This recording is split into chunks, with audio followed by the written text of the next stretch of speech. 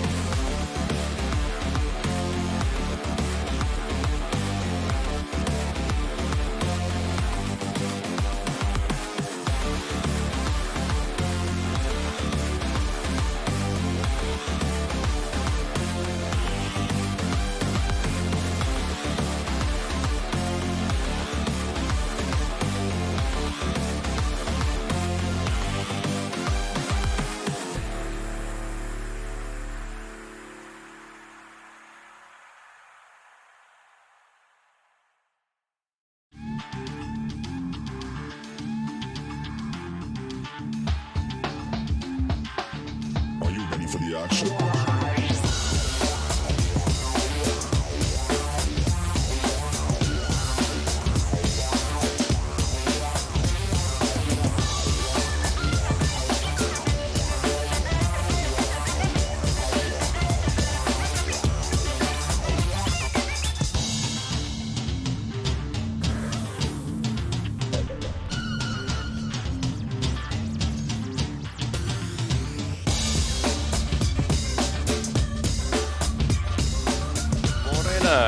Welcome and good morning to Wero Whitewater Park in beautiful Tamaki Makaurau, Auckland, New Zealand. I'm Jeff Canham and with me is Richard Fox. Good morning everybody, or good afternoon or good evening, wherever you are in the world. People tune in internationally, hopefully. We look forward to accompanying you through this Oceania Championship. Thanks for joining us today. Have a few, since you're listening to New Zealand, we'll start with something. Te awa e tu nei, te whenua e ta koutou nei, nā rangatira, nā hau e whā, nā iwi a tau nei, tēnā koutou, tēnā koutou, tēnā koutou katoa. Welcome. This is a very special place for us. It's our one artificial whitewater park in Aotearoa, New Zealand. It's been running for a few years now and it's been a great piece of leadership, fundraising, and actually used as a river rafting venue as well, right in the middle of South Auckland. It's a beautiful day here today. We have had weeks of very hot weather for us, nearly cloudless, days in 30 degrees centigrade, which for us is like a peak summer temperature. But today is lovely and lightly cloudy, so it's good for judging. This is a very significant 3 days for a lot of paddlers. Richard, we were just talking before about the significance of this 3 days. Well, absolutely, Jeff. It's the Oceania Championships. It's an ICF ranking competition, and it's part of the qualification for the Tokyo 2020 Olympic Games. So there is a C1 men's quota up for grabs, and 3 countries participating to create a valid event, Cook Islands, New Zealand and Australia. So much to play for in that category in terms of earning a spot for the country to go to Tokyo to complement places that were in last year at the World Championships. That's the one hand. Then there's the race between, within the race, which is competition for national team selection, and it's part of the selection process to identify the athletes going to represent New Zealand and Australia. So there's quite a lot of under 23 athletes too competing for selection for New Zealand and for Australia, and as well as the seniors. And of course we've got a good international contingent actually, which is good to see. Spain brought quite a big group over, some young paddlers next year. It's the under 23 and junior World Championships, so a good bit of early training for that group. Michał Smolin from the USA, it's his fourth visit, I believe. Yes. Camille Prigent from France also. Yes. Top level paddlers, so that's good to see. We're loving having the internationals spending their summers here in preparation for the following year, or the year to follow. They're very welcome, and we're reveling in having that level of paddling quality to aspire to watch. It's wonderful camaraderie at these events. At this event, there's a lot riding on it, and you can sense the tension in the paddlers. There's a lot of people that have paddled all their lives together, they're friends, but they're competing against each other for limited spots. And in terms of the New Zealand paddlers, these are friends who are knowing that one of them is going to knock out the other for that spot. So it's a tough weekend for them. Today, just to run you through it, this course that you're seeing and you will see before you is it's a qualification day. So this course is just for Saturday. It's Saturday here, and then for Sunday, Monday, that's another course. It's the same course for Sunday and Monday, but it will change just when they get to know it after today.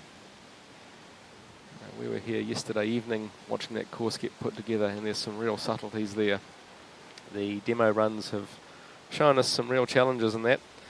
The paddlers themselves, there's been some good feedback about it. They've been here before, of course, but there's a lot of green down gates in the centre of this course, and there's some tricky ones. Gates 17 and 18 are ones to watch, two up gates right next to each other. Some early runs have really nailed that sort of almost figure eight combination to get between them. We're just saying, Richard, the fatigue of this course kind of sets in because they have really got, to people watching us for maybe the first time, something around maybe 90 seconds or so to get down. Yes, that's for the fastest boats, probably what we'll see. I mean, it's difficult. We need to get a gauge off the early starters for that. But yeah, that's quite any sport you do when you go flat out and you try and keep going for that length of time, you start tightening up. Your muscles start seizing. You've got to push through that, hold your form, hold your technique.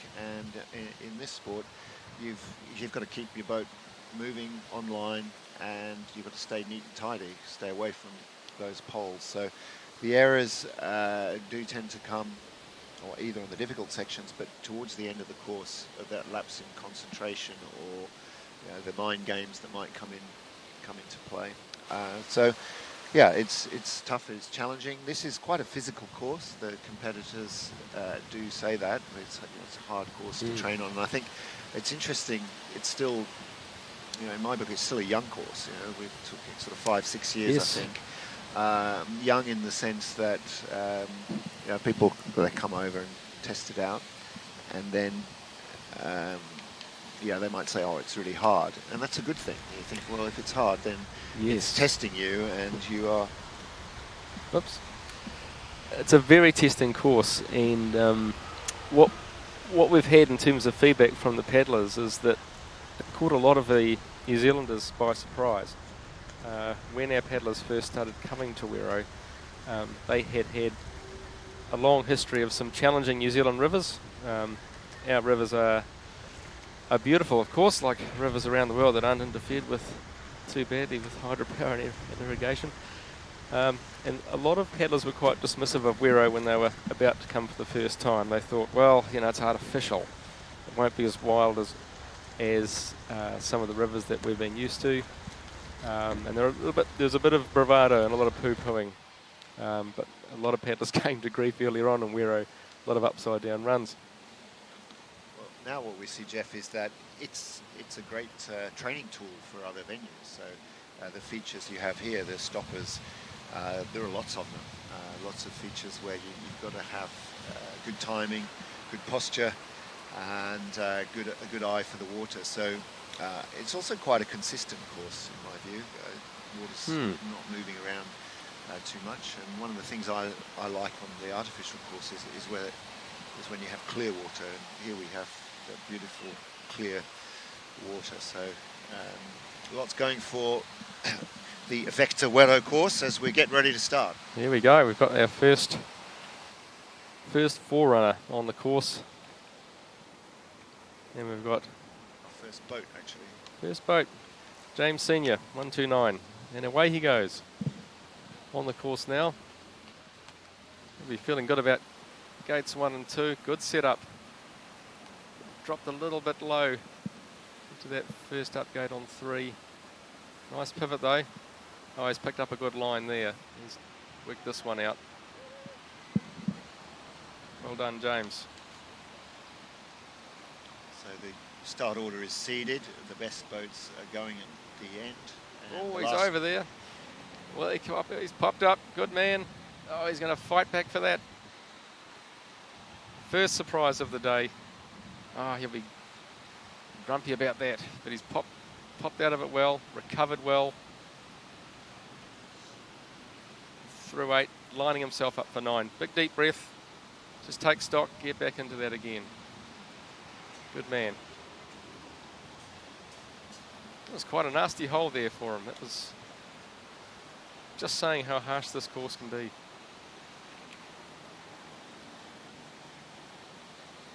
Oh, yep, a little bit of an edge there.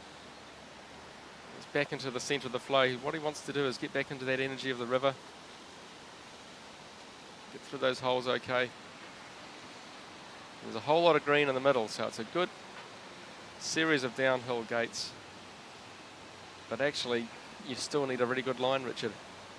Absolutely. So James, well on his way down to the final section of the course, and a little further up we have Ashton Blair, also from New Zealand. Both these first 2 starters are juniors, and as I said earlier, the start order is seeded, so you see the younger paddlers not so highly ranked going at the beginning. There are 6 nations competing, so New Zealand, Cook Islands, Australia, Spain, Canada and the USA. And today's really about getting through for the top boats and into that semi-final. And now Lewis Gruce from New Zealand, also junior. A good fast, aggressive start from Gruce. James is now powering out what is quite a long sprint to the finish, and it's going to get those paddlers with their energy. Oh, look, Lewis is doing really well. He had a great start, actually. Absolutely, certainly a lot more intent from Lewis Gruce, and we do have the first score, 151.63. That's James Senior. He's got 6 seconds of penalties and touches on 7, 11 and 20. Bit of gate movement there. 12 was a gate they were talking a lot about last night. They were saying I had a few surprises, but he's doing very well here. It's the light touch with the bow, but he brings it right back into the energy of the river.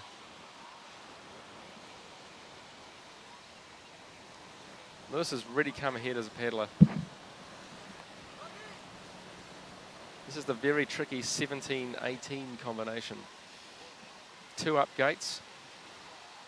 So if you're just watching us for the first time, it's red means up. You've got to go down and come back up. But he's handled those well. Doesn't have the same intensity he had on the top, and the errors are, he was clean through to gate 9, and quite a few touches now being accumulated, but I think this will be the fastest of the early runs. The jump through 23, and it's the long sprint through to the finish, and he's going to take the lead. Lewis Gruce from New Zealand with 8 seconds 10 seconds of penalties, crossing in 1:31.02 for Lewis Bruce of New Zealand. I'll be happy with that. Oh, and here comes Bryden Nicholas. Bryden's got the OG initials next to his name, which means he's taking part in the Olympic qualification. The countries have to identify the athletes competing for the Olympic quota. So great to see Bryden out there for the Cook Islands. His sisters Jane and Ella will be following shortly in the women's K1 event. So in the green. Bryden's, oh, he's flipped over there. Oh, he's into the centre of the river. He'll fight back up to that gate, will he? Yes, he is. Oh, it's a tough road out there. That was a tricky little hole there. Just got on the eddy line, I thought there, Richard, but he's back through it. Well, he's kneeling. The edges catch the eddy line, and in he goes as Bryden Nicholas from the Cook Islands through to the last gate, still having to work hard, just gets inside that left-hand pole and away to the finish. You want a big sprint to the finish. Oh, we've got Aidan Cassady on the course.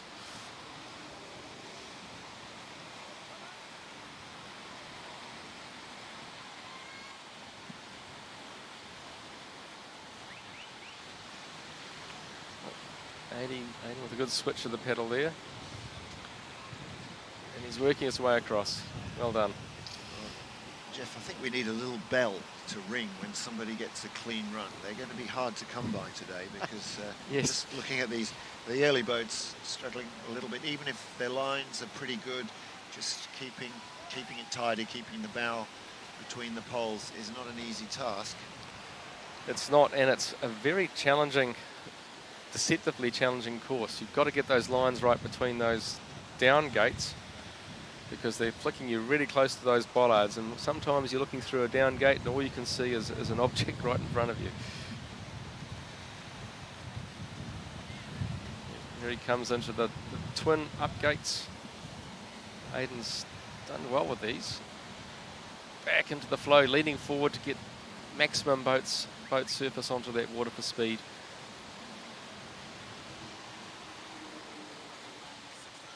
If you're watching us for the first time, these paddlers are going up through the red gates. It's an up gate.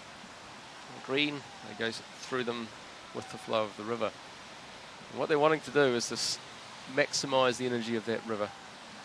So our current leader is Lewis Bruce on 1:33.02, and now Aidan Cassady coming through, just going to slot in behind in 1:38.51. So he moves into second position. Bruce, the leader from New Zealand, ahead of Cassady. And now... well, here comes, in 1:21, Daniel Chame. And he is having a blistering run. He started very well. So first Australian of the day. Welcome, Australia. Ahead while we were watching Aidan, and now we're watching Daniel Chame. We skipped over Sean Higgins, who's the operations manager here at Vector. And he's out there somewhere. Wero, and he's out there, and he's coming to the finish. Yep. And he's in fact 1:22.4, so 10 seconds ahead of the youngster, Lewis Bruce. Sean Higgins, the local, knows this course better than anyone. 1:22.4, the new lead, and the time to beat as Daniel Chame from Australia. A good top section, and just starting to pick up a couple of penalties on the lower section of the course now through 17, 18. Just some touches 19. there. So that concentration so important, and keeping the flow with the fatigue. There's a lot to work with. There's the physics. There's a light breeze here, but not much wind. But the water is throwing them around, and Daniel's into that big sprint to the finish now. On the course now, we've got 1:20. Robert Janaszewski, again from Australia. So these athletes in the under 23 category. Looking to get a good score down. Start order. So with 29 starters, Jeff, this is a process of, I suppose, seeding for tomorrow's semi-final. And a good seeding means you'll start a bit later on a new course. You get the advantage of perhaps watching the early starters, getting a feel for the lines and some learning, which can be an advantage as opposed to being the first off. Very much, and you know, 1 minute intervals, we've got a lot of paddlers shooting through, humming down the course and really working this out for the first time. But despite that collection of penalties on the bottom of the course, Daniel Shamir takes the lead in a 1:22.24, just 16 hundredths ahead of Sean Higgins. So Shamir, a good top section, a little messy on the bottom, something to think about for the next day. Robert Jaruzelski, a couple of red flags there on his score, so he's further down the field. He's in 8th position, and now on the course we have... Watching now, Finn Anderson is having good centre run here. He's just popped a little low in that eddy. Bring you back up, leaning forward, and wants to get back into there.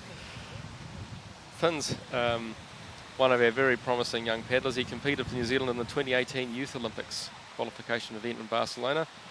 He finished second in the canoe obstacle course, securing a spot for C1 in New Zealand, for New Zealand. And Anderson finishing strongly, and he will take the lead with 1:14.80. That's 7 seconds ahead of Finn Anderson. So good work from the youngster, junior. Outstanding. And Off event. is 117, Oliver Puckner. Oliver's from the Bay of Plenty in New Zealand. He's had a very promising start to his career. He does C1 and K1. Oliver won the J16 Cup in Europe in 2019, and he's on the New Zealand national team.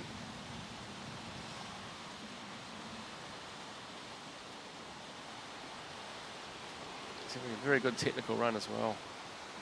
Switching. Good to see our young men switching in New Zealand. It's not something they've warmed to naturally.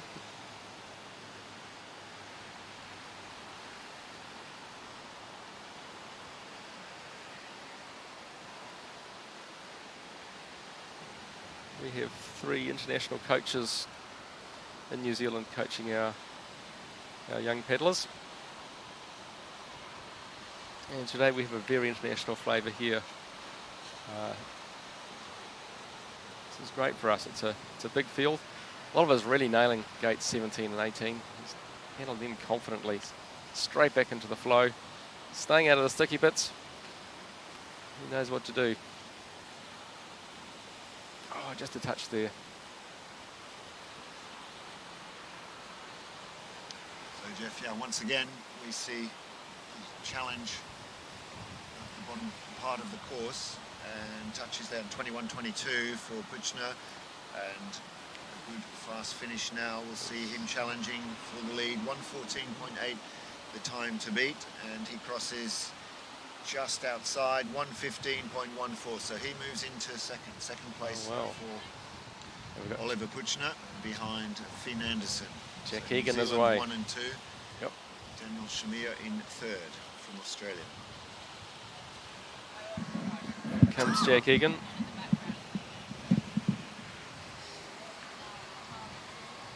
Oh, good upgate for Jack there. Leaning forward very well. Jack's been training to do a switch move with the paddle, so hopefully we'll see a bit of that today. That's brand new for him.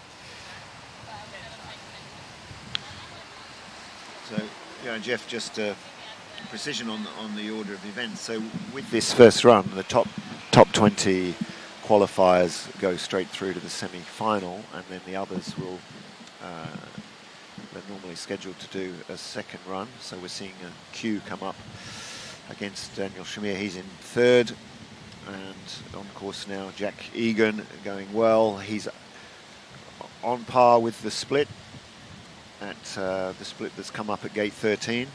In fact, he's up on that split by nearly 5 seconds. Yep, his time is matching well.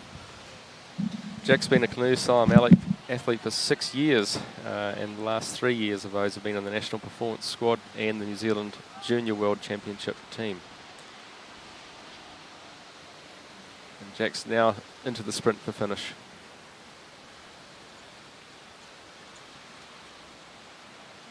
He's just got those last 3 gates. He's handling it very well. Jack's been our New Zealand top under-18 canoe male for the past 2 years.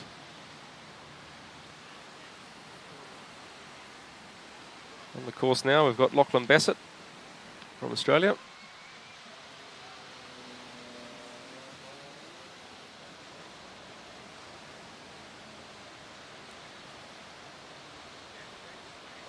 Lachlan's got some good lines here. Setting himself up very well gate to gate. There's great concentration. Oh, a little bit lower than he probably wanted. But this is those twin gates that all the paddlers have been watching intently, 17 and 18.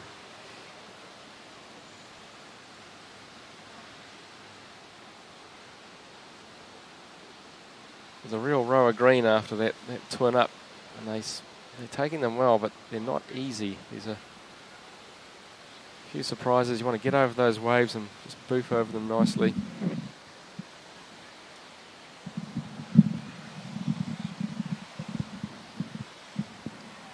Lachlan Bassett, he'd be happy with that. Just at start now, we've got Powell, Chanez.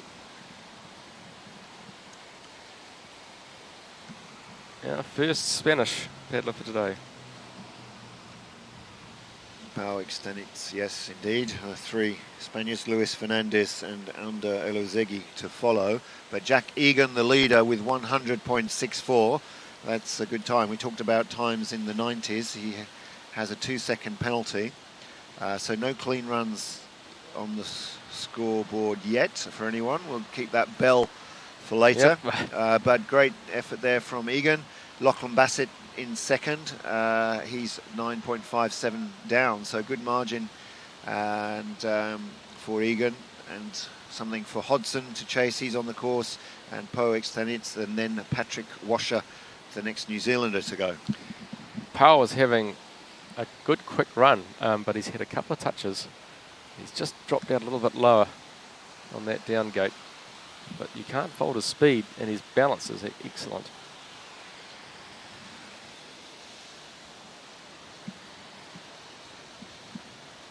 Powell also an exceptional paddler in the kayak, so one of the few in the men's events at least doing 2 categories.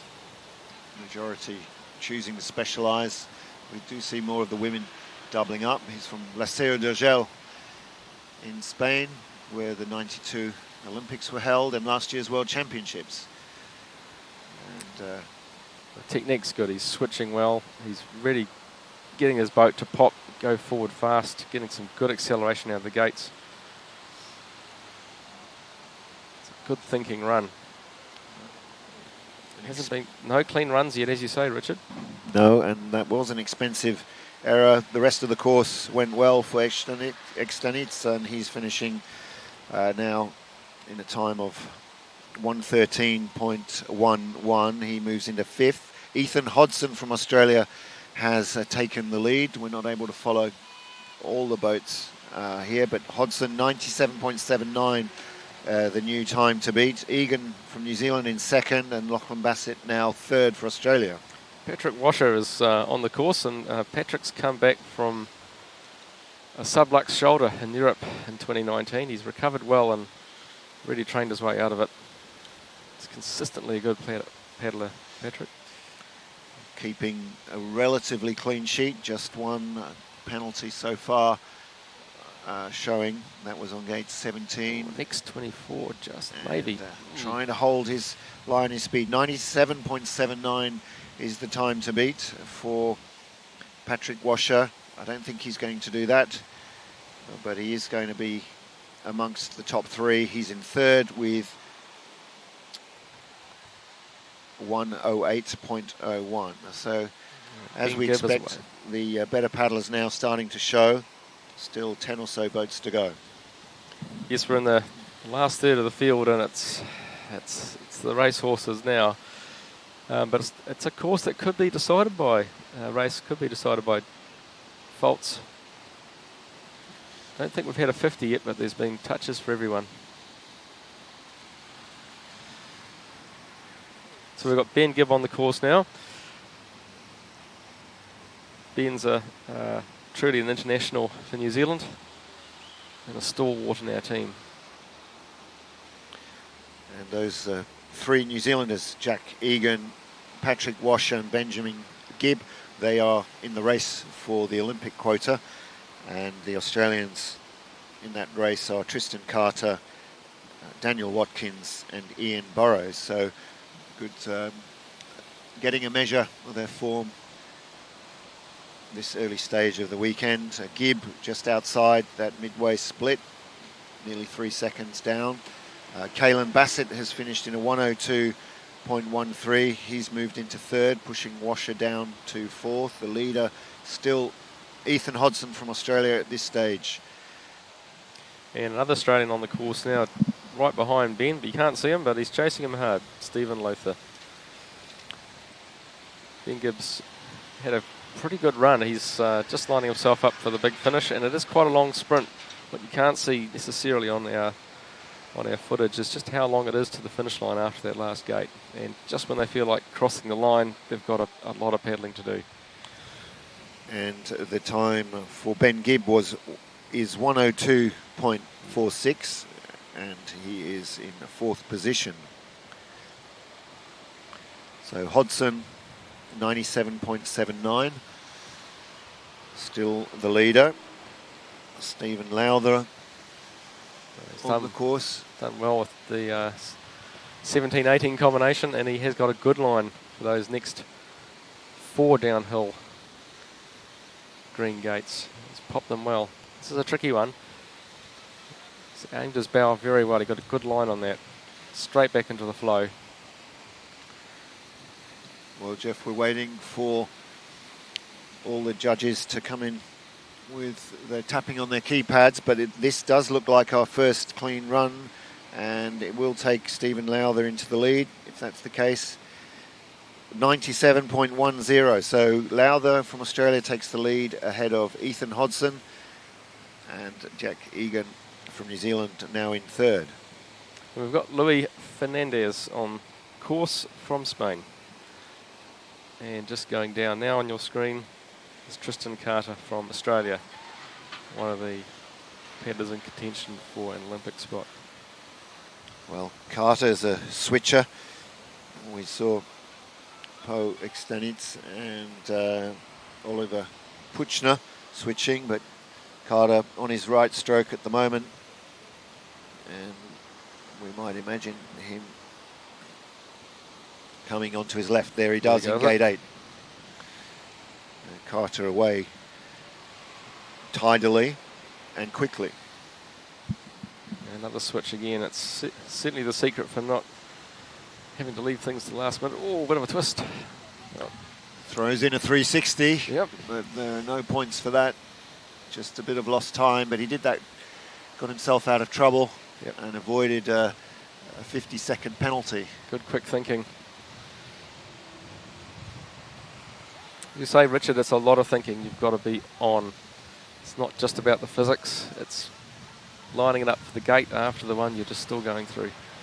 Good line. He's gone back into the energy of that river really well. Yeah, you can see good intensity, good intent from Carter. Quite tight on 21. The big drop coming up.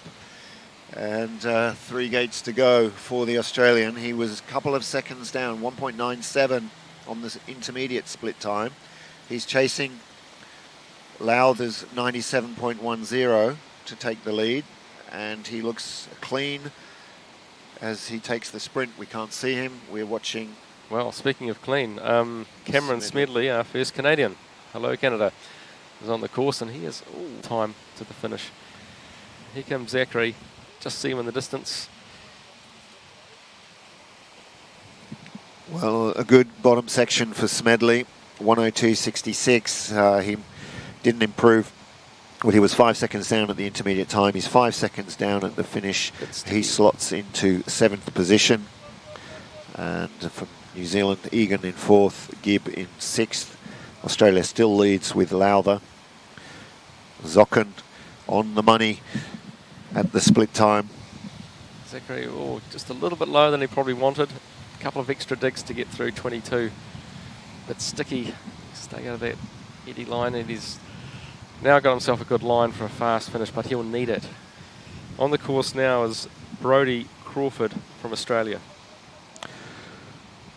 Well, Locken working his way hard. It's a long way to the finish. 98.98 for the American. 1.88 behind. He's in 4th. Lowther, Carter, Hodson, 1, 2 and 3 at the moment, with still to come Crawford on course, Watkins, Burrows and Elozegui of Spain.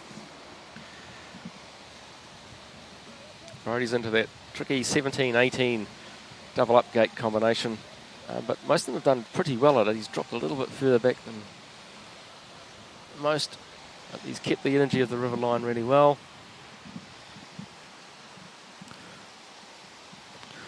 Well, we see Crawford switch. He does switch a little bit. He's mainly a righty. Well, he does all of that on his onside, as we say, working. There's the switch, and loses a little bit of run on the boat. He's got a few penalties that he's carrying. 8 seconds of penalties, and now finishing up. But we'll be looking at the exciting Tasmanian, Daniel Watkins. Daniel looks very powerful. He's got a lot of poise, and he's using the back of his boat to pop, get up and then lean forward very well in sequence. Very fast and quite a creative paddler. You never know quite what to expect. And he had a couple of penalties on the top, but he was only 2 seconds down on the intermediate split. He needs to stay clean. That was a tight exit from the last upstream gate. And now using his strength as he comes through the finish. He's got a time of 97.10 to beat. And Ian Burrows is on the course and having a very good run. So Watkins moves into 2nd position. Oh, just got caught by the eddy. For old Ian, he just got ahead of it, so he came back for it very balanced. Didn't freak out, just handled it.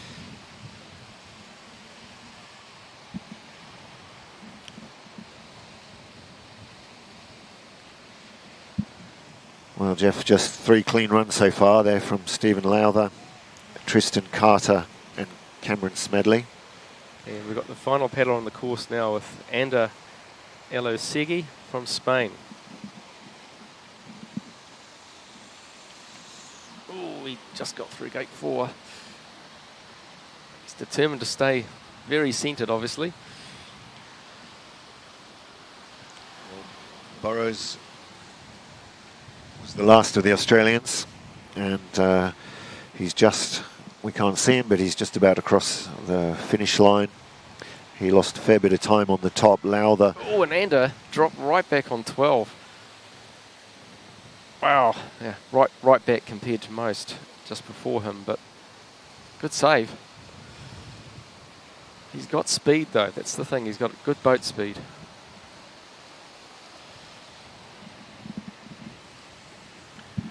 Elozegui carrying a 6-second deficit at the intermediate split time. And Burrows 5 seconds adrift at the finish. He's in 8th position. Lowther from Australia leads. Watkins in 2nd. Carter in 3rd. Elozegui not likely to impact on the leaderboard. He clips the last upstream gate, gate 22, and struggling to keep his boat on track through 23, 24, and now the last gate. So the last man down in the men's C1 competition, and Elozegui from Spain, and he will finish his run and slot into 12th position. So we do have 20 initial qualifiers, and they are headed by Stephen Lowther of Australia, in a time of 97.10, closely followed by Daniel Watkins, who's carrying 4 seconds of penalties. So the fastest raw time on the course was from Watkins of Australia. Tristan Carter, clean run, he's in 3rd. Ethan Hodson in 4th. Zach Locken, the American, in 5th. Jack Egan, the first of the New Zealanders, he's in 6th, 3.5 seconds from the lead. In fact, it's very tight, Jeff, at the top. The first few boats just in less than a second, the first 4 in under a second. Ben Gibb in 9th for New Zealand, Patrick Washer in 13th, and Charlie Bell in 16th, the under 23 athlete. And rounding out the top 20, Daniel Shamir from Australia. So good showing from Australia this morning in that first heat, Richard. That was quite a display. Well, they're getting the measure of the course, finding their way down. Not really a lot at stake for those top athletes there. Yep. Okay, so folks, we're going to cross for an interview now. Are you guys G'day, ready? Mike. Just give me the 10 seconds. Okay. All right, we are here at the takeout of the Oceania Champs course qualification day 1 with Ian Burrows, men's canoe. How was your run, mate? It was pretty solid. I had a big mistake in the middle. I came out a little bit too early in one of the ups. The rest of the run was pretty good. I was pretty happy with the course. Was pretty fun out there, and yeah, I had a really good time. So hopefully we'll make it through to the semi and then finish it off from there. So that'd be good. And what's this weekend all about for you? What are you trying to get out of the course today? Today we're just trying to get a feel for the length of the course and what the course designers are doing. It's all about tomorrow in the finals. So we got Olympic qualification, so Australia and New Zealand are battling it out to get a quota spot for the Olympic Games as well, and then the Australians are all battling it out for points for us as well. So this is a big important race for us, the first of 3, so it's going to be good. Yeah, big weekend, mate. Thanks a lot for your time and joining us on the coverage, Sky Next coverage of the Oceania Champs. Wish you all the best for the weekend. Thanks, mate. Thank you. Thanks, Mike. Coming up, folks, we've got the women's kayak single K1 first heat. Actually, the first kayaker scheduled to go is Mani Fonusek. Mani is a woman, actually a member of the Open Women's Rafting team who won the overall gold in the World Rafting Championships in 2019. And Mani is a good leader. She's looking to see a resurgence of paddlers who used to be a part of the sport, and they're keen to get out and race again, and it's great leadership for the young ones. So Mani's led this resurgence. It's been based around our Bay of Plenty area. It's great to see for the sport. And we'll see Mani come down first in this next heat. Just some reflections that we've been having. The course is maybe a little more challenging than people have appreciated. There's been one clean run in the first 20 paddlers only, and that has been very much the decider in the placements in that qualifying heat. Some consistent themes have been just a series of centre course gates that seem quite straightforward and almost a straight fast line down, but actually there's a lot of boils and waves in there that you've really just got to keep your thinking on. If you're just joining us, tēnā koutou katoa. We're in South Auckland, Tamaki Makaurau, Aotearoa, New Zealand. It's a beautiful day here. It's probably sitting around 20 degrees. Conditions are great. Great to be a judge out there in the sun. Not too scalding hot. And that's our summary schedule in front of you now. Well, Jeff, looking through this field, there are 7 nations in the 31 amongst the 31 starters. So New Zealand, of course, Australia, Cook Islands, USA, Slovakia, Netherlands, France, and I've forgotten Spain. So that's 8. And amongst that, Jessica Fox will be the last to go. Camille Prigent from France, Luca Jones from New Zealand. We can expect those three athletes, I think, the top of the table or towards the top, depending. We're not. It's not a foregone conclusion by any means. This is the qualifying round as the first boat takes to the course. And he's underway. Bib 99, Marnie Fornisek from New Zealand. She's a good strong start. Just coming up to that first up gate on 3. She's lined up well, very experienced paddler. And as I said, a very good leader for the young ones.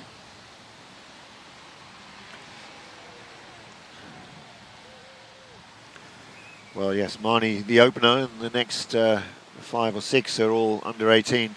So young juniors having a taste of competition against some of the best in the world. That's what this sort of competition is all about. The Oceania Championships, it's an open international event, no restriction, and great for young paddlers to race against champions.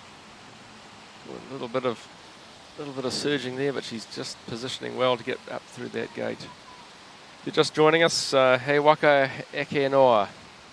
Get on the waka and join us. You're at Victor Wero Whitewater Park. Number 99, Marnie from the Bay of Plenty. She's doing some really good concentration to get through those gates. This is the big 17-18 combination. She's dropped well, a little bit further back, but looking to surf across that quite strong flow. Oh, she's dropped out into that, low into the eddy, but she's fighting up back for it. That's the way. We've got a second paddle on the course now. We've got Grace Dooney in bib 98. So, as Richard's saying, we've got a number of under 18 paddlers. This is a big weekend for them.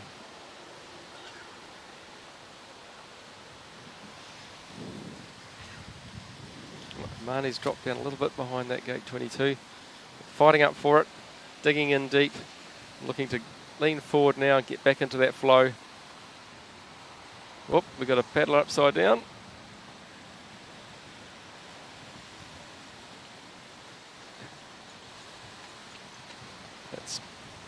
That's Grace getting back to that gate 12, just looking to navigate back into there. She'll have to go around it and come back up it. All right, she's back into the flow. It's a really tough course out there. It's not like some of the rivers they practice on. And that was an interesting one for the judges. Grace Dooney collects a 50-second penalty on 12 because you went up, she came back, she went up again, and that's deemed to be a 50-second penalty and a few other touches. It is a tough course out there, but a great learning experience, and Grace now tackling that cross to gate 18. Came out of that well, Grace. Oh. Grace just going through quite a tricky midsection there, 19, 20, 21. It's more green than Kermit the Frog's house through that middle section. And it's fast, it's deceptively fast. For folks who don't kayak a lot, it's a lot to control. So Grace is just coming through 22. She's positioned well, she can see the end now.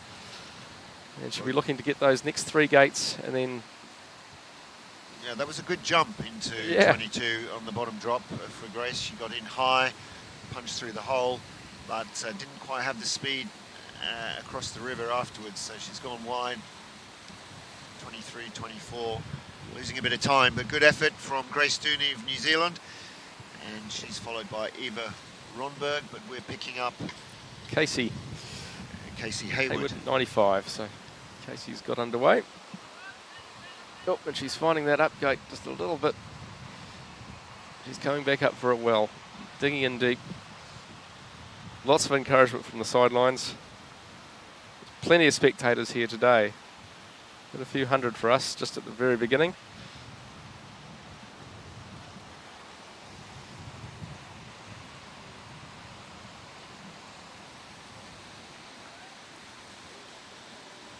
Casey's really thinking a way through this. He's not wanting to miss anything. Yeah, that's one of the options there on that combination 7 to 8. There's the direct line surfing the stopper, or does this wider line? She's used the space to make, I suppose, a safe choice and keep a fairly clean score sheet. And for these under 18s, it's about learning that technique. What is it that I have to do to get better and relishing this competition? We've got Holly Sheaf on the course now, another Kiwi under 18. Holly from the Bay of Plenty.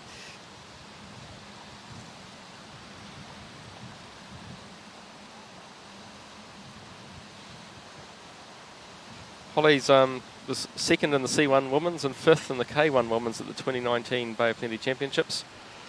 Her goal is to make the junior team in 2020 and compete at the Junior World Championships for New Zealand at Victor Wero in 2021. Well, we're still following Casey. Casey Hayward. She had trouble at gate 12 and now is back on track. She had a good section between 4 and 11. Those gates were all clean, taking those safe options, but now struggling a little, trying to committed to stability those back and yep, working her way back up for the double upstream. We'll switch now though to Holly Sheaf. and was that Carlia on the course? Carlia Culwick as well, so it's a busy course. Carlia really nailed those first couple of gates, I thought.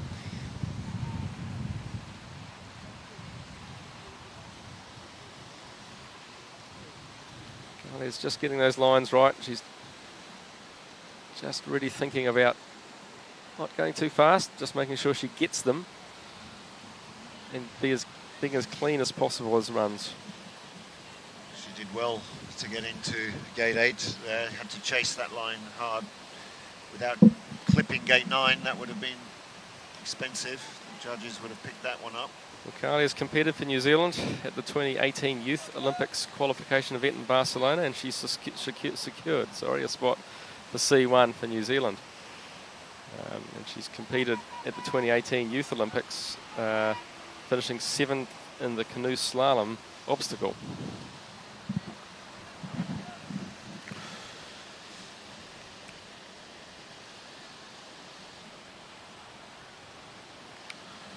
Well, Jeff, the scores on the board so far.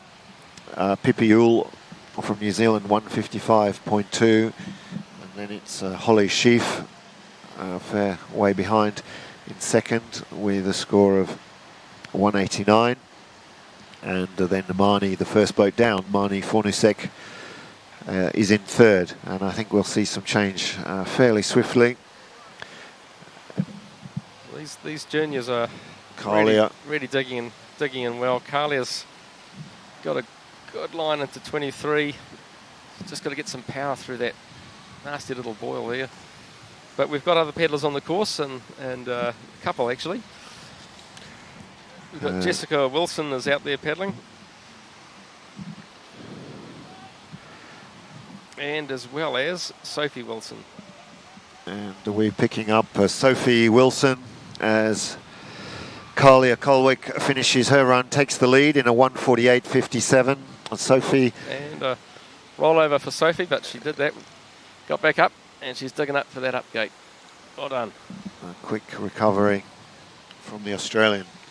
Sophie Wilson was 5th in the final at the Australian Nationals a few weeks ago from Penrith in New South Wales. Competed at the Junior World Championships last year. Crisp, light paddler. Good technique, good steering on the front from Sophie Wilson. Sophie's got good control.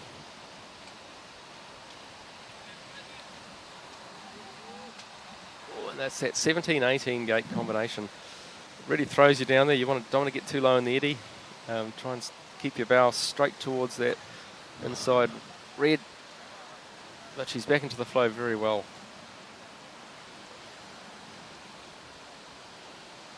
She's just about to do an overtake, so you might hear a whistle if you're new to judging. Well, the bow kicked up there. Just got to get off that eddy line and back into the flow. Oh, and a nasty little touch there. It's a very tricky little section, that. You can see the end, but you've got a wave to buff through. You get a lot of speed up. Sophie Wilson hanging on to the end of her run. She's going to move into the lead.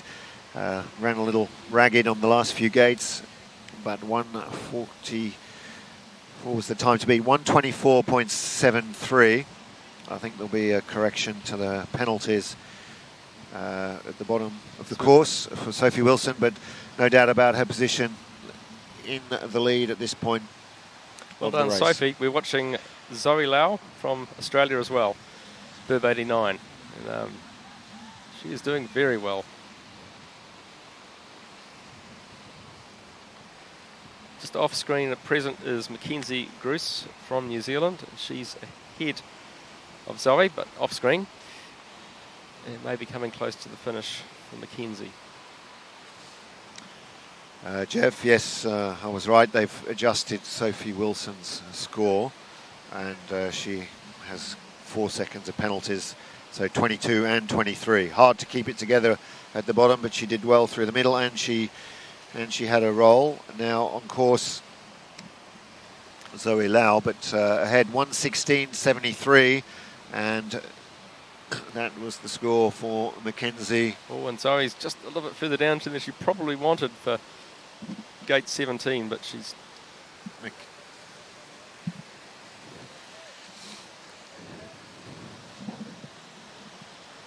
Mackenzie Gruss, I was saying, Jeff has taken the lead, 116.73, 4 seconds of penalties in that score.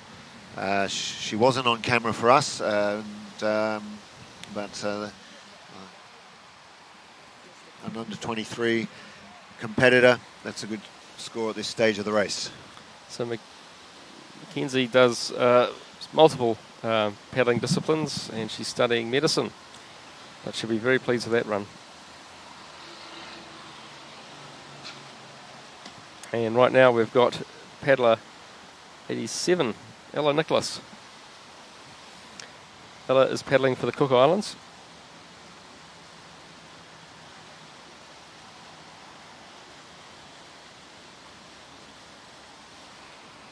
Ella is very proficient with not just this discipline, but also this course.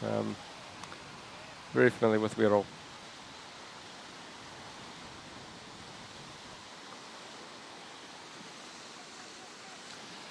So Jeff, very good lines there. Off screen, Jamie Wilson, a good top section.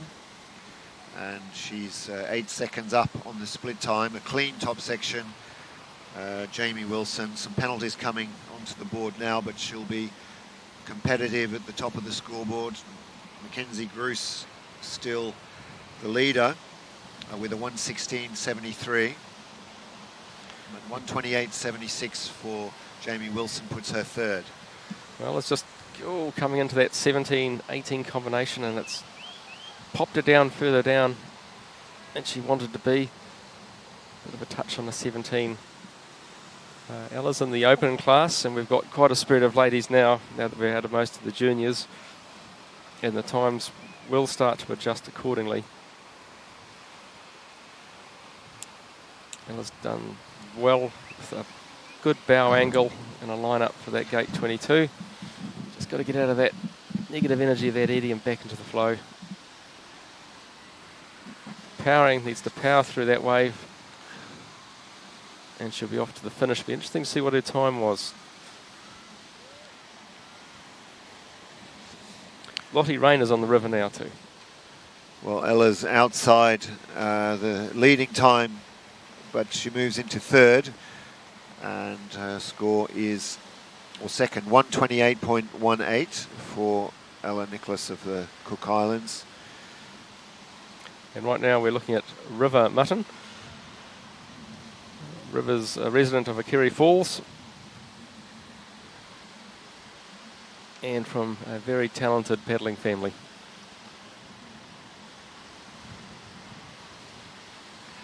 River's getting some good lines on there. A little of a touch on 9 maybe.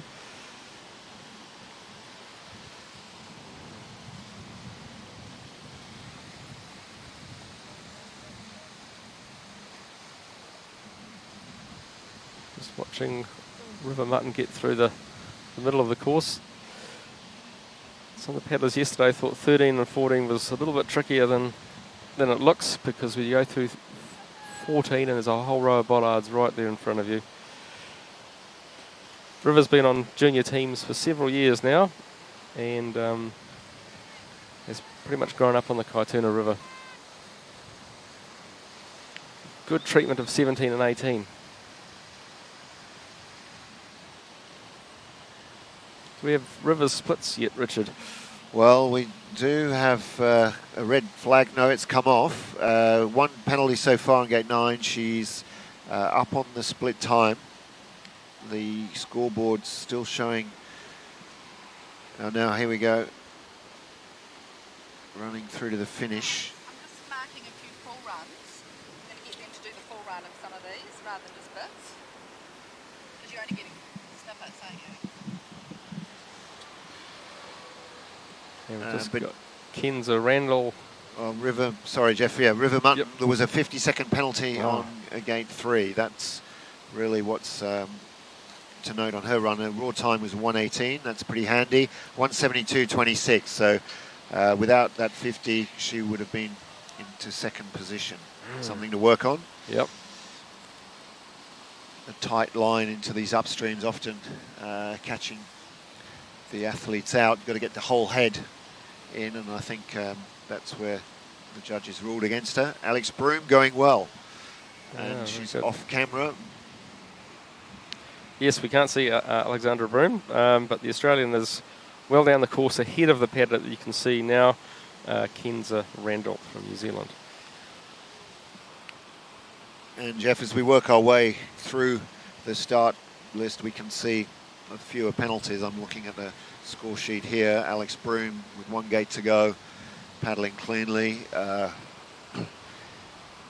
Kenza Randall yet to hit a gate. She's up on the split time, the intermediate split, just 0.3 of a second up on Mackenzie Gruce, the current leader. 1:16.73 is the time to beat.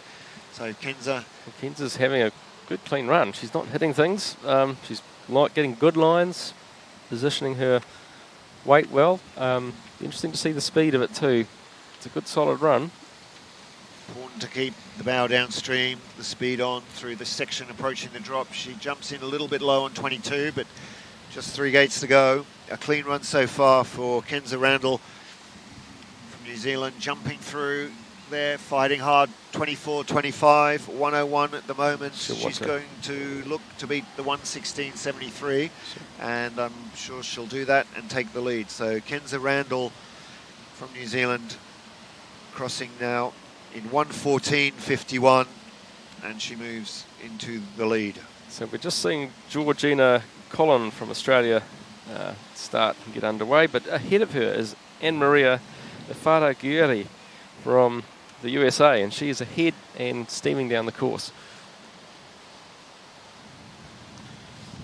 And yes, that's Anna-Maria there. Just a second adrift on that first split time, so in contention. If she can finish it off strongly, that's a pretty good exit. Holds the inside stroke, gets the jump. Good speed across there. And now the sprint. So the new time to beat from Kenza Randall is 1:14.51, and on the course and crossing 1:11.38 for the American Anna-Maria Ifaraguiri. 1:11.38 now the time to beat. Randall, New Zealand in second, and Mackenzie Gruce in third. So 2 clean runs at the top of the leaderboard, and doing better than the boys in that department at this stage of the race. So I think they're measuring their runs pretty well. Georgina Collin, a couple of seconds adrift on the split time, but she's carrying penalties. She's a wild water racer too, dropping low there in 22, and she's going to have to pick up that downriver speed now through to the finish. So Georgina Collin finishing her run for Australia. She's picked up a few penalties along the way, 8 seconds in fact 10 seconds now, so good raw time, And but just not enough to challenge the American Anna Maria Ifarageri, who leads. setting off now is Jane Nicholas. Jane's also paddling for the Cook Islands. So we've seen Nicholas 1, Nicholas 2, and now Nicholas 3. Jane, nice, clean, tidy paddling to get her run underway. We can't see her, but Courtney Williams going well at the moment. Jeff, she's up on the intermediate split, so potentially a new leader, and that leader coming from New Zealand. Yes, Just 4 gates to go for Courtney Williams off screen. Jane Nicholas, neat and tidy. Jane's having a very good run. She's getting some good lines. We haven't been able to see Courtney. Jane is doing very well. Again, these are paddlers that practice on this course. Many of our paddlers have relocated to Auckland to be close to Wero and have changed their lives to study, work, where they live, just to be close to this so they can practice. Yeah, Jane going very well. She's up on the splits, no doubt about that. 8 seconds at the intermediate split. Good, clean, precise paddling, good technique, good posture, Yep. and a good entry into the last upstream, 22. Yep.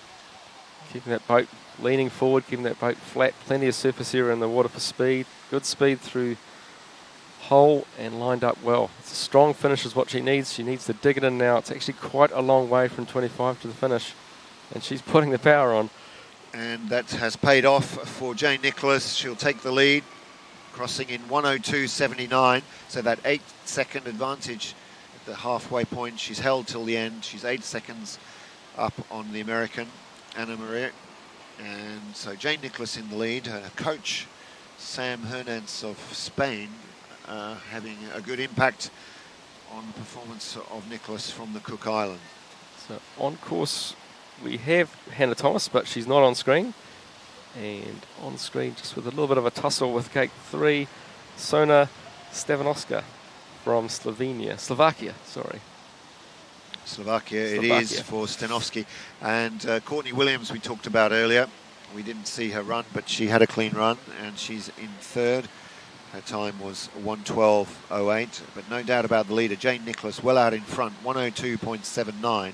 Now, I think that's a time that's going to stand up pretty well as we get into the final stages. Still to come, Laia Sorribes of Spain, Noemi Fox, Australia, Kate Eckhart from Australia, Evie Leipfarth from USA, Martina Wegman, Netherlands, Luca Jones, New Zealand, Camille Prigent of France, and Jessica Fox. So some big guns, so to speak, still to come. Big guns and Olympians.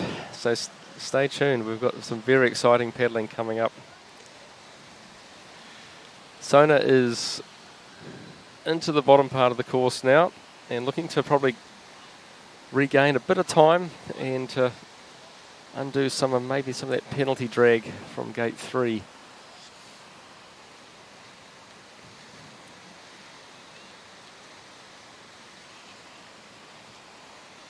.102.79, the time to beat from Nicholas. Stanovska crossing just behind that, and she's collected a slight touch on gate 22. She finishes in 106.34, and 4 seconds of penalties in that score. She's into second position.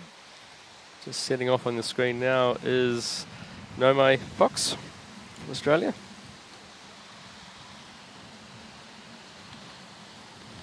It's a very powerful start. What we can't see on the screen is how Leah Sorribes from Spain is doing. But at the moment we're watching Naomi Fox.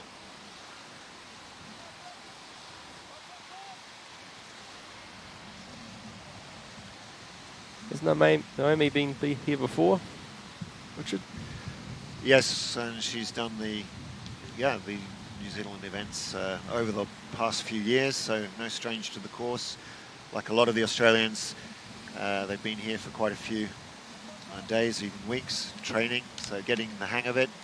The initial impression was, yes, it's a tough course, but as they progress in confidence, we see familiarity really helping. Jane Nicholas, that's a great run for her, still holding on to the lead. Naomi going pretty well through the middle section. She's followed by another young Australian. They're in the under 23 age category. And that's Kate Eckhart from Tasmania. So we're into the final pool of boats. Naomi down through 2021, keeping good speed. And there's a good lift into the last up. Bow kicked up, but it was a good line. Perhaps a bit of a bounce of the boat onto the poles too, but good speed through 23. Nice. And powering. Naomi through 25 to the finish. That's a very strong finish. So 102.79 Jane Nicholas, and it's going to be quite a close 100.97 for Naomi Fox, and that puts her into the lead. A clean run, and good to see so many clean runs out of the top 8. 7 of the top 8 boats have gone through cleanly. I didn't expect that, having watched the demonstration runs yesterday. And here's Evie Leibfrath from the USA. Watch how she keeps her boat up on top of the water. That's a good upstream. Very tight in and out of gate 3. She'll be up on the scores there. Kate Eckhart out of vision for us, but going well. Also pretty tidy. Evie, high frequency paddler, high stroke rate, busy, a lot of action, but she keeps her boat moving. Very good balance, and leading forward and leading back to get the pop out of the water at the right time, and forward to get the speed out of the turn. And she's tussling a little bit with gate 12, a little bit of an edge afterwards as well. So the leaderboard rolling over. Kate Eckhart now leading with 99.46. 1.5 seconds ahead of Naomi Fox. Jane Nicholas now in third, 3 seconds down on the leader Eckhart. Evie dropping a little low into that upstream, but still a good run. She was up on the intermediate split, just over a second ahead. I think that will have leveled out now with that lower upstream, but good intensity still.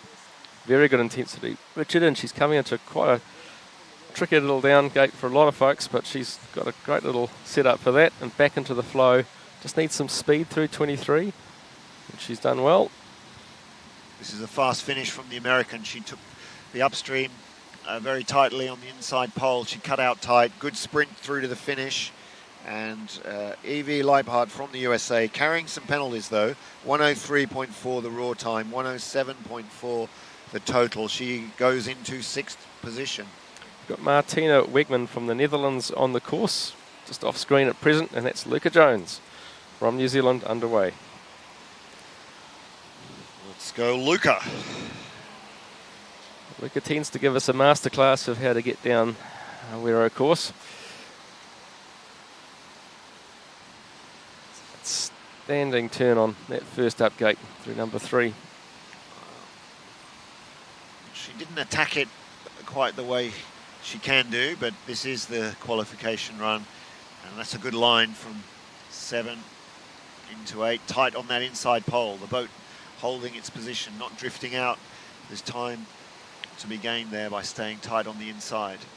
Yep, maybe a good conservative run on the qualifying, just to really get to do a good time. Nice clean run is what a lot of these people are after for a good decider at the end.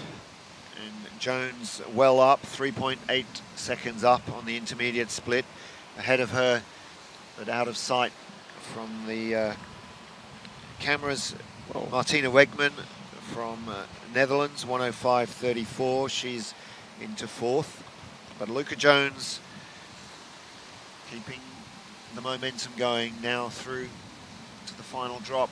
Big lift, and holds. She's going for this clean, solid run. Out tight, got to get the boat going. It's bouncy. So Luca Jones clean. The question now will just be one of time. 99.46 Kate Eckhart. Luca Jones challenging for that, and I think she's going to squeeze just in front, but it's going to be quite close. And on course now is Camille. 99.07.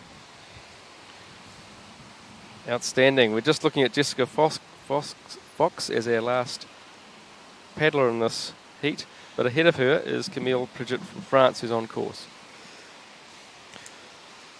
And Jessica is away. She won't know that score. Luca Jones 99.07. And Camille probably just about to finish, with Jessica not, as you say, Richard, not knowing what the time to beat is, but right now that's not what's on their mind. They're wanting a very clean, tight run. They want a clean one because it comes down to that. At this level, speed is one thing, but you do not get to hit anything, and that can be the decider at the very top level. Excellent through 12. Very tight. It was a nice zip line across using the back of the wave, 11-12, like Luca Jones, keeping it smooth. Taking no chances. Luca Jones was a 3. She was well up on the split. Jess Fox a little bit down, a second down on Luca at that intermediate split time. Camille Prigent 100.68, and she's into third position. Jones ahead of Eckhart, Prigent in third, one boat to go. So Jessica's surfed really well between that tricky 17 and 18. And this is the other uphill gate that's really been a focus of many, but that was a good tight exit as well. A little bit of stickiness coming out of there, but regained speed well through 23. Yeah, misjudged that tight exit. In fact, got carried across. It wasn't what she wanted, and will pay the price for that with a bit of time. 99.07 the time to beat. She's outside of that. Well, no, she's not. 98.88, and despite that drift out of the last upstream, Jess Fox leads, 98.88, but it's tight. Luca Jones in second, just 0.19 behind Jeff, and then Kate Eckhart in third, half a second off the lead. So the first 3 boats clean. Camille Prigent in fourth with a 98.68. So Camille Prigent the fastest. Noemi Fox in fifth. Jane Nicholas, the early leader from Cook. Great run from Jane Nicholas, 3.91 off the lead. I'm pretty sure she'll be happy with that run. She's in sixth at the moment. Martina Wegman of the Netherlands in seventh. Sona Stanovska, Slovakia in eighth. Laia Soribes of Spain in ninth. Evie Leiphart of the USA in 10th. Anna Maria Ifarageri in 11th from the USA. Courtney Williams, the second of the New Zealanders, in 12th, followed by Kenza Randall in 13th. So a real international flavour, Jeff, on the leaderboard. Absolutely, Richard. I think Jane seemed to sort of set the benchmark there later in the group, and then we had the top 5 come through and really chase that time down. Some different lines being taken there as well. I think Luca sort of, on that second to last gate, really parked it out wide to set herself up for 25. And now we're going to an interview.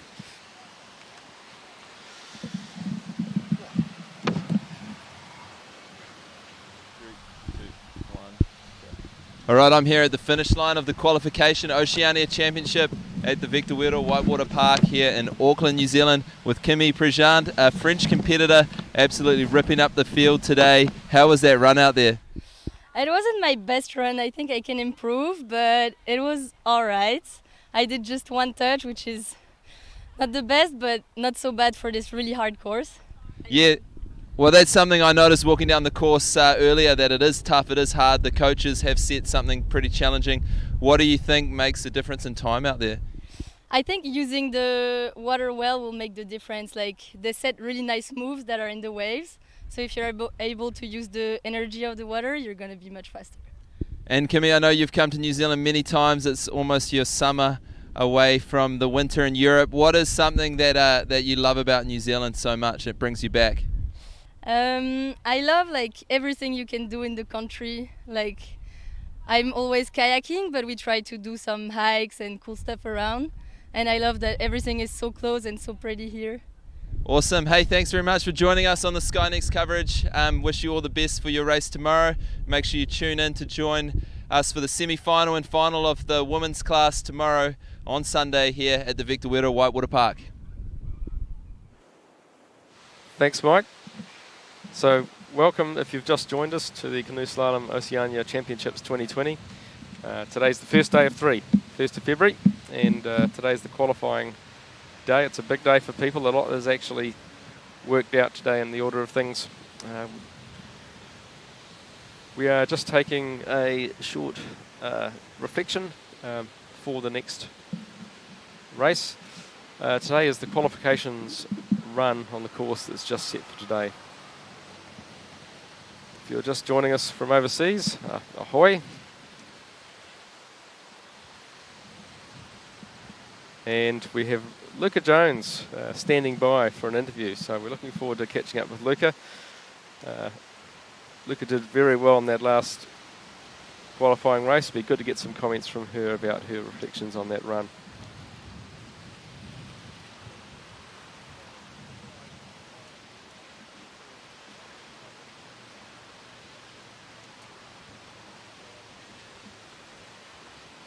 So very few paddlers have had a clean run today. So catch up with Olympic silver And medalist off to Luca Luca. Jones from New Zealand here at her home course just after a qualification lap. I was out there on the course watching. What a run. Yeah, I mean, it felt smooth, but there were some parts where I lost quite a bit of time and they were just dumb mistakes, so I've got a bit to clean up for tomorrow. Yeah, and this is it's about cleaning it up, right? This is your first sort of hit out of the season. Jess Fox from Australia. You're not racing off for that Olympic spot, but I'm sure you're racing for a bit of pride on the home course. What do you think? What are your tricks and tips for the Wero course here? Yeah, I mean, it's super exciting to have a race here and to have kind of that home course advantage. I think at Wero, you know, it's a really difficult course and you really got to keep the boat dry and keep it skipping to maintain speed everywhere. As soon as you lose speed, there's a lot of energy being put out to try and get it back up again. Yeah, that's awesome. I saw you carrying heaps of speed, and obviously the men's quali's kicking off soon. That's a big race for New Zealand, the Olympic spot on the line. Who's your money on? Oh, I actually couldn't tell you. Yeah. Any of those boys can step up. I think whoever brings the strongest mental game this weekend will take the win. Awesome, Luca. Hey, thanks a lot. Make sure you tune in tomorrow and this afternoon to check Luca in action in the women's C1 coming up after the break. And you're with the Canoe Slalom Oceania Championships 2020 at Victor Wero Whitewater Park in Tamaki Makaurau, Auckland, Aotearoa, New Zealand. We're going to come up with some highlights shortly. We've got plenty, and there's our schedule for the rest of the day. We've got some pretty outstanding paddling coming up in all classes, and you're in the right place to see some best practice in action. If you're tuning in, kia ora, talofa, malo, elele, maloni, ahoy, salam, hoizame, hola, welcome, kia ora. We've got a series of highlights coming up shortly. We've had our 2 main morning heats, and a number of paddlers have got to sort of go down the course they've been staring at and trying to desperately neurolinguistically program since this morning.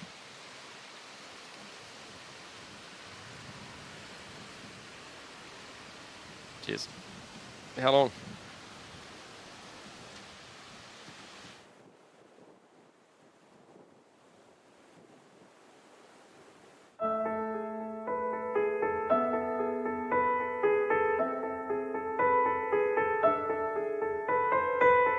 Kia ora, my name is Jane Nicholas and I represent the Cook Islands in Canoe Slalom. I followed my brother's footsteps and he went to a meeting at high school or college, decided he liked the look of the sport, and my sister and I, after watching him on the riverbank and following him around his races, we decided to try ourselves and we were okay at it, so we decided to keep going. I spent the last 10 years paddling for New Zealand. It wasn't an easy decision for me to switch to the Cook Islands. but I had very tough competition with Luka Jones, who was the Olympic silver medalist in Rio in 2016, and as there's only one spot at the Olympics, I decided to increase my chances of going by switching to the Cook Islands. And my brother and sister have actually already represented the Cook Islands at the Olympics. My sister in London and in Rio, and my brother just in Rio. So when I switched countries to the Cook Islands, at this time my sister is not really training anymore. She's focusing on her career, so she is a doctor as well as my brother and me as well. And she's not really training, so it kind of left the opportunity open for me to be able to go. At this point I decided to quit my job. And they were very supportive of me, and together we made the decision that it's a good time for me to quit my work in medicine to focus on competing in slalom and working towards the Olympics. My plan is not to go back to work until after the Games, so I'll be able to focus 100% on training. For me, coming to these races is an incredible opportunity not only for myself to test my skills and to practice my racing and performance, but also to learn from all of the other athletes. I think in slalom it's huge, it's always evolving, you're always watching everybody else, learning from everybody else, and being able to see those top girls and what they're doing, and then I use that to look back at myself, work with my coach to see where I can improve to make up some time.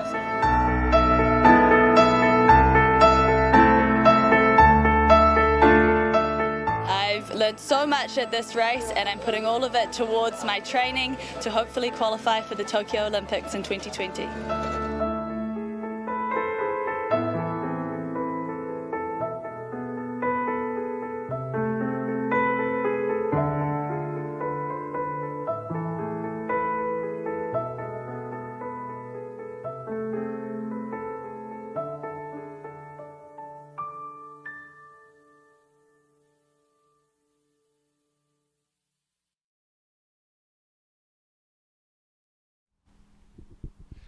Well, we've just finished up the morning session of the Oceania Championships here at the Victor Wero Whitewater Park, just out of Auckland. What a morning of racing. So to give you a bit of a recap, this is the Olympic selection. The Olympic quota spot is on the line for the men's canoe. So a lot of athletes were cementing their intentions early on to show what they've got and if they can take out that spot, whether it will be New Zealand or Australia competing in Tokyo in 6 months' time. So first in that event was a young guy by the name of Stephen Lowther, a young Australian kid, showed that he wants to make the Australian senior team, but he also wants to win that spot. Followed up by two more Australians, Dan Watkins in second and Tristan Carter in third. For New Zealand though, it was the young Jack Egan, just a few seconds back, sitting in sixth place, followed by a few other Kiwis. So New Zealand is in the mix there to take that spot, but that's going to come down to the racing in the semi-final and finals on Sunday. Great to see all the Kiwis through, and great to see that they will be battling it out for the spot. In the women's class, the Olympic spots have already been decided. New Zealand and Australia and Cook Islands will be competing in Tokyo.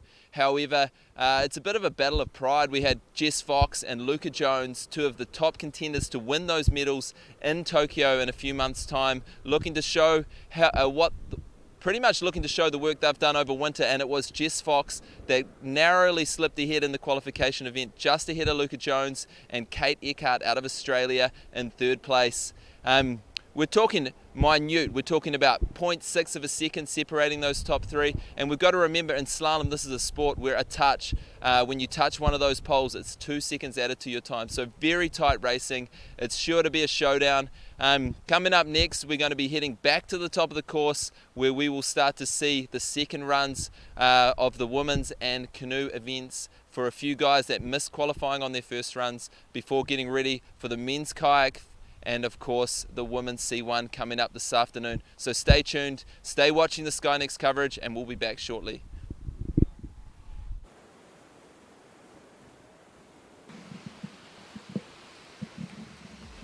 And welcome back to Victor Wero Whitewater. We're just pausing between races.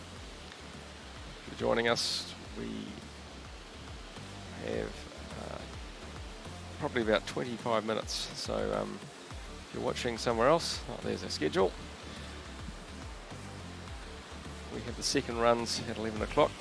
If you're watching us from overseas at a funny time, now would be a great time to go and do some quick gym work. Get fit. You've got 20 minutes. Here at Victor Whitewater Park, this venue's been operational for about 6 years now. It's been our first artificial whitewater facility, and it's right in the middle of South Auckland. For a number of New Zealand paddlers, it's a place to relocate to. Normally our training is on natural rivers and in bush settings, in New Zealand native bush.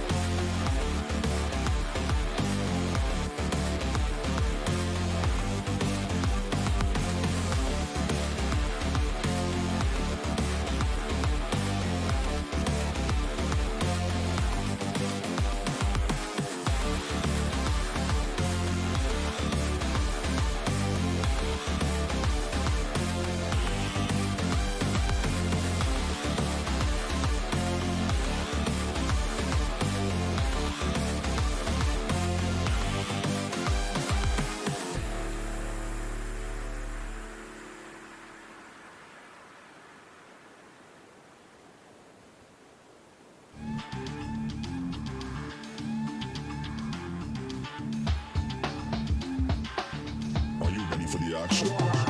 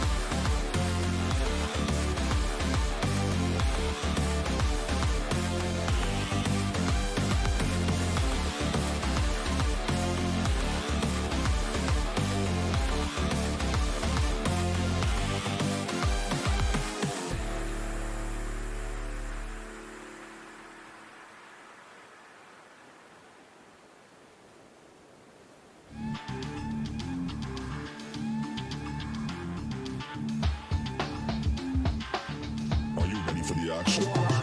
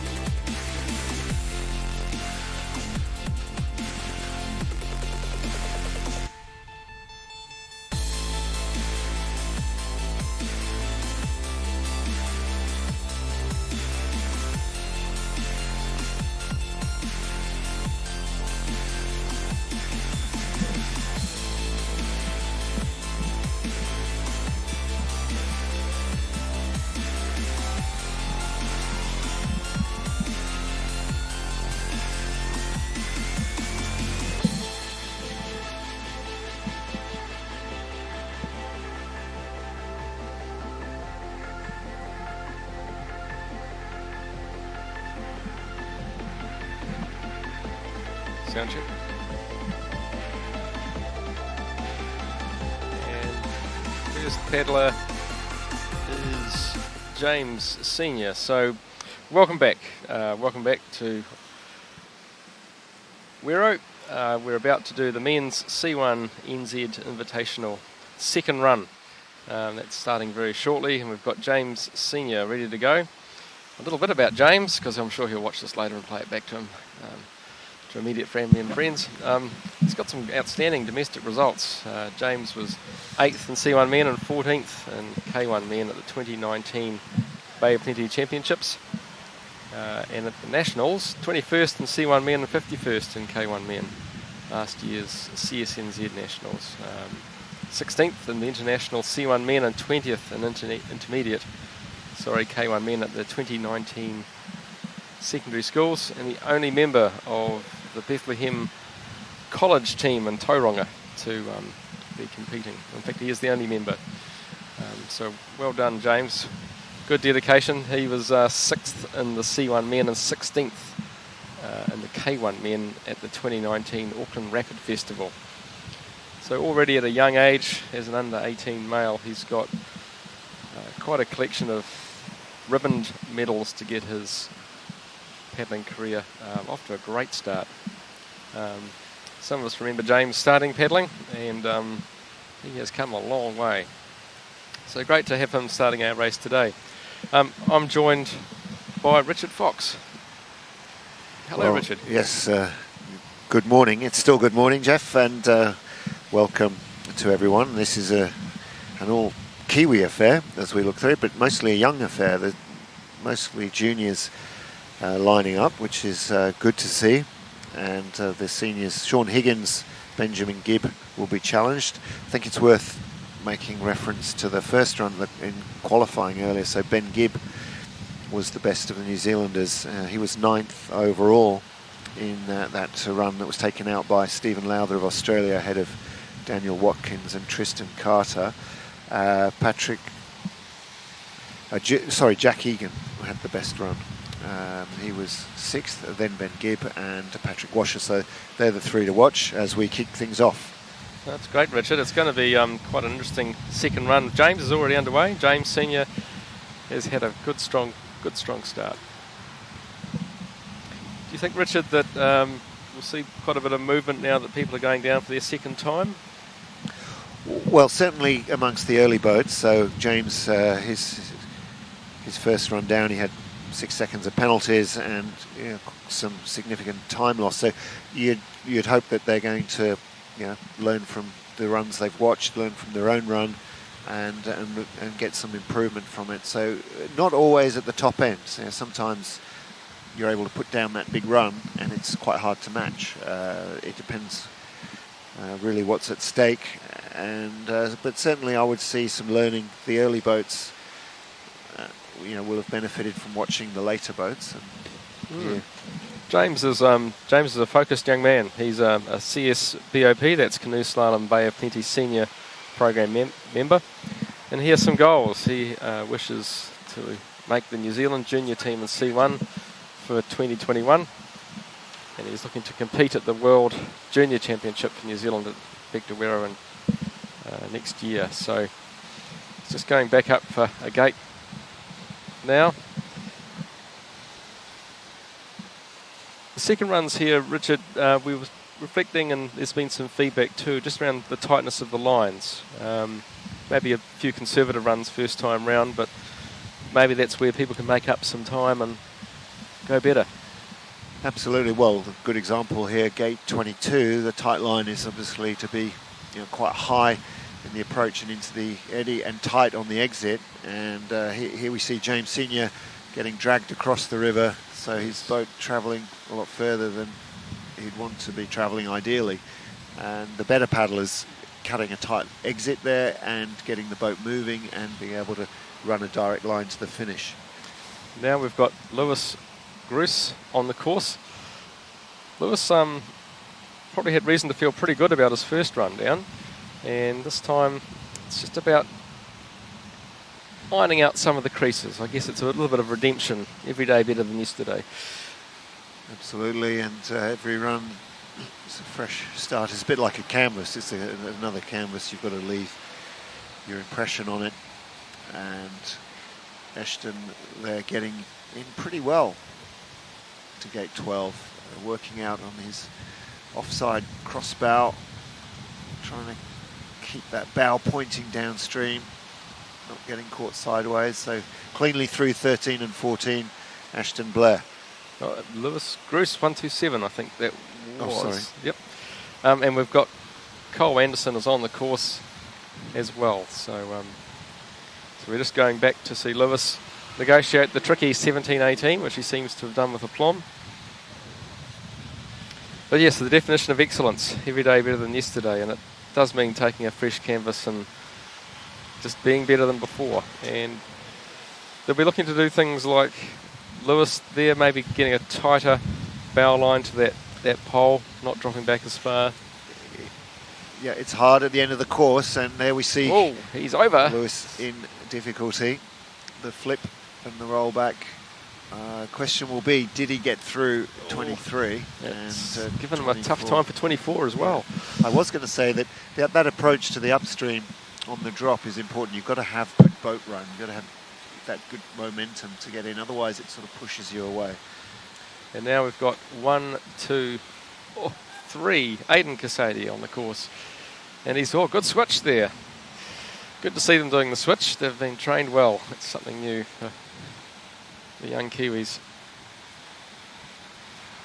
Well, the switch is good when it's done at the right time, and obviously it adds a level of complexity to the paddling rather than just staying on the one side. So the timing of it, especially this sort of tricky water where he finds himself right now, he's going to come in low, just misses gate 9, so he's on his way back up to gate 8, so on his left, and let's see how he goes through 9-10. How is he going to get in to gate 12? That's the tricky move.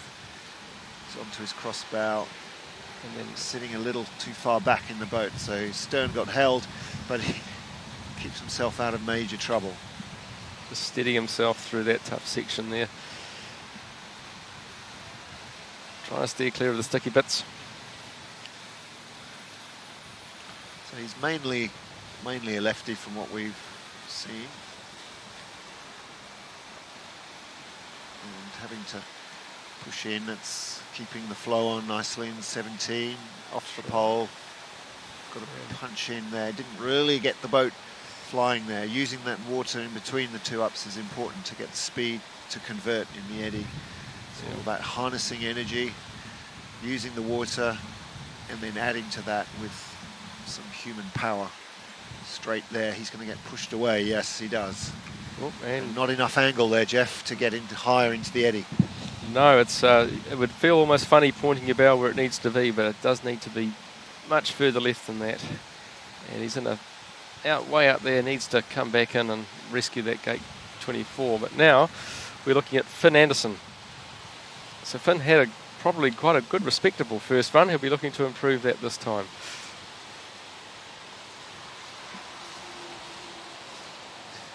Yes, Finn Anderson was 18th on the first run.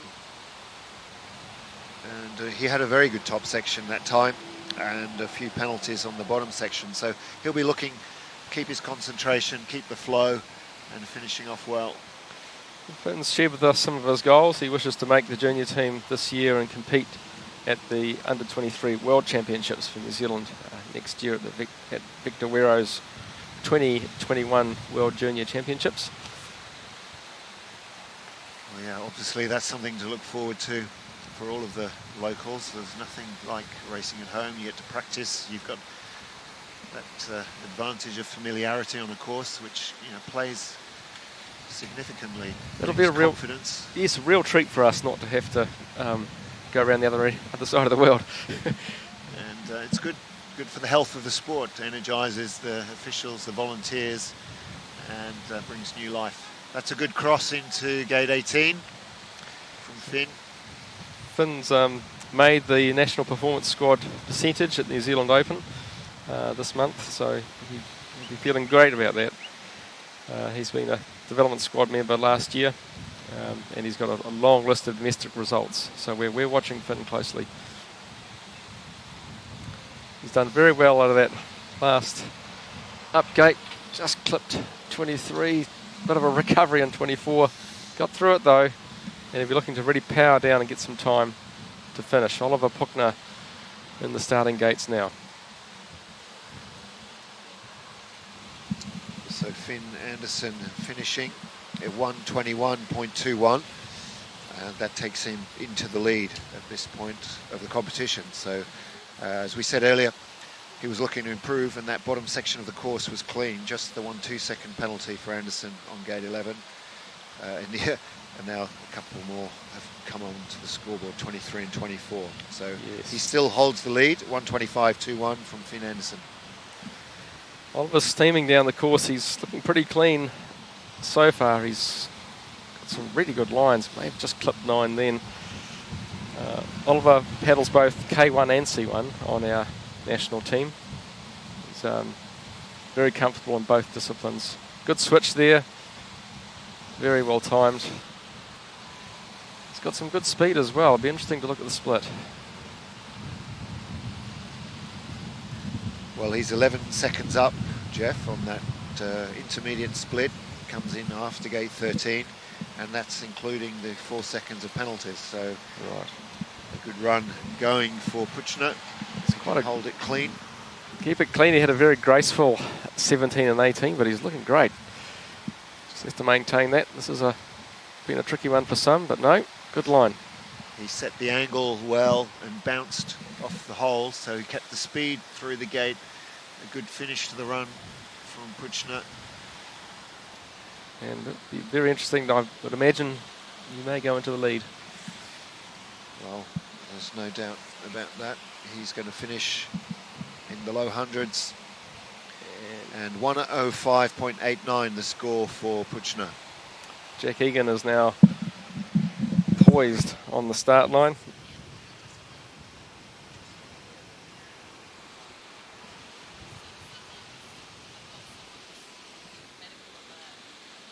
Jack Egan is away.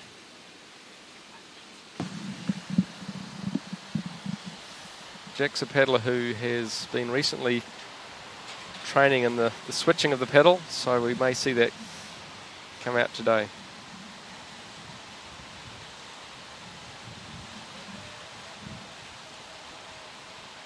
Jack's having a very prompt run.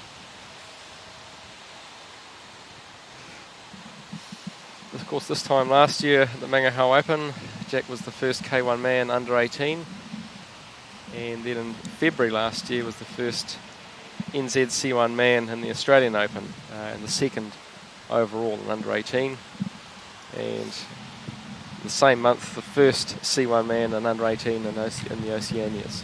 So this is a discipline he's very good at, and we've watched with great appreciation Jack's development. He's really minced through 17 and 18. And he's up. The intermediate split shows him 5.5 seconds up on Puchner, who still leads with a 1:05.89. Egan clean on the top part of the course. The penalty showing on 15 and this low upstream, costly for him in gate 22. You've identified that before, Richard. It's a tricky one. Just got to get that line really well sorted beforehand. Jack's actually achieved a 9th world placing, and this is the first time a New Zealander made the finals last year in the World Junior Under 23 Championships. Oh, look at him go. There he is through to the finish, and his time, I'm waiting for his time to come up, but it's in the 90s, I believe. My word. And here's Ben Gibb, ready to go like a coiled spring. He's away. No, Jack Egan, 1:04.31. It is enough for the lead. He's a 1.5 seconds up on Puchner. So despite that low upstream at the finish, he had a good fight to the line. 1:04.31. He leads with 2 boats to go. Patrick Washer and Ben Gibb. We've got Ben Gibb on the course now. Ben's nice and clean so far, and he's always has a good methodology Always has a good plan, Ben.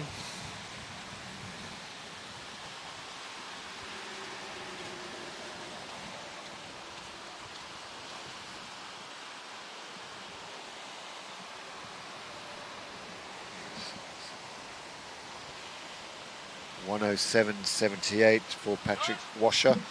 So he's in third. Egan leads from Puchna. And Ben Gibb, they're going smoothly. Penalty on 16 perhaps. And looking now to keep the boat run on. Let's see how he sets up for the jump.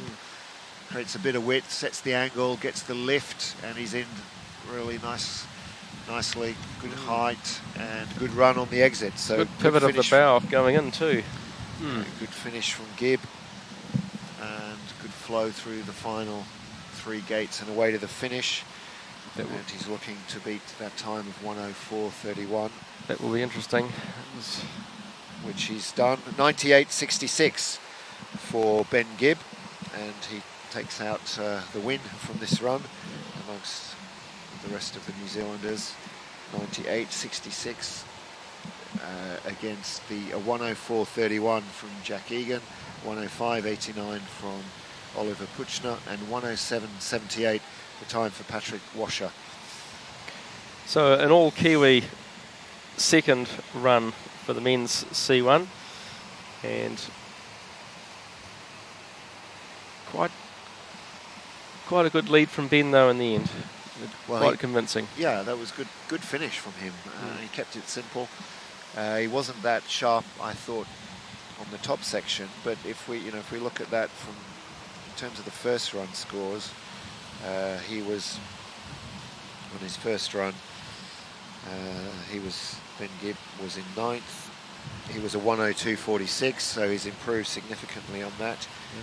And 98.66 was, in the top 5 or top 6 from the first run. So that's competitive. But what he did well was finish with a good jump into the final upstream. So good drop and a good exit. And it's a long way from that up, as we keep saying, to the finish line. So if you can get good flow around the upstream and get a good exit and get your boat up and running, especially in the canoe, it's hard. You've got just that single blade, and so you want to get as much energy as you can out of the water and then get it tracking and close the run down. I thought Ben Gibb did that well, and he's obviously been rewarded for that with a good time, 98.66. Bit of a masterclass on that gate. He managed to get that leaning forward going very well coming out of the gate and sort of resuming the speed and the flow of the river, where, as you were saying, it often throws people right out if they onto the other side just about. Absolutely. So balance and posture important. We see a lot of people trying to make up for perhaps a low entry by leaning back to try and escape on the exit, and what that does is puts your weight back, and it doesn't actually help you pick up speed. So keeping your form and keeping it simple. It's the end of the course. You've got fatigue. You've got to finish the run well. So preparing well for the jump is the first thing, and then managing a good exit, I think, is really important, because you've got to chase, and with tied arms, getting a boat going from a standing start is a lot harder than picking up speed from a boat that's already moving. Exactly. And with Jack Egan, we didn't see him go to a switch paddle. He sort of reverted to tried and true. So that might be an area of improvement for him if he's looking to sort of grab some seconds. But certainly that gate 21 threw him out. He had to recover from that. Yeah, absolutely. Lost a big chunk of time there. Look, and with the switching, I think it's got to be done well. And so if you are going to switch, you've got to practice switching. You've got to do it in training, and then the testing competition. As I said earlier, it's a real test, because it's a level of complexity to manage. You've got to change from one hand to the other, and often in the middle of a move. And so you've got to be ready and well prepared for that. Clearly, in some cases, there are advantages if you're used to it. So a long, wide exit where you've got to get going. So perhaps at the bottom, out of gate 22, if you're a lefty, you've got an advantage on that exit over a righty who's fighting on the offside. Fighting instinct. That would be a good example of where being on the onside would help. And we're just looking to go into the second run of K1 Women's. Marnie is in the starting blocks, ready to go.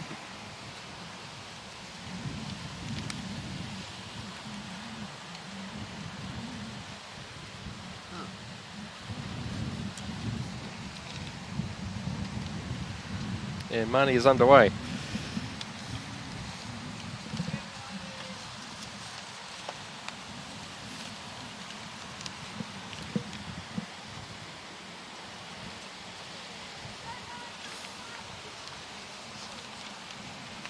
Marnie's first run down the course saw her in 28th against the international field. She had 12 seconds of penalties, and I'm pretty sure she can do better than that. She's got a lot of experience, and let's see how she goes, but she's looking to improve on that at least. Well, Marnie's very well known to us in New Zealand as a good leader in the Bay of Plenty kayaking circles, and someone who's been good at urging kayakers to sort of stay with the sport and not to drop off the back, as it were, as life kicks in.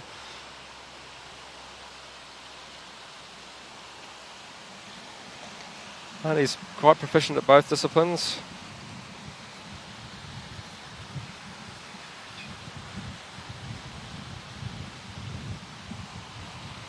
Just paddling back up to an up gate to make sure she gets it.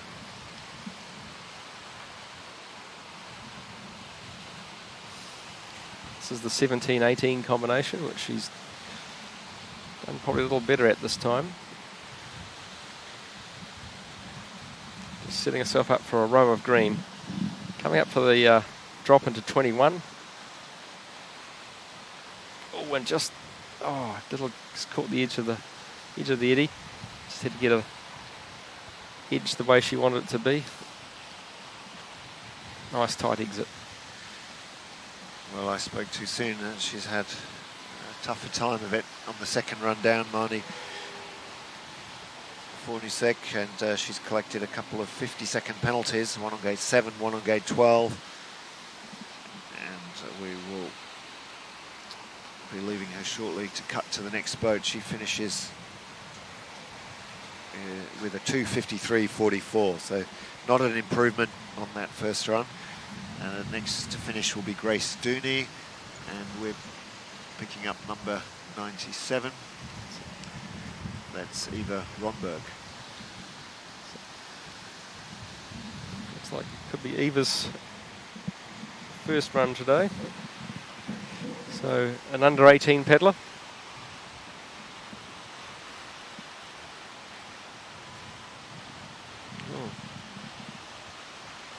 Just nick that one maybe.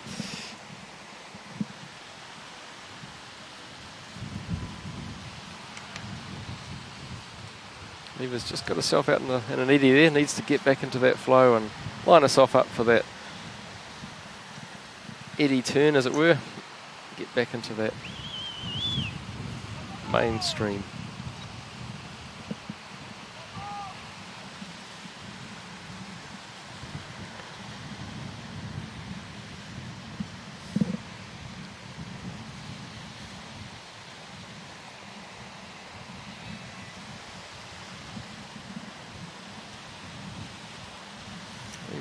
Probably not the setup she wanted, but that's okay. She's got to 17, all right. Just a little bit further out the back of the eddy that you want to be for that number 18 gate.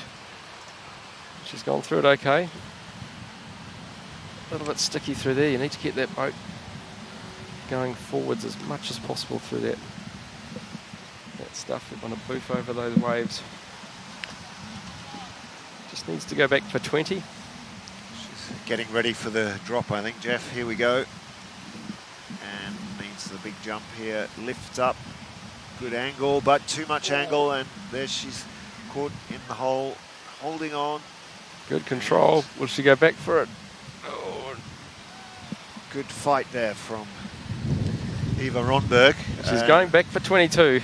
Gutsy. Good stuff. And up on the course we've got Casey Hayward. Oh, yes.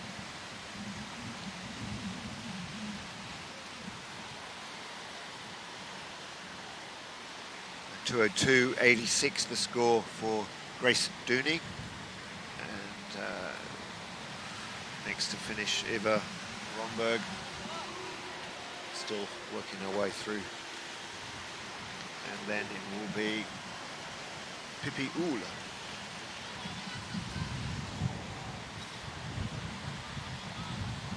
Casey's just making sure she gets 10, lining up for 11 well. That was well done. Just wants to get her angle right for exiting 12. She caught the wave in the right place and needed to push in a bit harder into the eddy, but she managed to sort that out in her way. Just needs to straighten that up for the 14-15. And should be mindful that 17 and 18 are coming up. That gets a little bit faster then. So there's so much to think about when you're working your way, I suppose, up the ranks of the sport, between positioning and getting each gate, and then thinking about keeping the boat moving. Sometimes you've got to have a bit more boat speed on, because otherwise you're at the mercy of the features on the river, and you get thrown around or you get pushed down low, like we've seen there for Casey. But still, great experience, great opportunity. Just behind her is Holly Sheaf. Holly may get a little bit close to Casey. Casey's gone back for a gate, or made sure she's taken them, so that's good paddling. But as you're saying, Richard, it's a good test for the juniors. Well, absolutely, it's a world-class course. You've got 25 gates, all these waves and stoppers and currents to deal with. And here we go. So Holly Sheaf going pretty well. Just one penalty so far on her run. She's not the boat we're watching at the moment, but worth noting. She's on track to be the new leader if she can finish up well. Here comes Jessica Wilson, their first Australian in the second heat.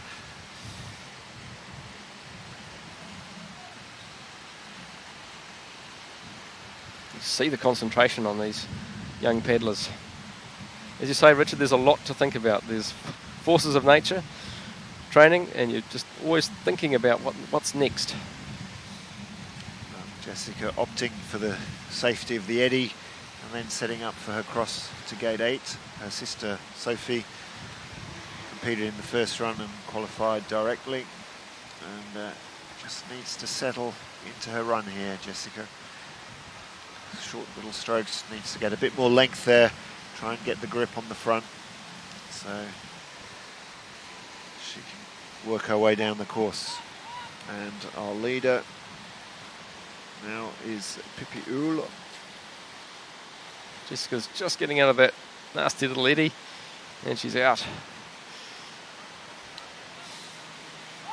Good through 10 and whoa, 10. Oh, lovely little whippy there. No one's done one of those yet today. Right on the drop. That must have got pretty exciting pretty quickly.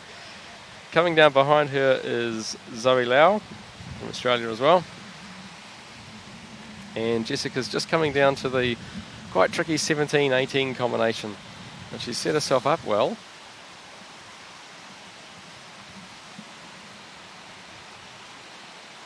Oh, just got caught by the flow there a bit. It's where you point the bow, isn't it, Richard? Absolutely. Well, where you point and what you do. So you've got to have the drive to go with that angle and the balance. She comes away well, though. Now she's got a sense of urgency coming into the last drop, so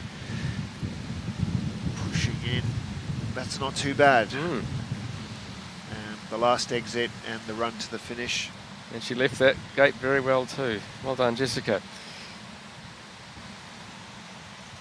And here comes Lottie Rayner. And Central Otago Whitewater. Lottie's just slotted those ones very well. She's just having to fight that a little bit to get up to gate 8. And Jessica Wilson, who we saw just now, 168.43, is qualified. She's in the lead. Pippi Uhl in second, 7 seconds down. And then it is Kalia Kolwick. We did talk earlier about Holly Schiff. We didn't see her, but she had a mishap down the bottom. There's the initials CAP, C-A-P, capsize. So something went awry for Holly Schiff, unfortunately, which means the other boats will qualify. 10 out of the 11 going through. This is the international system. So 20 boats from the first run, 10 from the second run. It's really good practice, this first run. If you make the cut, that's good. If you don't, you go again and you look to improve. So good preparation for the international season ahead. As Lottie now jumps in. Bit of an offside lean there, but pulls it off. The tight exit. Doesn't want to get sucked in. And the fight. See that drift out there to the right. And wants to nick it. Oh! That's tight. Get there any way you can. Yep. At the end of the run, Lottie And Rayner. Here comes River. River Mutton's on the course. She's the last paddler in this heat. River had quite a good first run. So Lottie Rayner takes the lead from Jessica Wilson. Lottie Rayner 131.37. Just a couple of penalties. One on gate 2, one on gate 23. As River comes out chasing hard, and this looks like easily the best run of this group. Ooh, just needs to remember 24. Just that River's throwing them out, isn't it? Just finish it off. Come on. But it does, yes, that jump. So behind 23 pushes you left or right. You're never quite sure, and then there's not much space to react. So she gets it back in and takes the lead. 122.64. So qualified also. River Mutton, the last of our women's K1 for this morning's session. Well done, River. And it's just great to see those under 18s really, as you say, it's a world-class course and just feeling it. We've got the World Juniors next year, getting some experience. Absolutely. And next year, of course, at a World Championship level, you've got maybe 60 K1 women on the start line, hopefully. So even the qualification round is quite a test. 20 go through and then another 10 into that semi-final. So races like this serve as a good preparation ground for that. Add to that the advantage of a home course, the training between now and then we can expect to see the locals featuring hopefully strongly next year in that World Championship. And what's good also is the under 23 category, so you've got that whole from 15 years up to 23 years. It's an event for the youngsters, and hopefully a lot of the world's leading paddlers will come out. The attraction of big trip down under, so to speak, is always there. Well, come on down. It's the place you want to come to. We can promise a lot. We had the World Championships in 2014, under 23 and juniors in Australia, and 2015 in Brazil. Both events are pretty well attended, or very well attended, and I think for the young paddlers, I think, if I don't make it through to being a good senior, then this might be my chance. So plus the travel and the experience and the cultural experience is something to look forward to. But for the home country, great opportunity on all fronts. In many respects, this feels like a test run for us for the World Juniors next year. Oh, absolutely, and the International Federation here taking... Okay, we're talking about the officials, and here's one, Sue Clark, joining us here, if you're still listening. And big shout out to the judges out there working in bright sun, and there's a sea of volunteers here.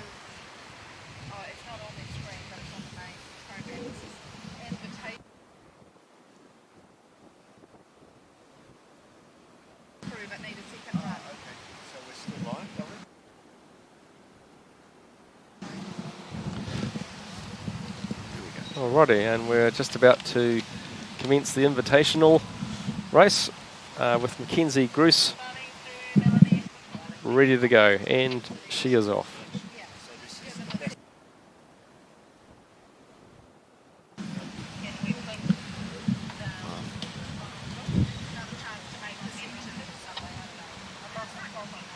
Melanie Gruce is on the course.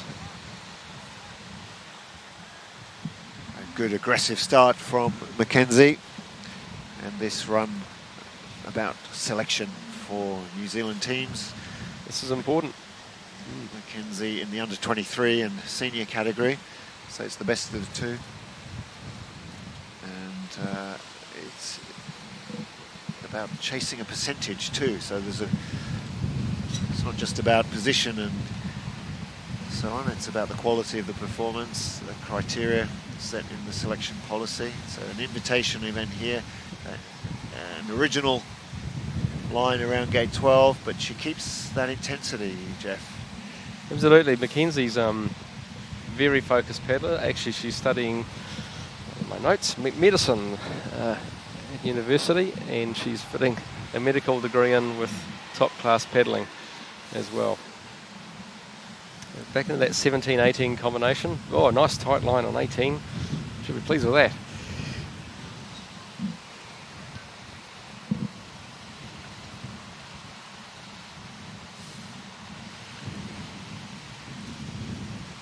So 6 boats in this invitational race. We're seeing Mackenzie Gruce finishing her run. Then it's Jamie Wilson, Kenza Randall, Courtney Williams, Hannah Thomas, and Luca Jones to round out the field. So that'll be a treat. We'll be looking forward to watching Luca's second run. Will she be able to better that first run score? 99.07. Jess Fox did a 98.88, and the fastest run of the morning was Camille Prigent, 98.68, but a 2-second penalty dropped her down to 4th. So the sub 100 on the cards for Luca Jones, but we'll watch. Kenza Randall on your screen now. As you say, Richard, this is going to be quite a treat. There's some top paddlers here just really looking to nail this invitational race. And it's all prep for a big year, I mean, the Olympics this year. Absolutely. The Olympics for some, and the international season, under 23 Junior World Championships for others in Tartan, Slovenia. It's a big course, big drop, and those are good competitions, and that will depend on their performances here over this weekend, and in part. So good progress. Jamie Wilson until gate 23. She's collected a 50-second penalty. She's not on our screen, but 173.22 for Jamie Wilson. Kenza Randall going better. She needs to keep it clean. I saw her, Jeff, between runs, and she's carrying an Achilles, ruptured Achilles, which you'd think wouldn't affect you too much in paddling, but you got to get from the bottom to the top somehow and fit in a boat, and your pressure on the footrest, an important part of the mechanics of paddling. That's a great jump in to the last upstream for Kenza, and the second half of her run a lot tidier than the top half, so coming through to the finish, she will be the leader. Strong finish, and Courtney Williams is on the course looking to chase that time down with Hannah Thomas ready to start. Maybe this time we'll see Courtney, but no, Hannah Thomas is underway. Kenza Randall 121.29, not as good as her first run of 114.51, but it is the lead in this invitational race so far. Courtney Williams, Hannah Thomas, Luca Jones still to come. Courtney just caught gate 17 on the way through, so that's the only contact I've seen, but Hannah's just clipped 8. They want to try and keep it as clean as possible.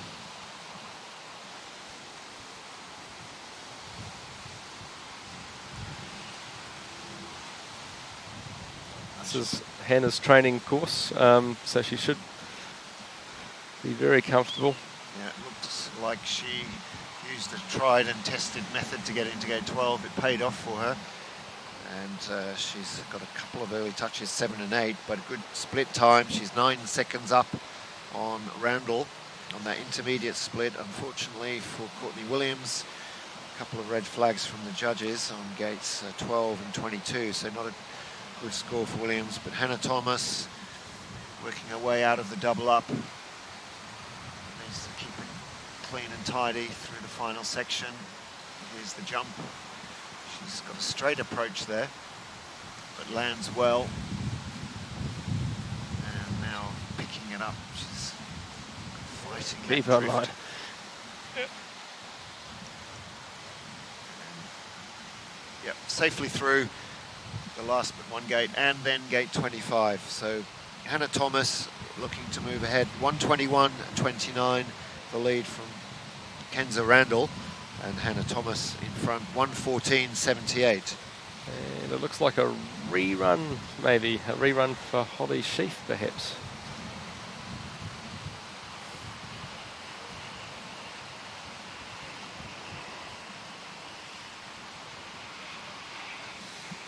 Looks like Holly's back on the course. She must have had a rerun granted.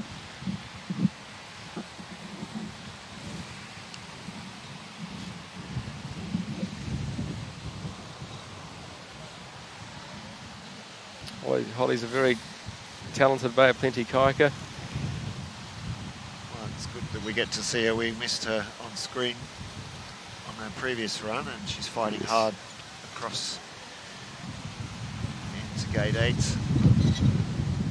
Holly is a CSNZ development squad member last year, and her goal is to make the junior team this year and to compete at the Junior Worlds next year at Victor Wero here in Auckland. Got caught, that stopper sucked her up. Now I would suggest she goes back around and does that gate again. Oh, she can just... It's just stuck in there. Getting your bearings, she should be turning clockwise. There we go. Now she's got it. She's going to go clockwise and try and come back up through the gate. Would be my advice, but I'm a long way from helping her. And the judges are really going to have to figure their way out of that, and that's something that is difficult to pick. My guess is she's in trouble in their eyes still, but back on track. So she's had a rough time of it.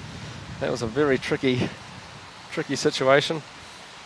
She's Holly has a strong scorecard in terms of domestic results. Second in C1 woman and fifth in K1 woman at last year's Bay of Plenty Championships, and 17th in K1 woman at the 2019 Canoe Slalom New Zealand Nationals. Third under 16 New Zealand Kiwi.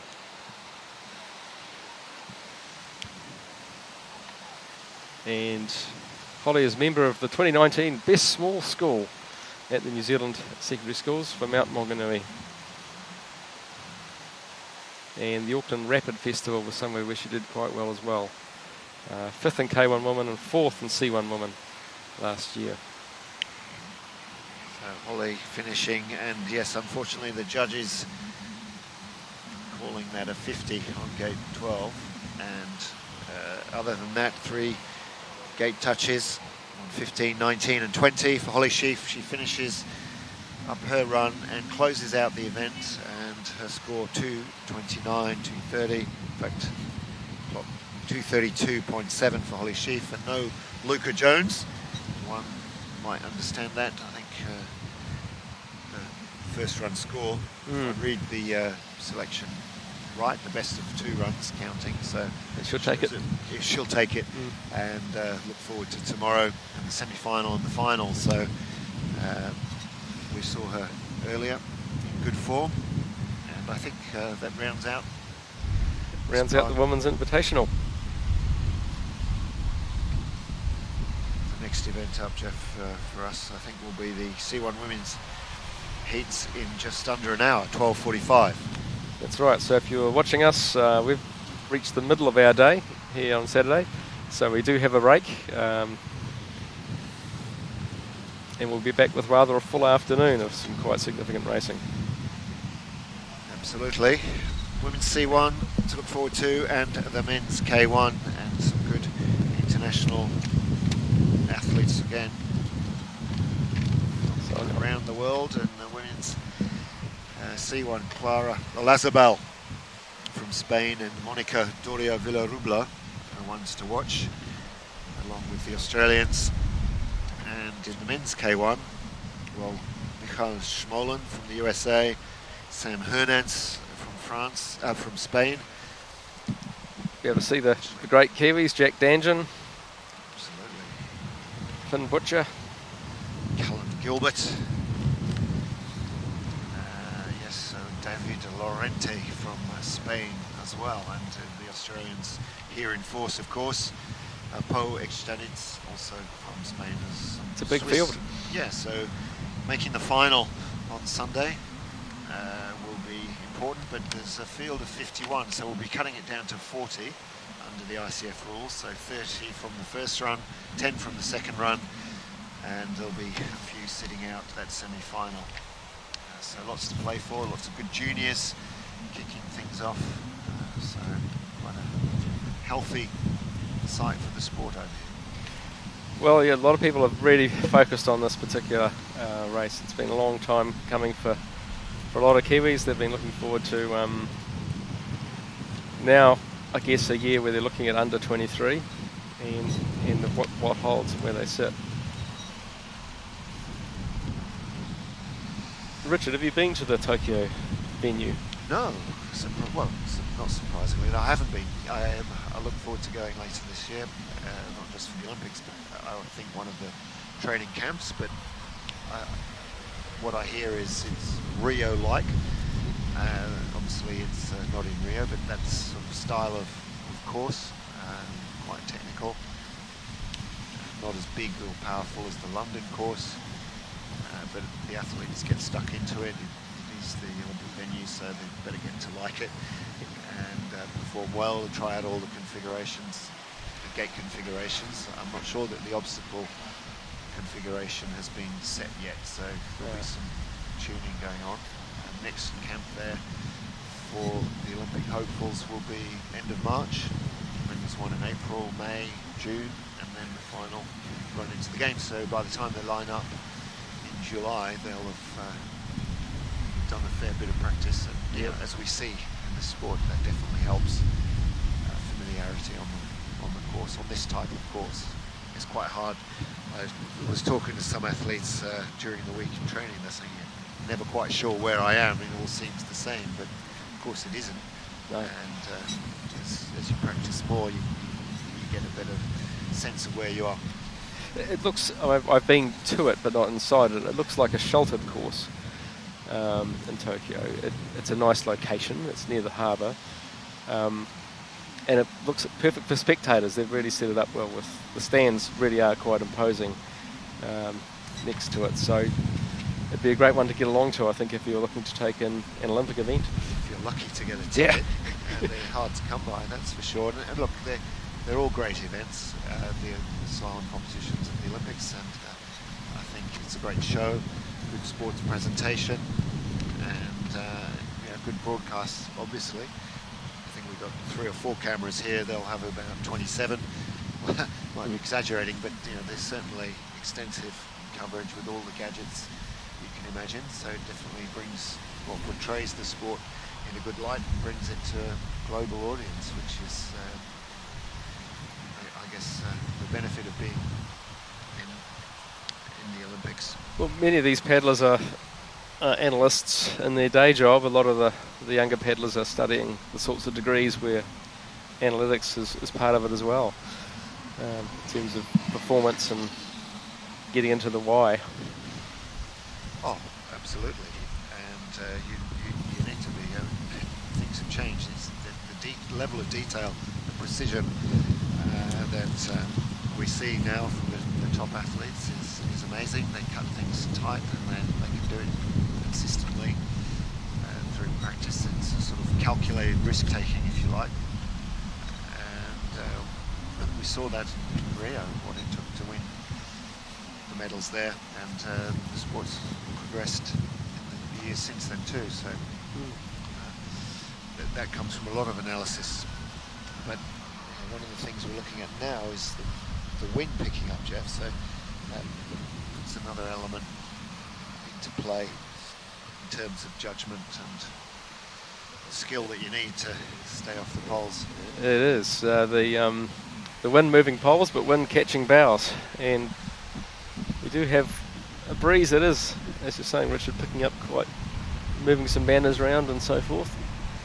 Well, we'll let it blow through lunch, because I think we're about to take a lunch break. We'll let it blow through lunch and settle for the afternoon session for the women's C1 and the men's K1. And don't mean to be ruled by my stomach, but lunch beckons.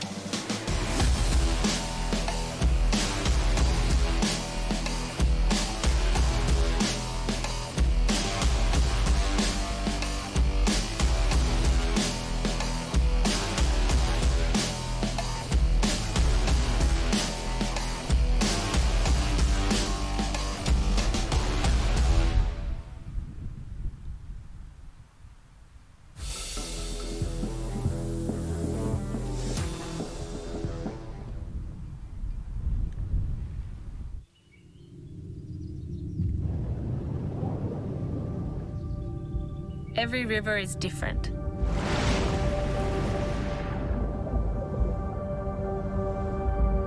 Every race is different. You can never be fully prepared for a course.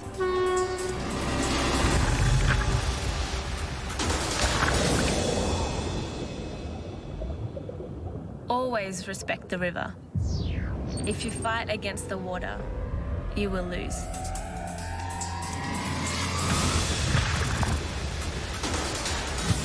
I compete for the time, but I race for the feeling.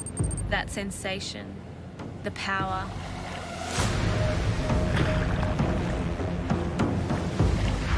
It takes my whole body to turn through a gate, starting at my feet, through my core, to my arms. If I hit a gate, I can't think about it. The race isn't over until that line is crossed.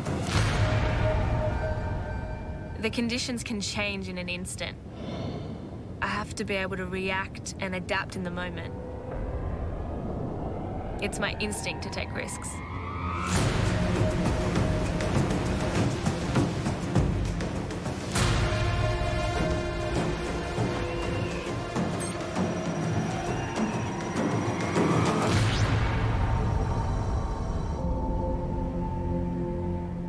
I'm always striving for that perfect run.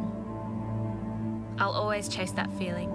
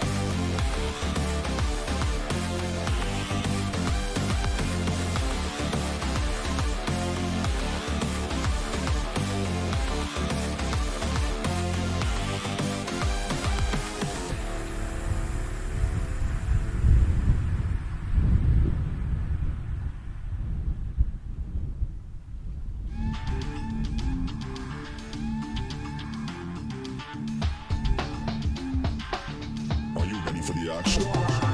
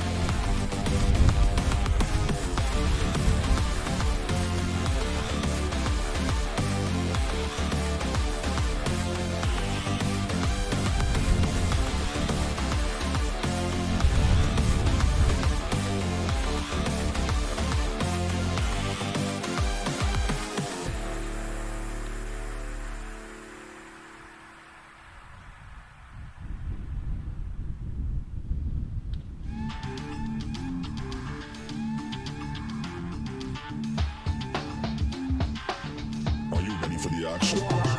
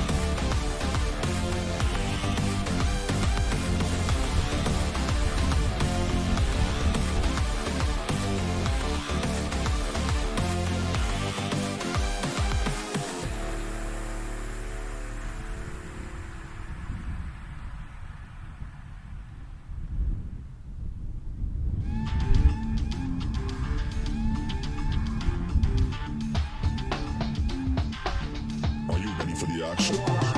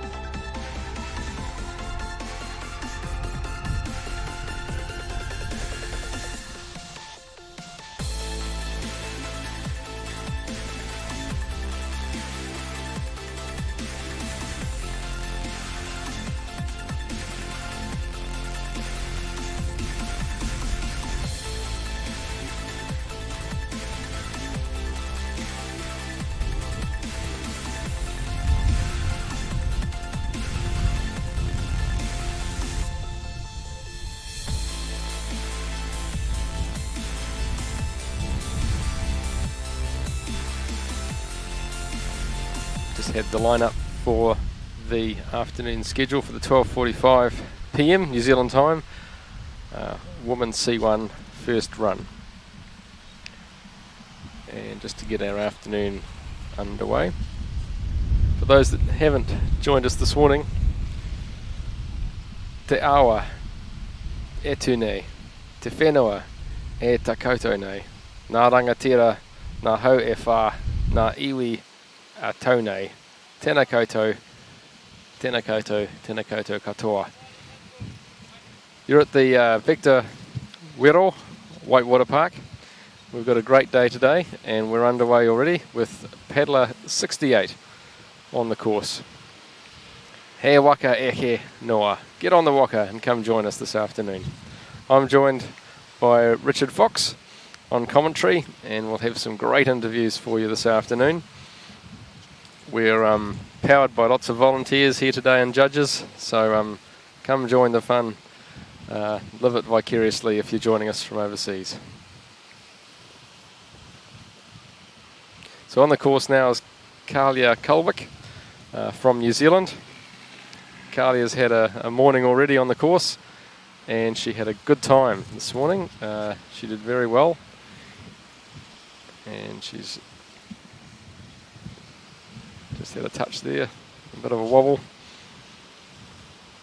And we'll get the score and the analysis up for you shortly.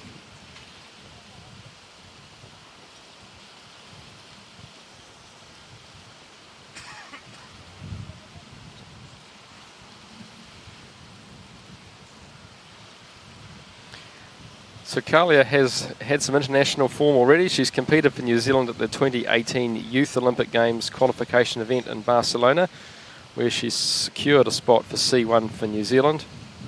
And she finished 7th at the Youth Olympic Games in Buenos Aires in the canoe obstacle slalom. Kalia's just going through the tricky 17-18 combination. The breeze has picked up here at Wero. We had some wind this morning, but it's quite a stiff breeze, and we were wondering just before lunch if this would have a bearing on the movement of poles and how it may affect paddlers on the course. Carly's just going through one of our more challenging upgates, 22. Tends to throw you out into the river a bit more, but she's made a good job of 23 and 24. She's home now, heading through 25 and a little bit of paddling to go to get to the finish.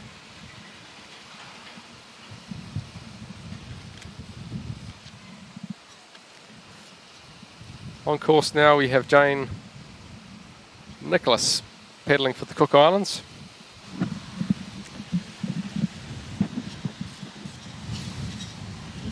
And we're welcoming Richard Fox, who's joining us now. Hello, Richard. Well, good afternoon, Jeff, and here we go. Yes, back into action.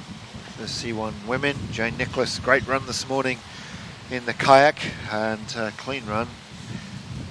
Not quite going to the same plan in the C1, but great to see Jane out there with the single blade. I spoke to her coach, Sam Hernance, and he said she's a better racer and manages to focus more in the race situation than in training, and she certainly showed that this morning in the K1. Here she comes into 17, running the boat around, trying to keep the flow on.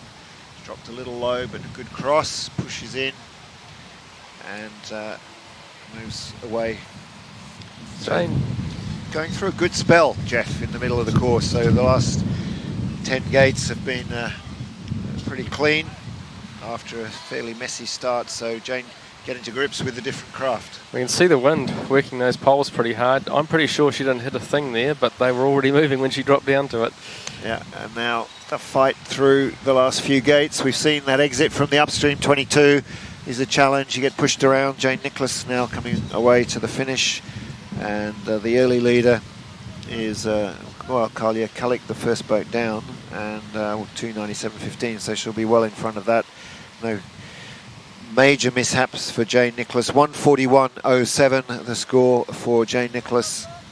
And well, like this morning, Jane sort of set the time for many others to sort of beat, as it were. So it's a good strong in the first showing from her after lunch. We've got Hannah Thomas on the course now, bib number 64. And a lot of these women doubling up. We've seen them already in the K1, now in the C1. It's a young field, mostly under 23 and under 18. A few open paddlers, the Jane Nicholas, Alex Broom, Luca Jones and Jess Fox, all the others in the age group categories too. So young, promising field. And internationally, some great athletes coming up. Clara Lazabal, Monica Doria Villarubla, and of course Luca Jones and Jess Fox, the experienced ones. And Emanuela Luknarova, worth a mention. She's a junior. She's been here training for some time on this Wero course. It's quite a lineup, Richard, and we've got good sprinkling of New Zealanders amongst this course. It's great to have international competition. It's wonderful to lift everybody up and compete not just time but with each other and learning how to master yet another venue. Hannah's sort of got out of there okay, but just watching that River's desire to throw her out to the right hand side. Yeah, she's finishing off her run pretty well, not too much damage. She was 4 seconds up on the top split. The time to beat's a 1:33.39, and she's done that. 1:23.23 for Hannah Thomas, just the 1-2 second penalty on gate 9, so that's a good run. Demelza Wall on course and approaching the final stages of her run, but we'll pick up things with Ainhoa Lamero from Spain. Ainhoa had a very good start there. We didn't see a lot of Demelza. She was off our camera, but we've gone straight to Ainhoa. The first of 3 Spaniards. She'll be followed by Miran Lascano.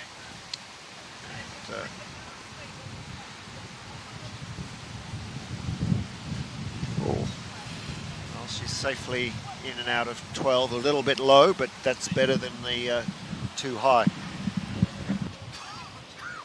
We're certainly seeing some wind movement on the poles, so it's tough on the judges. They'll be wanting to keep a really close eye on those calls.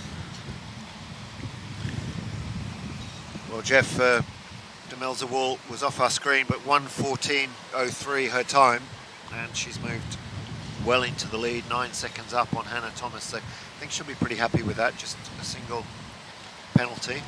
Also gate 9, Lamero of Spain on course. She's not that far out of touch on the intermediate split. She's coming down to the 21 gate. Oh, and good line out of it. Yeah, and she holds well, then takes a paddle out, gets pushed wide, but fighting hard for the final 2 gates. She's chasing that time. She won't get there. 1:14. She's outside of that, but she might squeeze into second or third. And we've got paddler 60 on our screen now, but 61 is ahead of them. And we'll find out how Miran is doing, but right now it's Emanuela.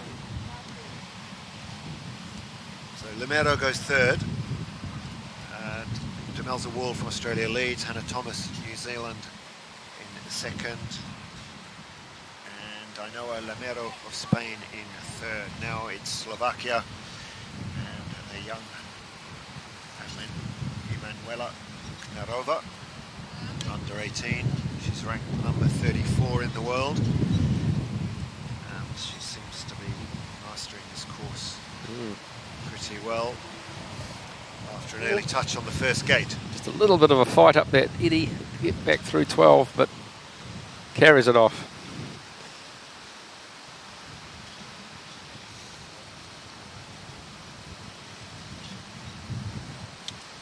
Forward paddling and good deep recovery there.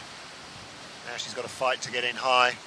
Good balance into 17. She kept the boat flat, got out of trouble, and a good cross running the boat in behind 18. So So Luknerova going well. She's nearly 5 seconds up. That penalty I talked about on gate 1 has disappeared, so she's keeping a clean sheet. Jumps off the right and then switches.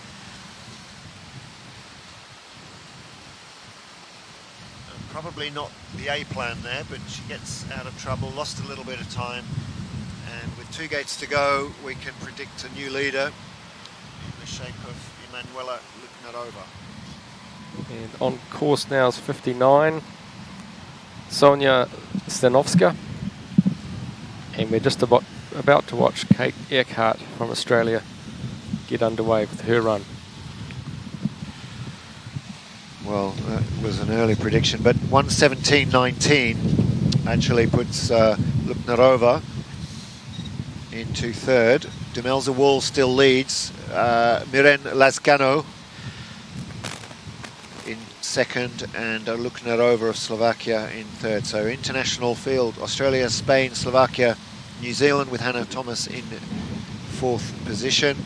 Kate Eckhardt looking to change that leaderboard. Kate's got some good lines happening here.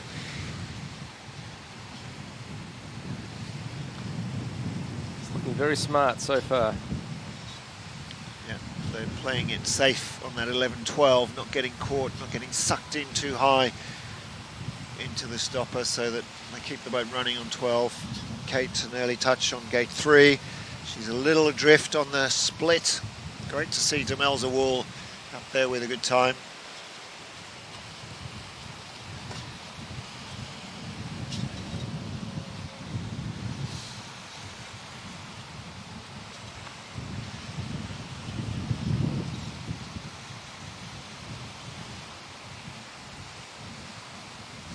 Kate's coming up to that big drop for 21. She makes a better job of that. She jumped off the right, landed on the left. A good aerial switch from Kate Eckhardt. Stays where you want to be. And that's a good finish. She's driving the boat well. She jumped between 23 and 24, so making up some of that time she lost on the top. There's another touch that appeared for her, but 1:11.81, and she's just outside the lead. She goes second. Sonia Stanovska is the leader, 1:09.93. We didn't have her on our screens, but she snuck through. Stealth from Sonia Stanovska, 1:09.93 leads. Eckhardt second, 1.88 down. And we're in a good field, good company. Luca Jones on course.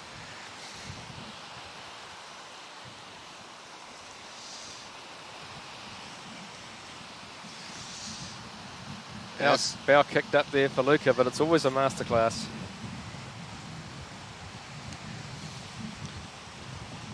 Switching well. Yes, a good switch. Following Luca Jones in gate 8, and off our screen, but further down, we should mention Evie Leitfahrt from the USA. And she's closing out a pretty good run herself.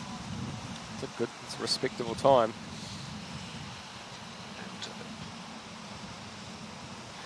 Leitfahrt goes into third. Stanovska leads. Eckhardt second. Leitfahrt in third.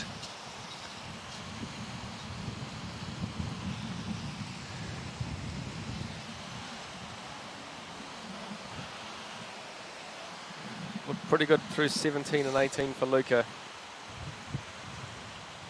She's just setting up now for 21. Oh, beautiful. Nice tight turn, and where she wants to be on that river. The last 3 gates and a strong finish. She's got a time to beat though.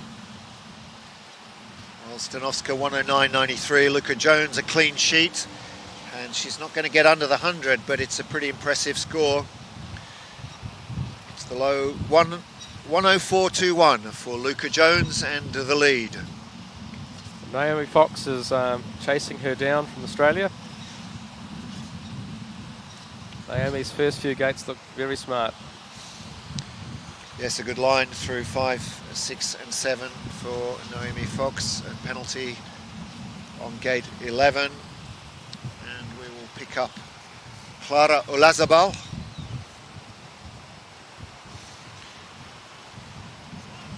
From the Basque country in Spain. Nice, crisp, tidy technique, although she does flip gate 7. Meanwhile, Fox finishing off 104.21, the time to beat, set by Luca Jones.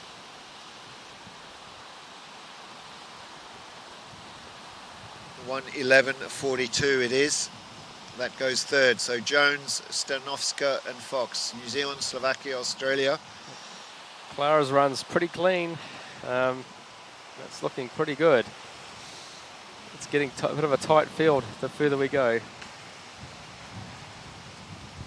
Well, she's high in 17, got sucked up a little bit, but regains control. And away she comes from gate 18. She was just under 3 seconds adrift at the midpoint split, carrying a penalty from the upper section, but a good push into the last upstream for Clara Olazabal. Weight was good coming out of there. This will be an interesting time. Still Luca Jones holds on, 104.21. Jones had a strong finish. Olazabal now stretching for the line, 111, 112, 112.80. She goes into 6th position. And Jessica Fox is underway as the final paddler. Ahead of her, still on course, is Monica Doria Villabrubla.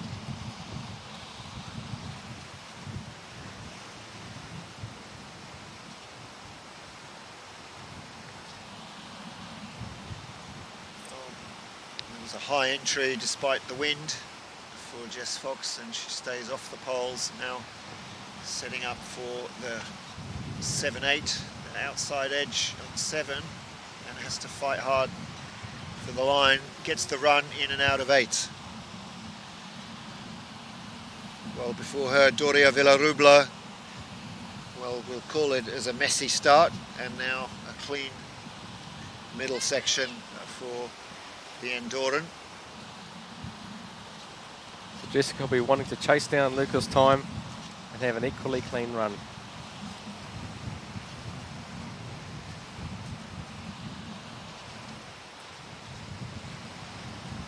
Just positioning herself so well for the gates.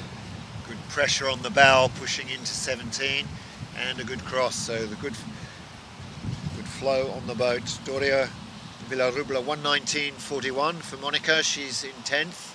So Jones 104.21 still leads.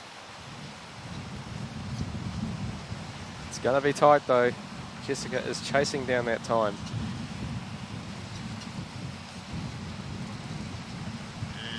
Straight line between 24 and 25. 104.21 the time to beat for Luca Jones. Stanovska in 2nd, Noemi Fox in 3rd, and 101.81 is the time for Jess Fox, and that puts her into the lead. 101.81 for Jess Fox of Australia, ahead of Luca Jones, New Zealand, in a time of 104.21, and in 3rd Sona Stanovska from Slovakia, some 8 seconds back in a time of 109.93. So, world-class field, Jeff. Outstanding. That was entertainment. Just goes to show, you think that how can you get better than that, and someone does another 2 seconds off that again. And they're good, clean runs. Compared to this morning, we're seeing another level. Well, 101.81 in the, let's have a look at that. This morning, that was a pretty handy score in the women's kayak. It would have been 6th in the women's kayak, 102.7. Yes, so a very high standard in the women's C1, and great to see the international colours: Australia, New Zealand, Slovakia, USA, Spain in the top 10. Well, good Southern Hemisphere showing. But as you say, Richard, it's a lovely international spread. It's a very representative competition this weekend. Absolutely, and a high standard, but there's no waiting around. We will move swiftly into the men's kayak semi-final. There wasn't a great deal at stake there for the women other than the seeding and the selection that might be at play for those looking to make the New Zealand teams. But it's a different story in this men's K1 event because we have over 50 starters and 40 places in the semi, and we get there in stages. 30 from this first run will qualify, and it's a big 10 field from the second run. So especially for these youngsters who'll be going off early, there's a lot to play for. See the movement on the poles is actually just the breeze that's working us pretty hard. We've got the Talk to me. first paddler, bib number 51. And we're here right at the end before of the we do that- women's C1 qualification That's race. right. I'm here with Monica from Andorra. How did it go out there today? I'm not super happy with my run today, but I'm really happy to be here and start training, start racing for this season. But tomorrow I hope will be better. And how important is it for you to be out here, to be in the southern hemisphere, so Andorra, middle of winter right now, be here, blue sky, Auckland weather, racing this early in the year? I'm super happy to be able to be here because not everyone has a possibility. But I think it's super important because paddling here in summer with this course is not comparable to training in Laseo in winter with snow right now. Yeah, exactly. And you've been here for a few weeks. Some highlights from your New Zealand trip? Some highlights. What have you enjoyed doing out here? The beaches are really nice, and basically the Kaituna was the best part that I've seen now from New Zealand. The lap we did was super good. Hey, that's awesome. We wish you all the best. We're stoked to have you down here in New Zealand experiencing the summer weather, and wish you the best for the semi and final tomorrow. Thank you very much.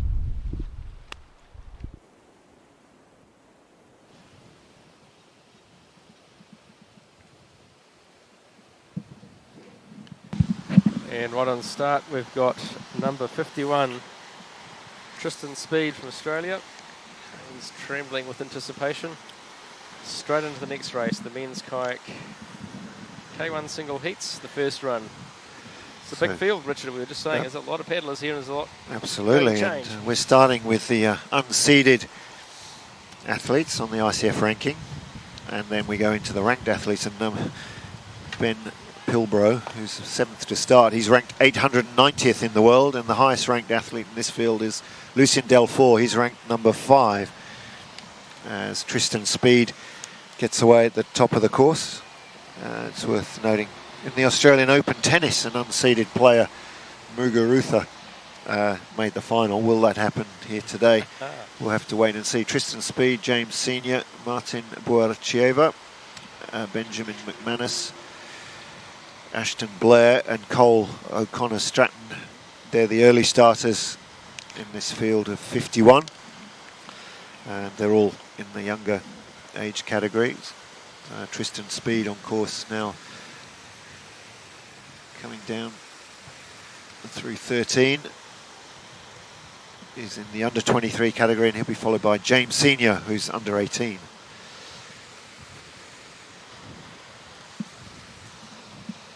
James Senior's on the course, chasing down Tristan Speed. Yes, Richard, unseeded to go all the way through, that would be a lovely upset, wouldn't it? Yeah, I mean, it's, I suppose unseeded doesn't mean unranked. These athletes without a ranking means they haven't done an ICF competition, but it's interesting to see those numbers, 890, the lowest ranked ICF competitor here. This competition means, participation here means that everyone will get a ranking through that. So next to go is Martin Buarchieva. He's in the under 23 category, first of the Australians.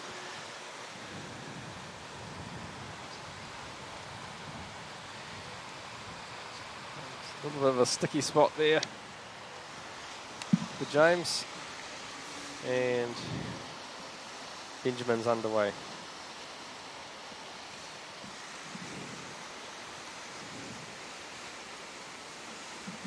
This is Martin Buarchieva, on away well. From Penrith Valley Canoeing in New South Wales, Australia. There's 14 Australians. Whoa, and that's a little bit tight around gate 8.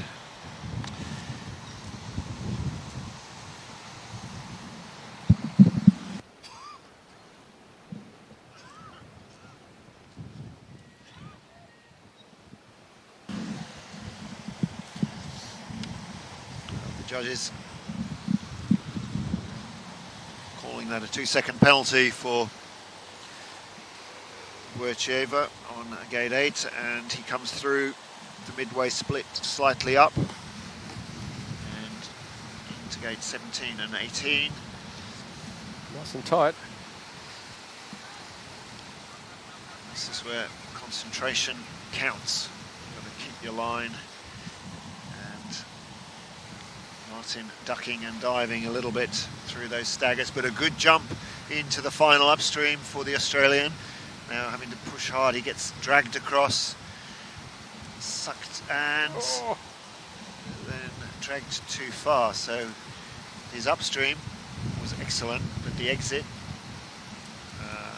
cost him dearly. And now... Oh, and a bit stuck in that.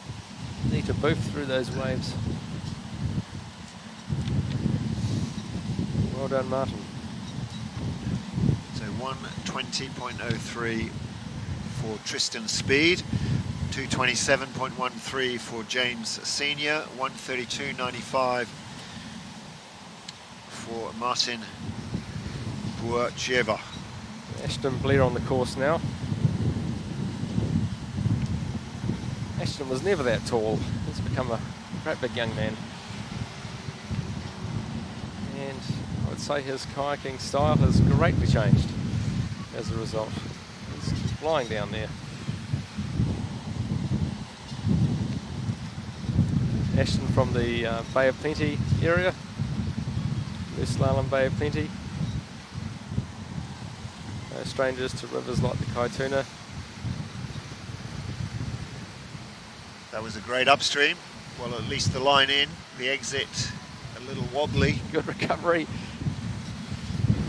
It must have a few nerves there. As you say, it's all about concentration.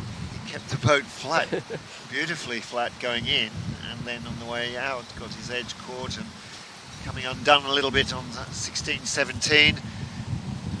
Ben McManus ahead of him has finished in 1:20.02, just squeezes into the lead by 100th of a second.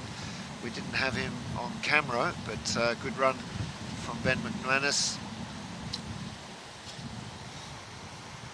Ashton Blair a little down on the split time. Midpoint was 7 seconds adrift. Great little drop there from Ashton into 22. Just has to get a good exit as well, which he has. Just got to flop it over there to 24. Go the Kiwi. And he's digging it in for a strong finish.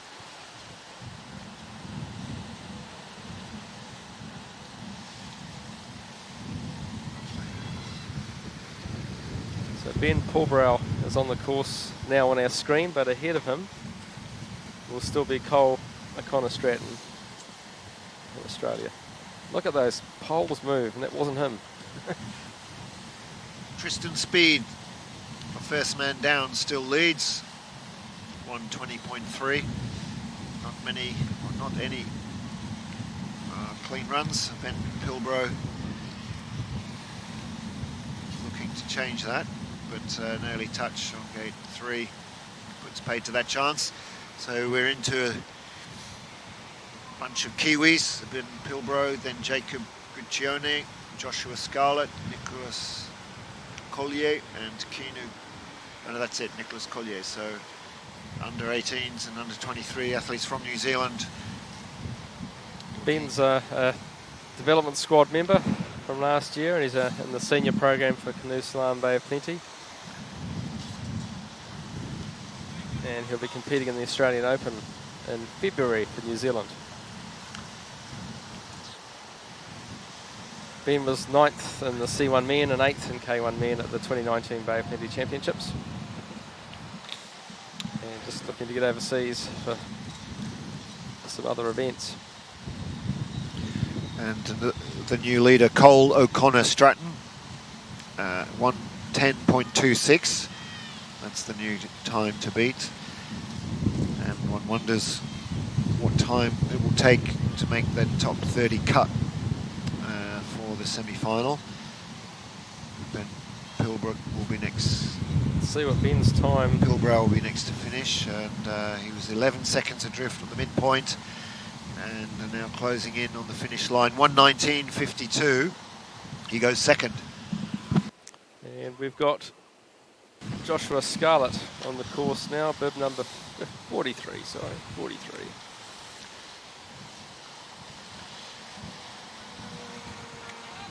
Jacob Guccione further down the course off our screens. A little adrift on the midpoint time.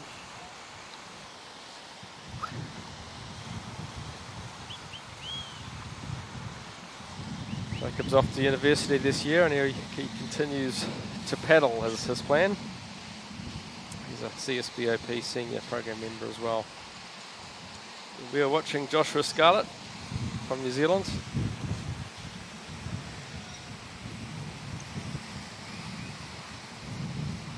Well, he steered himself out of trouble. He's on the back of the boat, but he got in and out of the upstream safely enough. He's 7 seconds down on the midway, and fighting hard for gate 17. A little bit more time lost there. Now setting up for the cross, runs that a bit better. So Joshua Scarlett, under 18 from New Zealand, now working his way to the big drop and the jump.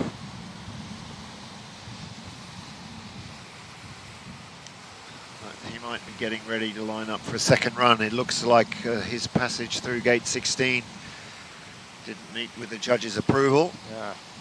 And he's only got one other penalty that's further up, but that red flag is flying for Joshua Scarlett on gate 16, so I think that will see him back for a second run. Next to go from Australia, it is Canoe Slalom, if I'm not mistaken, Jeff. Is correct. And Canoe is looking good through what was a hesitant gate perhaps, but he's picked up speed. Yes, some handy paddling from the Victorian. Quite crisp on the front of the boat. Good positioning.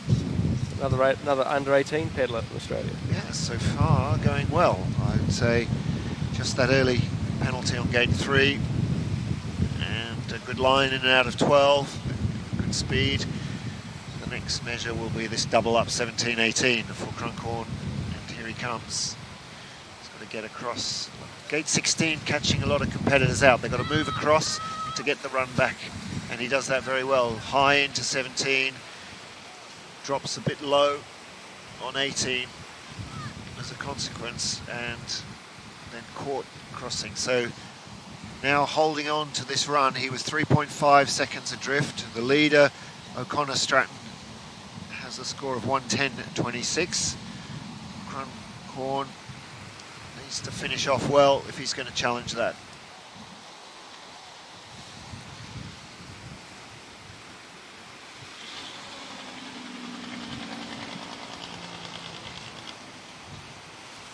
Crunkhorn putting in the big sprint to finish.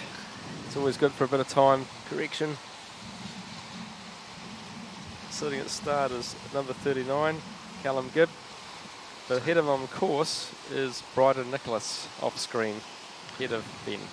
So Crunkhorn 1:17.88.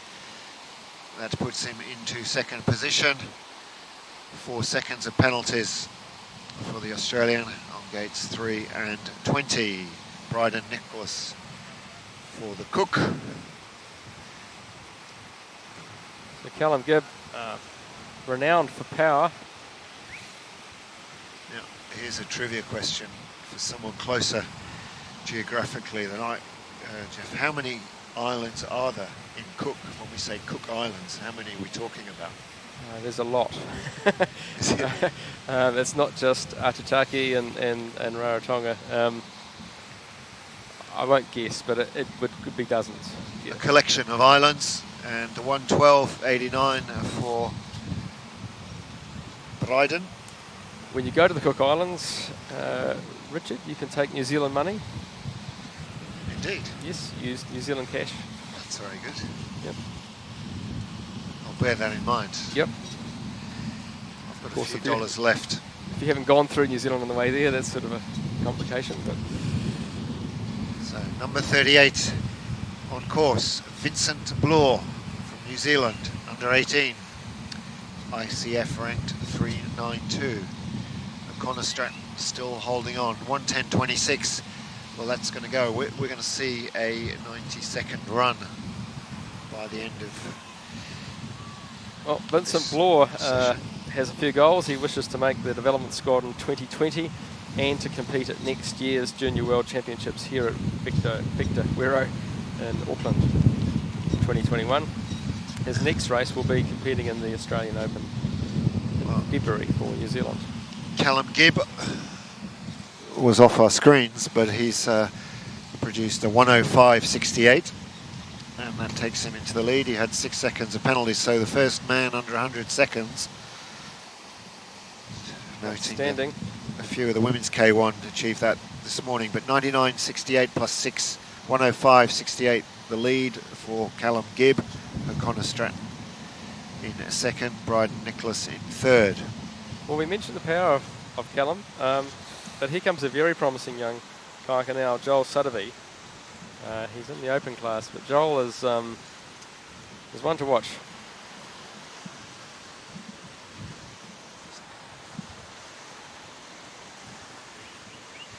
Number 37 he is.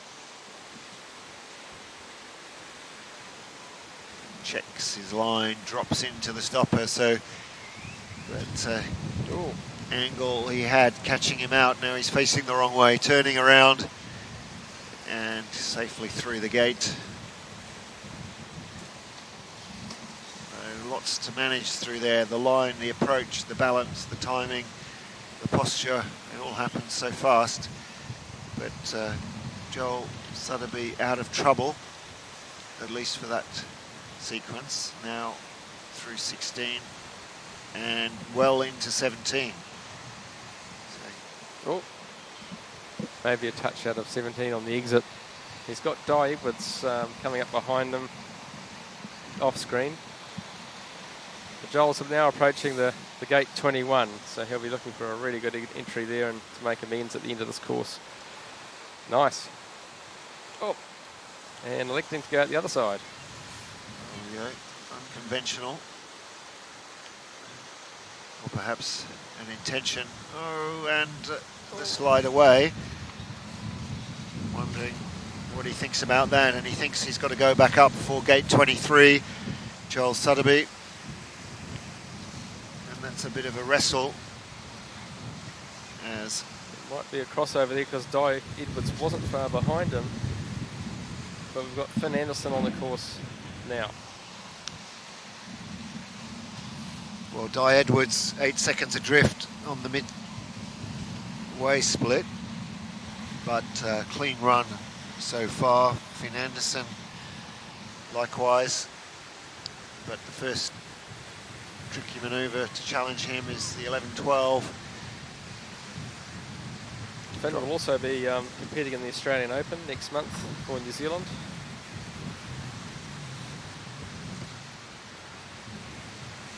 Having done the C1 earlier, if I'm not mistaken. He's got a couple of runs already on this course, so familiarity perhaps, but also fatigue could be playing its part. Anderson, though, with a good cross, and just clipping 18. Yet to see our first clean run in the men's kayak heats as Di Edwards 1:24.09 finishes in 11th position at this stage. Anderson carrying a couple of penalties. Now fighting through 23:24. That's a good line, and he benefits from that jump to turn on the speed. He's not going to take the lead, but he's going to move perhaps into the top three. 1:11.09 is good enough for third. Sean Higgins is underway.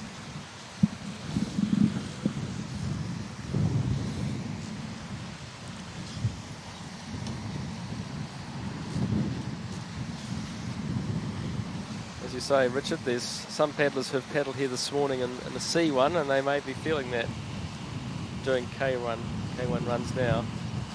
Well, they've got to switch craft. Some things are easier in the C1 and vice versa. Some of the jumps into the eddies, the paddlers that double up say, oh, I can do that better in my canoe than I can in my kayak because I don't have the weight of my legs out in front. They've got a wider boat and they can get that lift and drop in. So perhaps gate 22 would be an example of that, or gate 3 at the top of the course. But here Sean's going to want to quickly make amends on that gate. He'll be going, I should do better than that. I know this course like the back of my hand. He dropped low in 12. And I remember him more as a C1 than as a K1, and he's 20 seconds adrift on the split. Or more than that. Won't like me saying that. Meanwhile, Robert Januszewski, who was off our screen, 99.99. Including 4 seconds of penalties, is the new leader, and he's some 5 seconds ahead of Callum Gibbs. So Robert Januszewski from Australia, and penalties on 22.23, he'll be cursing about that. 95.99 the raw time, and in the under 23 category, the Australian has opened up the scoreboard. So Sean Higgins now completing a run, which and a couple of moments. And now we've got Jack Egan out of the blocks. Ahead of him on course is Mikkel Uhl. Yes, Uhl 8.8 down on the midpoint. That midpoint now set on the score of Januszewski from Australia. Jack Egan. Well, here he comes. He's had a good, clean run by the look of it. I like that line, Jeff. 7 to 8, very smooth and fluent. The boat gliding. Oh yes. Well, of course, he has been down this in a K1 already, so he's familiar with what to do in a different boat, you could say. Absolutely, but good early start. Now costing him. He was a little bit low in 12. He's clipped a pole slightly offline, 15-16. Now getting the run back on track, and he's in high on 17. Tight on the inside pole. Feeling his way across, goes to the outside for the sweep. Good recovery from those last few gates. He was looking like he needed to get some balance back. So Jack Egan chasing down 99.99. I think it was the wind, but I'm not a judge. But he's going, okay, this outside sweep business, I'm not so familiar with it, but I'll give it a second go on gate 22. Egan losing a little more time on that final upstream gate. He won't break the 100, and he, in fact, will move. In the starting blocks, we have Hugh Canham. 1:12.67 for Jack Egan. That's 6th position. Meanwhile, we saw Michael Uhl. He's into 3rd. Uhl with a time of 1:07.22. 1:07.22 for Michael Uhl, I should say. And Hugh Canham's stomping down the course. It's hard to believe, Richard, that Hugh was in intensive care for a week only in November and has made a fantastic comeback since that week in hospital. Well, no sign of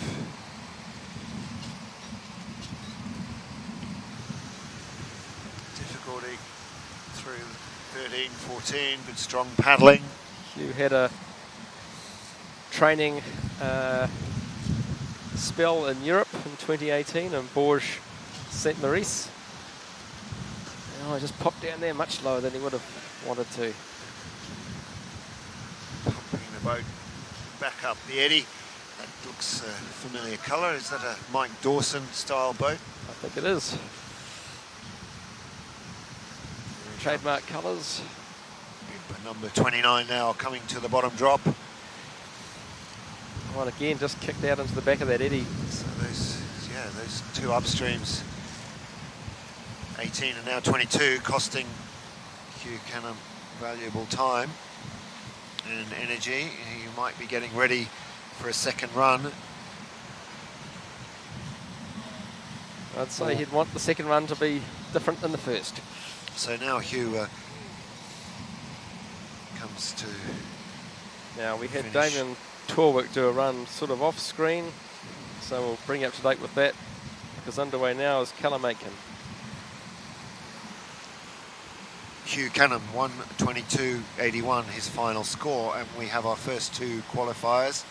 So remember, 30 boats go through from this first run. Robert Januszewski is the first, 99.99, and Callum Gibb also qualified, so they can take an early shower and have the rest of the afternoon off and come back for the demonstration runs on the new course. They will be set for the semi-finals or do whatever they choose. And So Callum's working full-time as an arborist in Tauranga. Has done for 3 years, and he travels most weekends from Tauranga to Auckland for training. He's competed at the Junior Under-23 World Champs twice now as a junior and once as an Under-23. His best result there was 24th as a junior. Callum was 5th at the Nationals last year.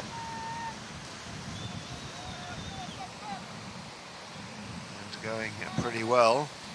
Meanwhile, off our screen, but at the top of the course, the seasoned campaigner Warwick Draper, wearing bib number 26. He'll be following Callum Aitken through to the finish. Aitken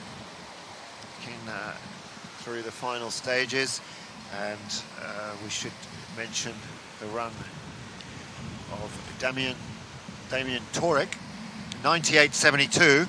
That's the new lead, 98.72. So Torek qualifies, and also Callum Aitken now 97.50. So that's 3 New Zealanders and 1 Australian qualified for the semi-final. And we expect Warwick Draper 5 seconds up at the intermediate time to do the same. Tristan Carter now at the top. Over to you, Jeff. Thanks, Richard. Yes, the qualification is a big part of this as well. As you say, some can have an early stop, others are putting a lot on their second run. There's a number of results that can come from this Oceania competition this weekend. Some handy paddling from Warwick Draper, 90.91. That is clearly well into the lead, 90.91. He's 6 seconds up on Callum Aitken, and Warwick Draper is qualified. Tristan Carter on course, 5 seconds adrift of Draper's split time, but that's still on course for qualification from this run. Carter has been down already in the canoe. He's looking pretty good in his kayak. Good lift and a jump in high. Good turn out of 22, sorry. A lot stronger now than he used to be. Tristan Carter powering away through to the finish. 90.91 the time to beat. He won't take the lead, but he might squeeze into second. Tristan Carter 95.39 and second position. So Australia 1 and 2 and New Zealand 3 and 4. We have 6 qualifiers so far. So on course we've got Sean Washer. He's just popped off our screens, but he's on the course. Hasn't had a haircut for 14 months apparently. This last year's haircut altogether, I think. But now we've got Jared Williams. Jared Williams, number 23. Well, we won't talk about haircuts. If I didn't have a haircut for 14 months, you wouldn't notice the difference anyway. But we won't dwell on that. Sean Washer and Jared Williams. So 2 young New Zealanders on course. Jared Williams in the under-18 category. Sean Washer in the under-23. Jared's goals for this year is to make the MPS squad and the junior team and compete next year at the Junior World Championships at Victor Wero 2021. His next race will be competing in the Australian Open in February for New Zealand. Jared Williams is in our New Zealand development squad, has been since 2019, and he's made percentage at the New Zealand Open. He's competed internationally at the 2019 Australian Open and Oceania Championships. And he's going pretty well, Jared Williams. Long arms, deceptive style. Well, Jared was first in K1 men and 5th in C1 men at the 2019 Bay of Plenty Championships. And he's really grown as a paddler. Well, he's going to have to fight hard. He's picked up a couple of penalties and lost a little bit of time through the top half. And the time he's looking to beat is within reach to qualify off this run. And 105.26 is enough to put him into the qualifiers. So he goes into 6th position. So good work there from young Jared Williams of New Zealand. Aidan O'Callaghan from Australia on course. And we are going to pick up number 21, Oliver Puchner, on our screens. So Draper leads, Carter second, Aitken third. There's Puchner. Watch Oliver's time, because he was C1 this morning. K1 could be another ball game. Oh, another paddle game. What did he do in his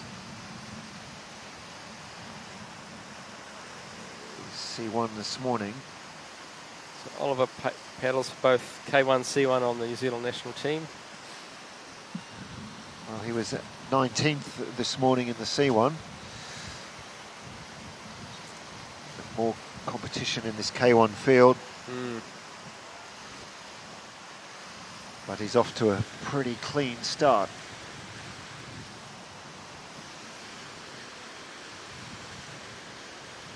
Oliver's based in the Bay of Plenty and won the J16 Cup in Europe in 2019. Might be a different boat than I've seen him in before. And executes 17 and 18 with a plomb. Just looking at his intermediate time and a couple of penalties, he's going to have to fight hard. And he pulls the turn on 22, clips the outside pole. Still plenty of power in the arms of this young paddler. You're looking to get some valuable time somehow. So Puchner sprinting through to the finish. It's enough to qualify. 108.37 for Oliver Puchner of New Zealand into 10th position. Aidan O'Callaghan in 6th. He's qualified. And we've got Pitt Roher on the course. So Switzerland on a course. And Pitt's an under 18.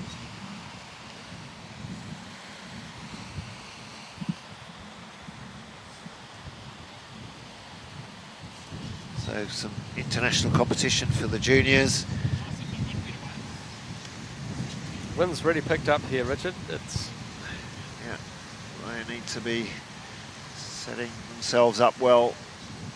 Space off the poles. That's a good cross into gate 12 for Wero. I mean, we love having the internationals come and spend their summer in New Zealand. We get a good selection of rivers, and it's probably ideal as a place to come where you can move pretty freely. A lot of good river access. So clean work from the Swiss so far. And he's on track for that early qualification for the semi-final. The jump pushed away a little bit on gate 22. But a clean sheet. Swiss precision. At least caution, I'd say. He's been careful most of the way down. Good work from the Swiss junior now, chasing hard. He's going to move into the top few boats. And Callan Grady on start, ready to go for Australia. So Wero goes 6th. He's 10 seconds off the lead, held by Warwick Draper. But he has qualified.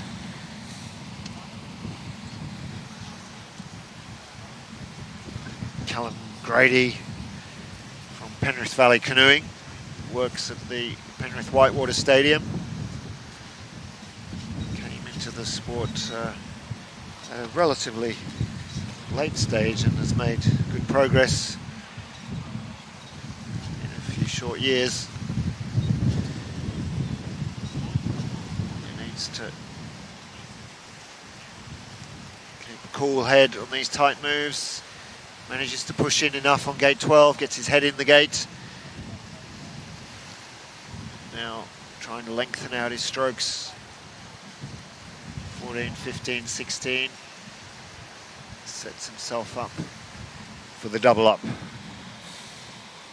It's a good line.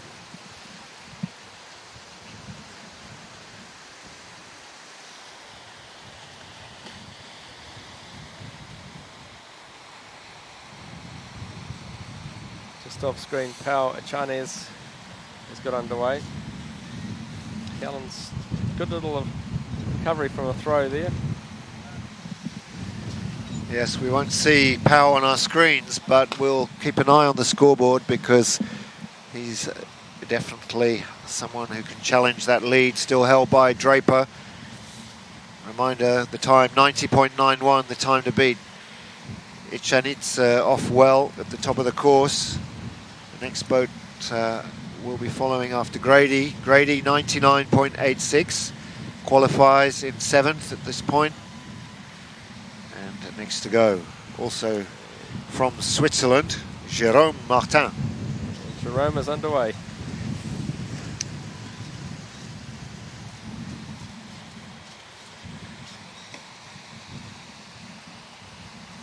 Well, the Swiss team training here this summer. It's good to see. Definitely warmer weather here. Ichanit's ahead of him on the course, was 2 seconds adrift on the split, and he's picked up a penalty on 17, so he's going to be hard put to beat the lead held by Draper. He won't be far behind. 93.46 for the Spaniard puts him second, so Draper leads. Ichanit's from Spain in second. Tristan Carter, Australia, in the third. Jérôme Martin 6 seconds down on the midway split.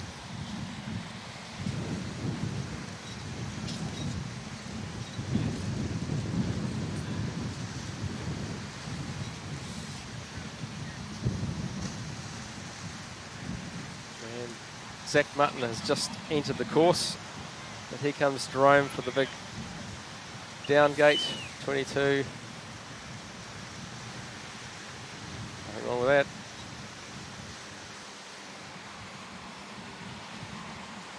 Well, he held on well on that exit from 22. The arms quivering with the fatigue. 6-second deficit at the halfway. What's it going to be at the finish?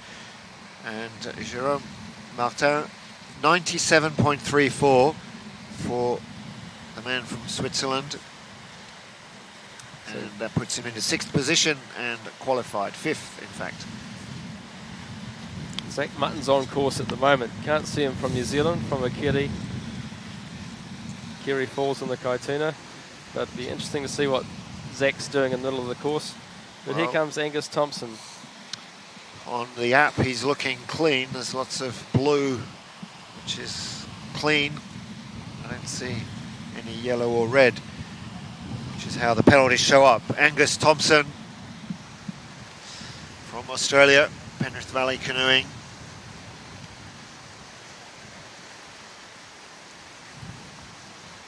Very fast start. Turns on a dime around the inside pole of gate 8. Can he maintain this intensity? Super high on 12. Now going to settle into a rhythm through this middle section.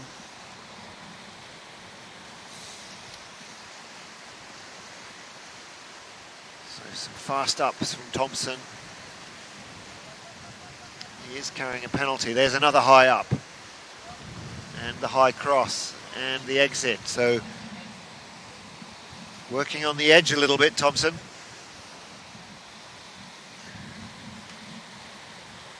Zach Mutton has taken the lead in 89.44. He was slightly down on the top, but clearly a good finish for Zach Mutton from New Zealand. So he leads. Mutton leads ahead of Draper. Ixtanitz of Spain in 3rd. Tristan Carter now 4th. And next to finish will be Thompson, but the judges didn't like his move. We saw him tight on a lot of those ups, but it finally caught up with him on gate 18. And there's a 50-second penalty for the Australian and a second run. Jack No Danton. doubt. That's close call. And Jack Danjon's underway. Big Jack Danjon, dressed in black, black boat, black paddles, black helmet, and good speed on the top from Danjon. Meanwhile, Unai Navasquez of Spain, despite penalties, a fast split time. Watched him in training. He's very crisp, precise, very technical paddler, but perhaps that split a little bit off. There were 4 seconds of penalties. 96.56 for the Spaniard. He goes 6th. George Snook from New Zealand is in 5th, also qualified. 95.55. So New Zealand leading, and they also have qualifiers in George Snook, in Aitken, who's in 8th, Torek in 9th, Williams in 14th, Gibb in 15th, Bull in 16th, Puchner 17th, O'Connor Stratton 18th. Jack Danjon's time will be interesting to watch. Well, let's track him down. As he has smoked that. Come on, Jack, he was up on the split, 1.66. He's going to go sub 90. As Zach Mutton did, and Danjon goes better, 85.02. So, in fact, he increased his advantage. But we're into the big guns, really. I mean, that's a great run from Jack Danjon, 85.02. He's 4 seconds ahead of Zach Mutton, so that's clearly a good benchmark for the rest of the field. Ben Pope, Telmo Olazabal, Finn Butcher, the next to go. Here comes Temlo.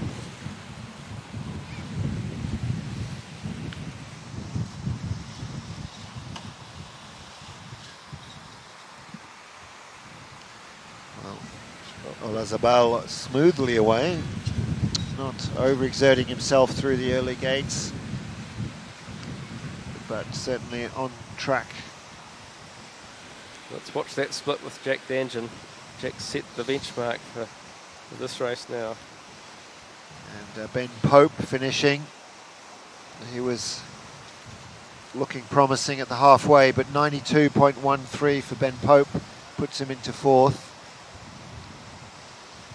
Ben Pope from Australia, fourth position. Olazabal going well. He's a little adrift though. If we take the split time as a measure, here we go, 16-17. Olazabal sweeps around 17. Good line. Checks on 18. So one good paddler after another. Finn Butcher has just left the start. Then it's Callum Gilbert.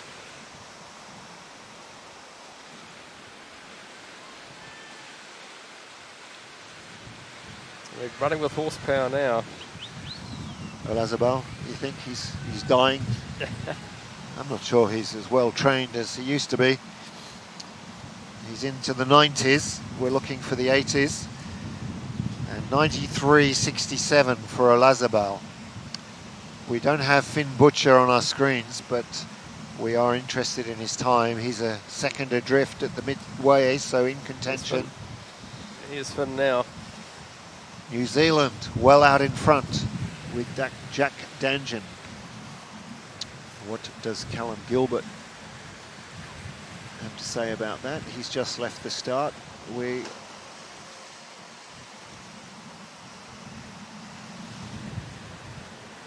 Right, here's Callum. He's underway now. And Butcher won't be happy. The judges have chopped him a 50 on gate 13. Right, that won't be a good day. And I was just distracted by the speed of Callum leaving in real life in front of my screen on the river, but he is going to be chasing down that Jack Danjan time. Look at that smooth flow into gate 12 from Callum Gilbert. He's done that 100 times. Now, little check. Inside stroke, sweeps out of 17. I don't have an intermediate split for Gilbert, but I think he'll be in contention at this point. It'll be about the quality of his finish. Good speed down towards the drop. Very high into 22 for Gilbert and away. A swift turn. Drifts a little for 23. That's costly. Still out wide. So he's paid the price. And 87.7 the raw time for Butcher, plus a 50. That's pushed him back for a second run. 86.66 for Callum Gilbert, but I think there's a penalty to come on gate 23, but certainly. Well, you can see Timothy Anderson ready to get underway at the start. Qualification, yes. Ahead of him on start is, sorry, ahead of him on the course is Samuel Hernandez, who's out there. Sam Hernandez, yes, adrift on the split. So we're now into the last half dozen boats. Hernandez on course, yet to finish. Tim Anderson now on our screen. One of the flying Australians who's come a long way and closed the gap on Lucien Delfour, who's led the team for so long.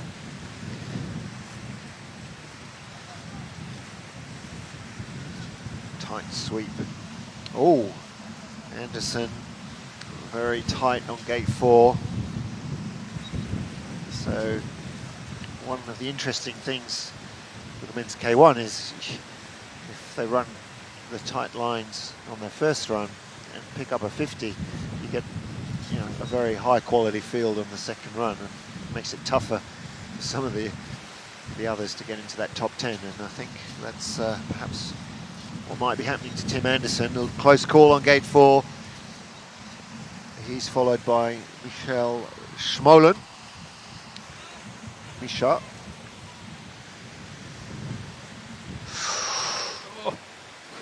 He's doing it again. He's doing it again.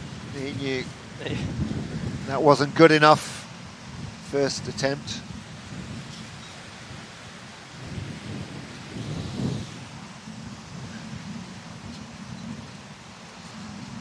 So Jack Danjan still leads. Callum Gilbert in second. Zach Mutton in third. So it's a New Zealand story. But here comes Michael Schmolen. He'll be chasing that down. Schmolen. 3 seconds adrift at the halfway mark, but still to come. Now, Daniel Watkins is off start for Australia. The powerhouse from Tasmania, Dan Watkins. So familiar paddling from Watkins, very tight, so we'll need to take account of this wind. But look at the power and the speed, very fast. Found that sweet line from 7 to 8. Chris paddling through the staggers. A superb floating line into 12.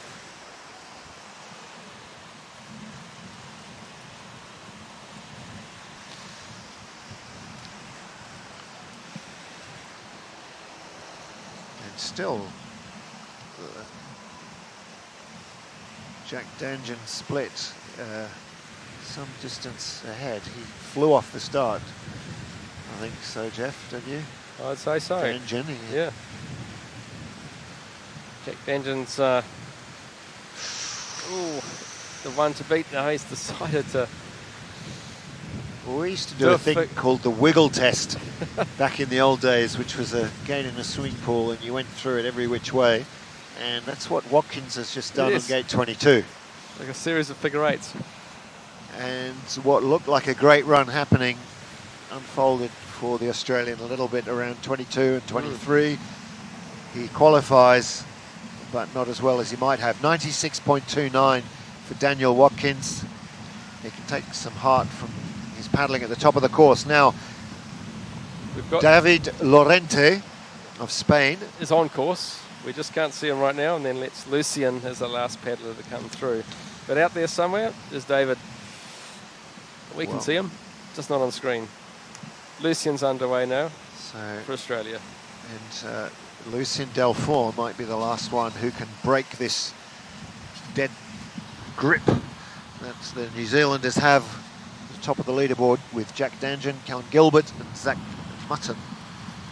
So if anyone can do it, Lucien Delfour can. He's got experience, technique, and a good vision. Let's see how he does here, 12.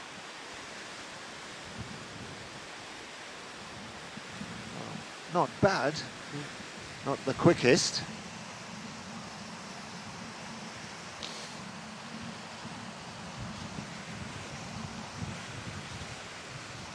How's that split looking, Richard? Well, the raw time's looking good, but I do see a red flag on my screen for gate 6.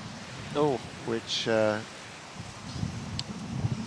won't please the Australian at all. He's fast and he's finishing off well, but he's judged to have taken a 50 on gate 6, so that's going to set him back. His score otherwise good, and so there we have it. Jack Danjan will lead the field into the semi-final. So 86.53 the raw time for Delfour, but a 50-second penalty on gate 6 pushes him into a 41st. So the second run is going to be uncomfortable for some, but they have to do it. So 1, 2, 3, New Zealand. 1, 2, 3, indeed, it is. And Michael Schmolen on 4th, and Warwick Draper, 5th, first Australian. Absolutely, so a runaway pair at the top, Jack Danjan, Callum Gilbert, great runs from those two. 3 Kiwis in the 80s. Absolutely, it's good to see. And they came out all guns blazing. Let's hope they do it again in the semi-finals on Sunday. That's where they're headed next. Schmolen, we expected to be up there. Good run from Warwick Draper in 5th.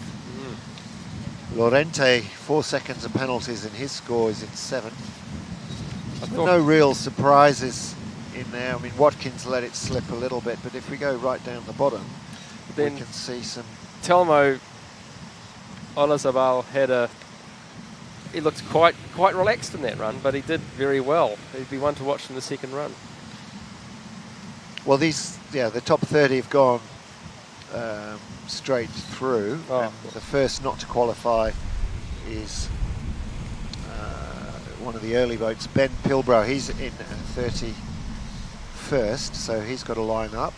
And from 31st to 50th, so those 20 boats will line up again, and 10 boats will then go through from the semi-final. But in that second run, we've got Tim Anderson, Angus Thompson, Finn Butcher, Lucien Delfour, and the 50s for Finn Butcher and Lucien, yes.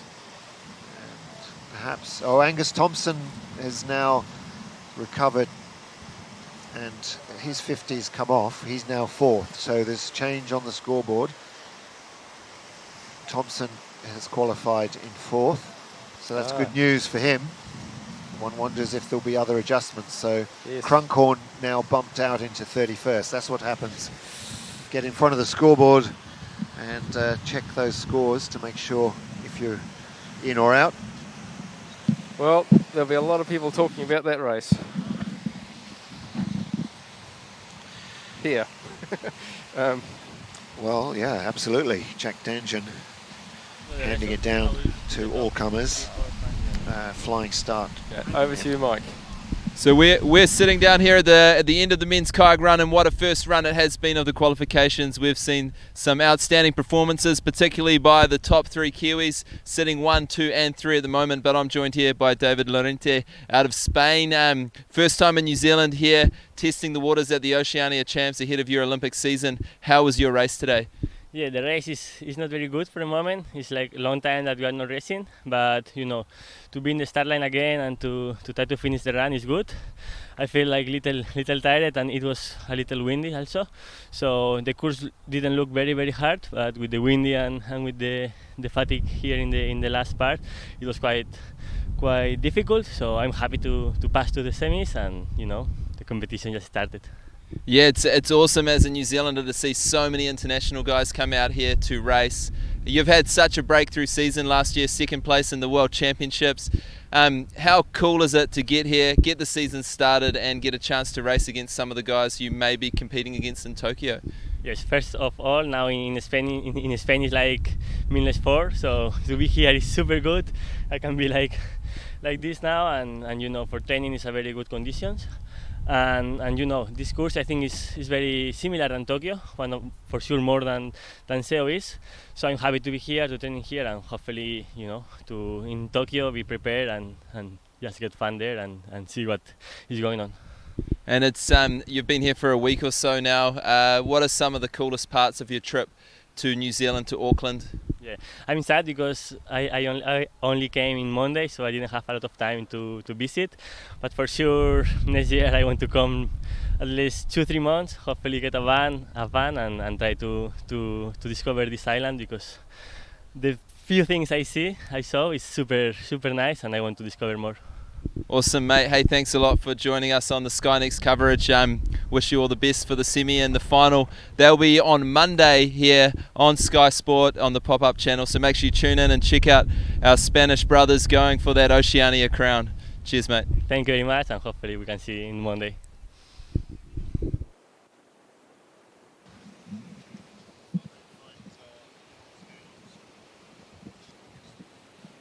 And thanks, Mike. Well, that was a very exciting men's race. Jack Danjan, outstanding effort. We're very excited here on commentary watching those splits. And there's been quite a bit of discussion around some surprising big penalties there amongst the field. And 1, 2, 3 New Zealand. The wind has really picked up here, and we were watching a lot of poles moving. during the racing, so that's something which everybody will be watching out for. So.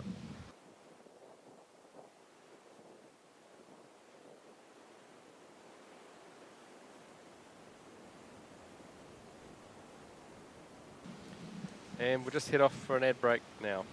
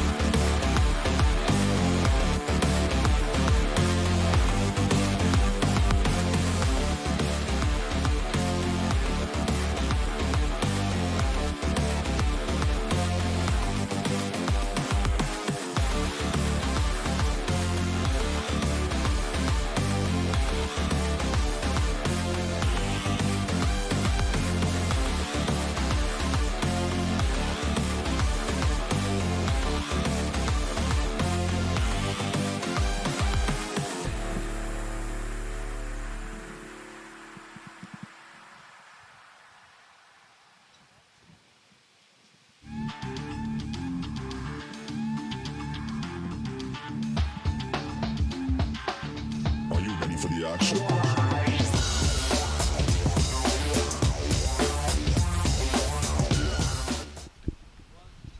So we're here just at the end of the men's K1 qualifications. I'm talking to Callum Gilbert. Mate, awesome run out there today. You pretty happy with your performance? Yeah, definitely. You know, there's a lot of nerves this weekend, and you just try and stay calm and be confident. And I was really happy with the feeling of the run, and everything sort of felt pretty good. A couple of little mistakes to fix, but really nice to get a good solid run to start. Yeah, it's been awesome from the bank to see you and the other Kiwi boys just step it up, and after a strong season last year and obviously a good winter, to be here racing at home. How cool is it to get the chance to race against some of the world's best at home on your own course?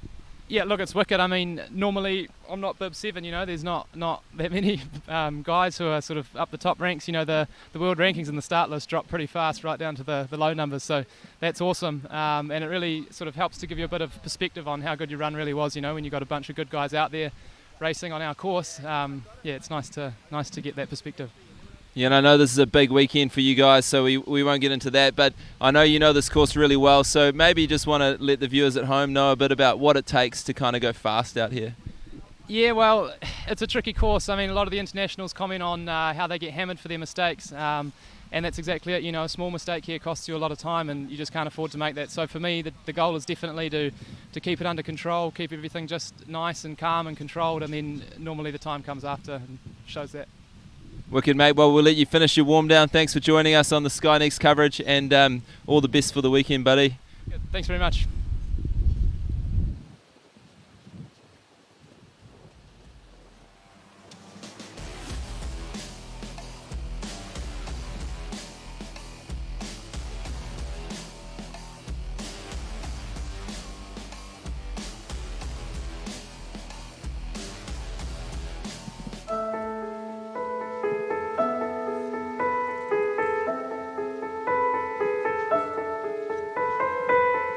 Kia ora, my name is Jane Nicholas and I represent the Cook Islands in Canoe Slalom. I followed my brother's footsteps and he went to a meeting at high school or college, decided he liked the look of the sport, and my sister and I, after watching him on the riverbank and following him around his races, we decided to try ourselves, and we were okay at it, so we decided to keep going. I spent the last 10 years paddling for New Zealand. It wasn't an easy decision for me to switch to the Cook Islands, but I had very tough competition with Luca Jones, who was the Olympic silver medalist in Rio in 2016, and as there's only one spot at the Olympics, I decided to increase my chances of going by switching to the Cook Islands. And my brother and sister have actually already represented the Cook Islands at the Olympics. My sister in London and in Rio, and my brother just in Rio. So when I switched countries to the Cook Islands, at this time my sister is not really training anymore. She's focusing on her career, so she is a doctor as well as my brother and me as well. And she's not really training, so it kind of left the opportunity open for me to be able to go. At this point I decided to quit my job, and they were very supportive of me, and together we made the decision that it's a good time for me to quit my work in medicine to focus on competing in slalom and working towards the Olympics. My plan is not to go back to work until after the Games, so I'll be able to focus 100% on training. For me, coming to these races is an incredible opportunity, not only for myself to test my skills and to practice my racing and performance, but also to learn from all of the other athletes. I think in slalom it's huge, it's always evolving, you're always watching everybody else, learning from everybody else, and being able to see those top girls and what they're doing, and then I use that to look back at myself, work with my coach to see where I can improve to make up some time.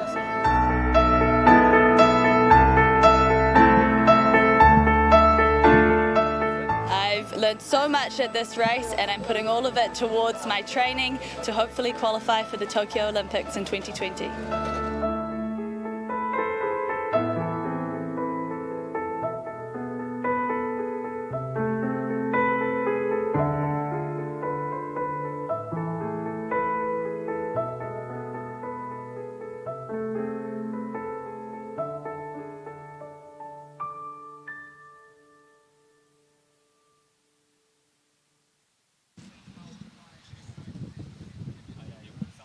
I know.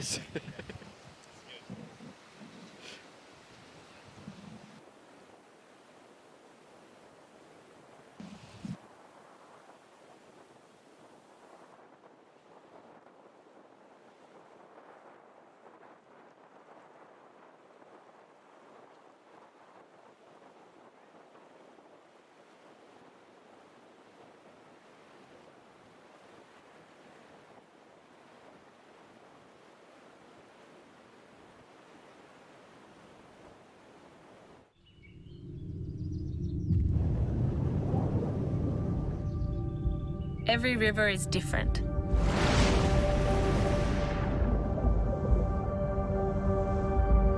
Every race is different.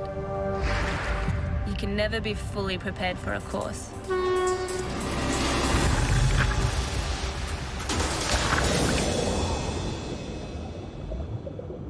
Always respect the river. If you fight against the water, you will lose.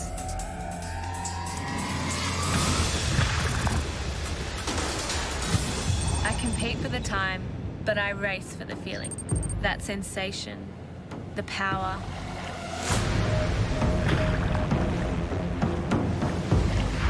It takes my whole body to turn through a gate, starting at my feet, through my core, to my arms.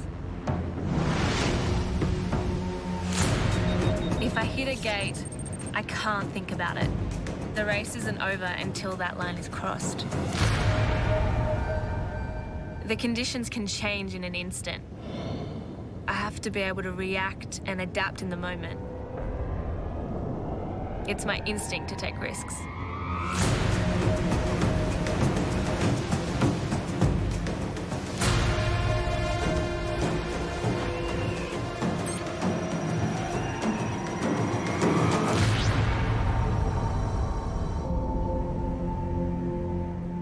I'm always striving for that perfect run. I'll always chase that feeling.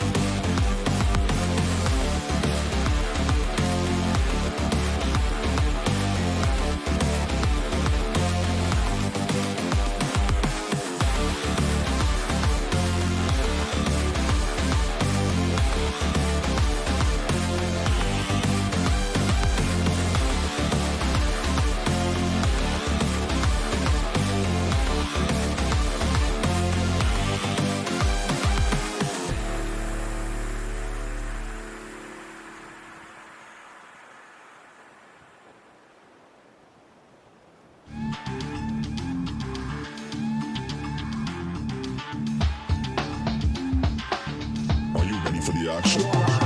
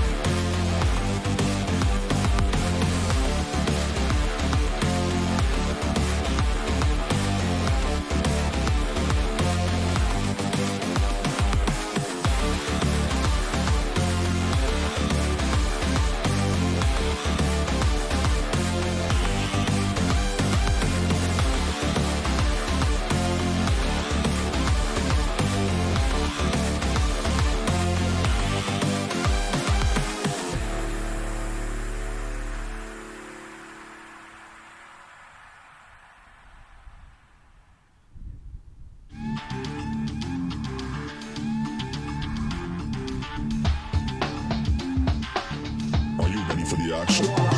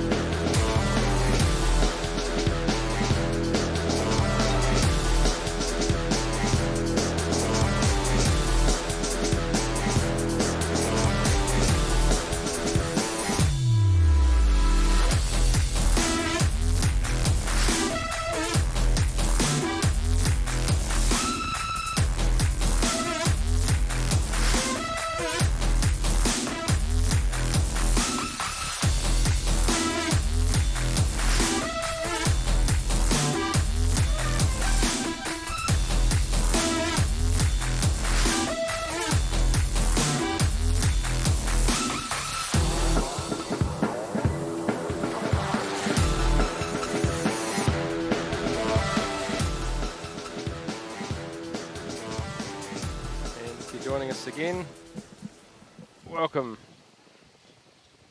back to Wero. Victor Wero Water Park in Auckland. We've got a paddler 68 in the starting blocks. It's Kalia Colwick. Kalia's from the Bay of Plenty.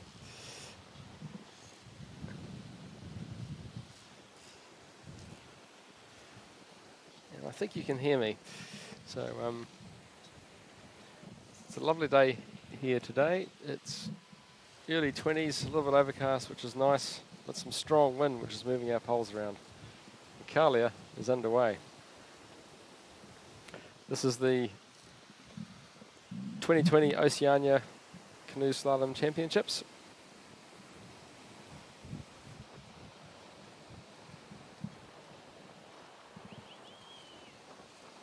Oceania those early gates well.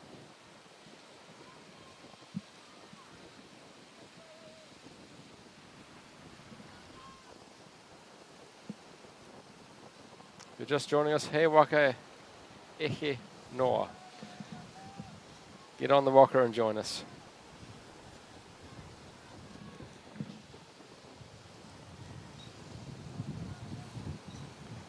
Carly's come up to the tricky 12 gate. Dropped a little bit lower down into the eddy, but she's come back with a good line.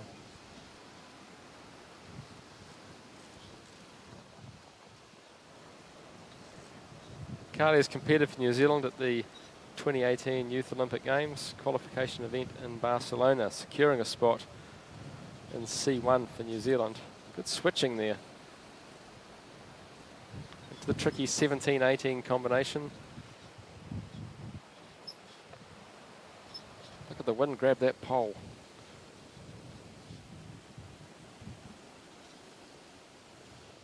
Carly has competed in for New Zealand at the 2018 Youth Olympics Games in Buenos Aires, finishing 7th in the canoe obstacle slalom.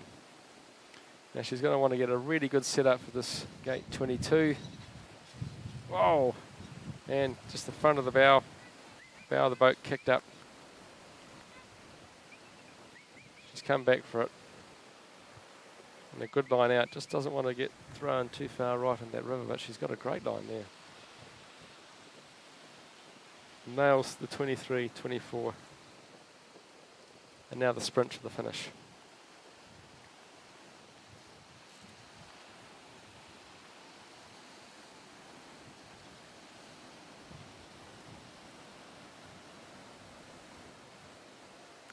And I've got a provisional time showing 10 penalties, but a time of 1:46.24. Kalia Colwick. I don't believe we have the other two paddlers.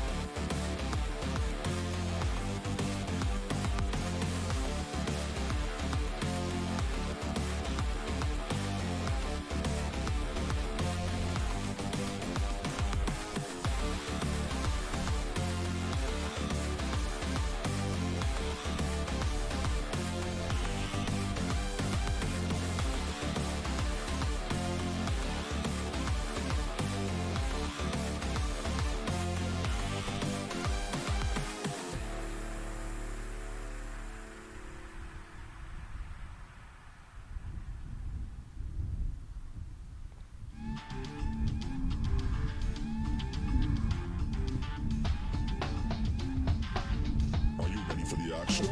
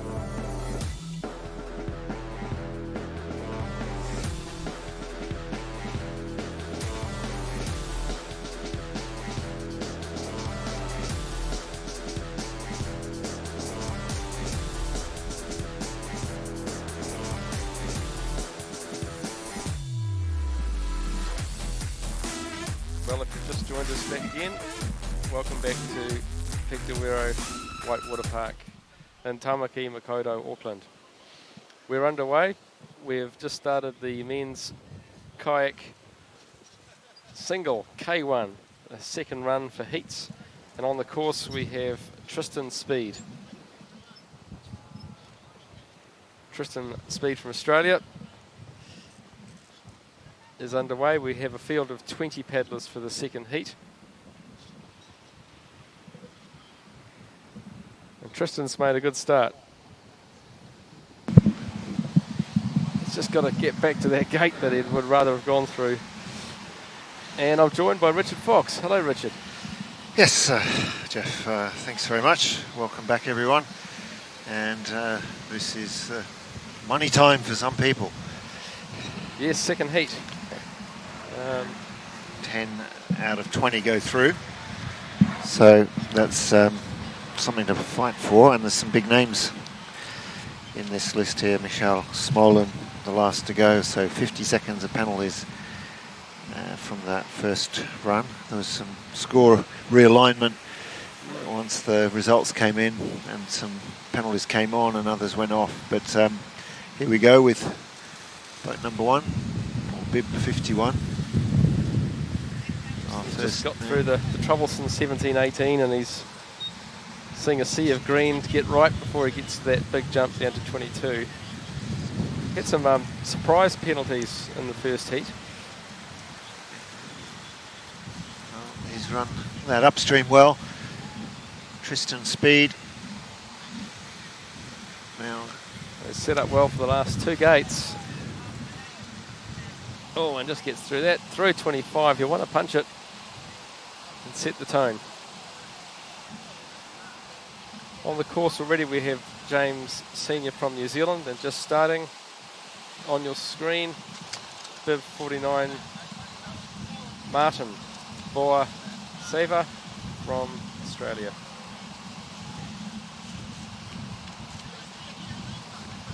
.122.81 is the time for Tristan Speed. That's a clean run, which is good work on his behalf. Just checking his first run score. He had 10 seconds of penalties on his first run, so he's made a good, significant improvement there. So well done to Tristan Speed. 122.81 clean. Well done, good clean run. Although I think his raw time on the first run was 110, so actually, yeah, not as quick, but certainly in this wind, in these conditions, on this course, a clean run, something to be valued. There's a lot of nature out there today. The wind has really picked up. We actually, at times, having to hold onto our monitor to stop it flopping off the desk, and it's knocking those poles around. And some of the athletes that rely on a style of paddling that takes them close to the poles, tight lines, find themselves having to adjust. Martin's coming down to that drop for 22.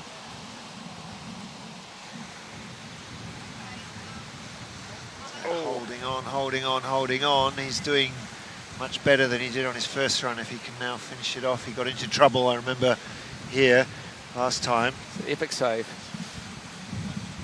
And good work from gate 25. He'll be Martin Boacheva. I think he'll be pretty happy with that. I mean, he's got some penalties, 6 seconds of penalties on his score, but compared to his first run, it's a good effort, worth the journey from Penrith Valley. So we had a glimpse of Benjamin McManus, but he's just down the course further now. We've got Ashton Blair from the Bay of Plenty. Ashton's now going through the top of the course. Benjamin's probably just about to do a split. So we'll find out how he's doing. So 129.49 for Martin Boacheva. Tristan Speed still leads with his 122.81, and Ben McManus now coming to the finish 105.82, and that puts him well into the lead. 105.82 for Ben McManus from Australia. That's the way. That sets the tone. Ashton wanted to do better on his first run, so there's a lot on this one. He wants to make amends, I'd imagine. And yes, McManus 122 on his first run, so good improvement from the Australian, puts him into the lead, but of course still a long way to go. The better boat starting at the end.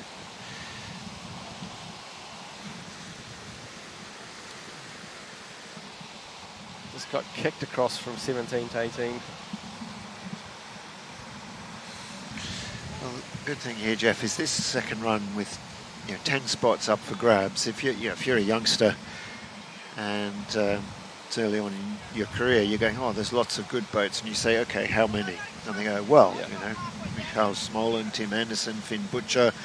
You go, yeah, and it's a good challenge. It's a good test. Yes. You've got to put down a second run that's an improvement on your first, and to make it through to that cut, and that's it's a good rehearsal for the way the sport works. And that's right. And here comes Jacob Guccione. Jacob's really lifted in fitness in my observations over the past sort of just year or so. A lot of training and a really good program in Tauranga. And as you say, Richard, these paddlers, these are young guys. But you know, they're in the pool preparing for start, right alongside Olympians, and you know, they're role models. So some adjustments to those scores. Ben McManus, there's another penalty come onto him. His score 107.82, but he still leads by quite a margin from Tristan Speed. And Ashton Blair, unfortunately, collected a fairly good score. Would look better in the cricket than in slalom. 106 in penalties, 231.15 for Ashton Blair. Shame they're not points in a different way. Ben Pilbrook, who was just outside the qualifying, the cut-off of the top 30, sorry. He was 32nd. He'll be disappointed, I think, with his score on the second run. His first run was 119.52. Jacob got a good line into 22 and a good line out. And he's stayed in a good place in the river. Bill Brow's second run, 129. So some ups and downs on the scoreboard. Guccione a fair way down on the halfway split, but keeping the section, or the middle section, fairly clean and finishing 127.47. So McManus leads, Speed second, Guccione now third, and we pick up. Nicholas Collier is on the course. Yes, number 42. Fairly energetic start from Collier.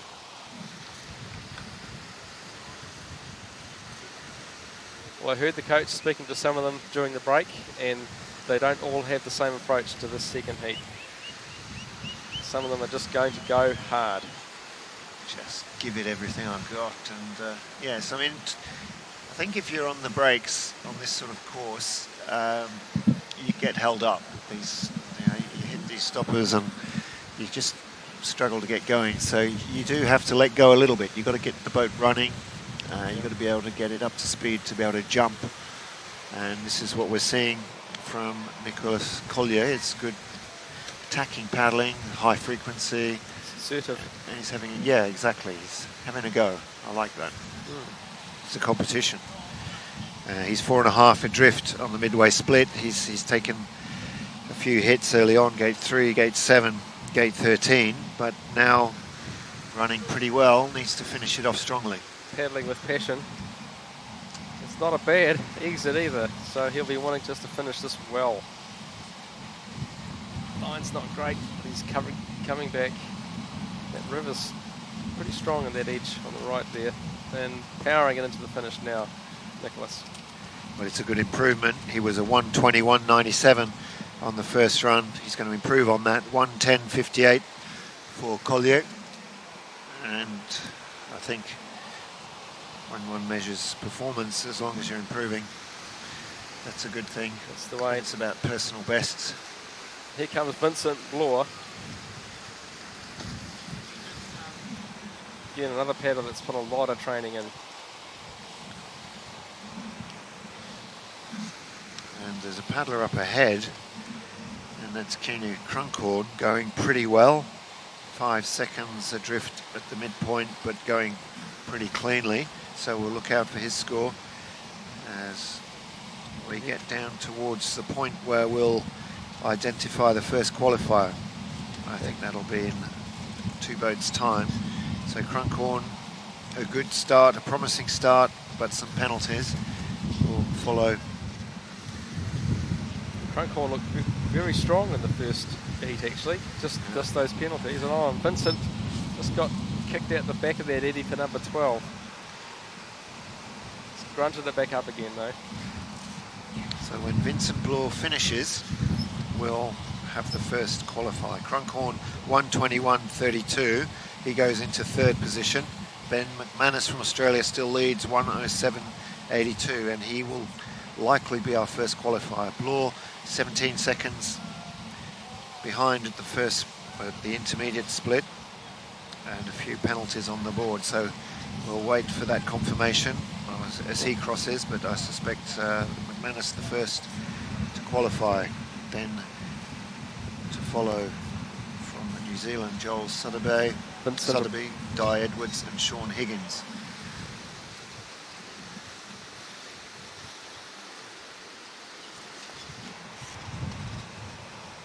Vincent coming into the end of his run, he has picked up quite a few penalties. And he's being chased down by Joel Sotheby, who's off our screen at present. But here comes Vincent for the end of his run.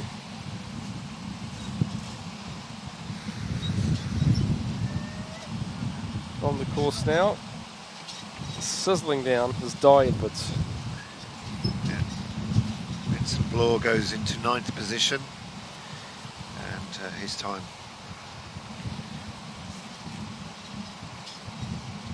is a 1:35.04. Ben McManus of Australia is the first to qualify from this round, 1:07.82. Next in line, Nicholas Collier. He's waiting, and so it'll be man against man. Oh, what's Di? Here on. Di will go through this gate at one point. He's had 3 goes at it. That pole just was chasing his back. And that's the wind at play a bit as well. So Di Edwards at gate 12, fighting his way in, resigning himself a little bit to that low upstream, but Sotheby, Joel Sotheby next to finish, and 1:28.11 means that Nicholas Collier is qualified. So Sotheby goes into 6th position, and we'll wait. Crunkhorn the next to go. So it's Crunkhorn versus Di Edwards, and I think Edwards is left to... No, Di's had a double 50 there. He's missed both 17 and 18. That's not what he wanted to happen. Not at all. So, a bit of experience, seasoned competitors. Di Edwards, Sean Higgins out there now in his own backyard. Kind of literally, actually. He's here every day. He's here every day. And Higgins hits a rough patch through the middle, gates 17 and 18, not looking pretty on the scoreboard. Here he comes. Sean's, ready to sweep across and get to 18 quite tightly, by the way. Oh, I think, no, they've come off, so it's Di Edwards that had the 50s. Di had a double 50 on 17, 18. Sean Higgins going clean through that section, so technology getting the better of itself. So Higgins can't beat watching it, got to beat the tech sometimes. Sean, be interesting to see if he did better than last run. I think that looks a little bit better. Crunkhorn has qualified, and Higgins pushing through 1:17.96 goes into the semi-final ahead of Crunkhorn. So McManus, Collier, Higgins and Crunkhorn, 2 from Australia, 2 from New Zealand. Here comes Hugh Canham again. He's chasing Lockie Aiken, who's off our screen. Lockie's ahead of him on the course. Hugh's in the classic Mike Dawson type boat. That's the boat that Hugh took to France for training. Maybe a little touch on 7.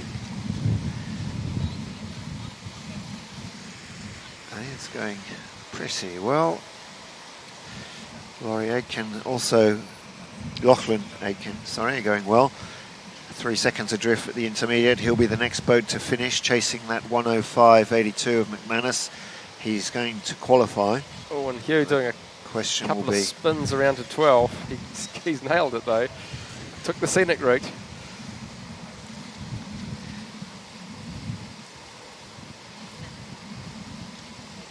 $1:19.33 for Aitken, a clean run. A slow finish, but enough to get him through to the semi-final. He's in 4th position. Next in line, our first boat down on this second run, it's Tristan Speed. He's hanging on.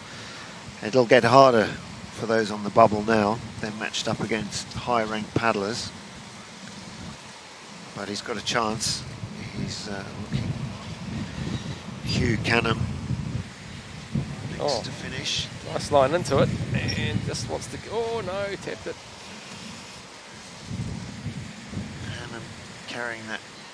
Canham carrying that early baggage of penalties. 1:21, his score slipping away, so Tristan Speed may get the bump up in to the semi-final, and he does. So One of the race cars, Finn Butcher's off the line, and he actually on the course has Sean Washer ahead of him. But watching Finn will be riled up about that 50. He does not want a repeat of that, and he wants to show us what he can do. Well, that's right. So Guccione, who's the next in line to qualify, now has to wait for Finn Butcher, Tim Anderson and Michael Smolin. That's quite a weight of hope and expectation. Sean Washer going well in terms of clean run so far up until 18. Butcher looking more like it. Fired up, no doubt.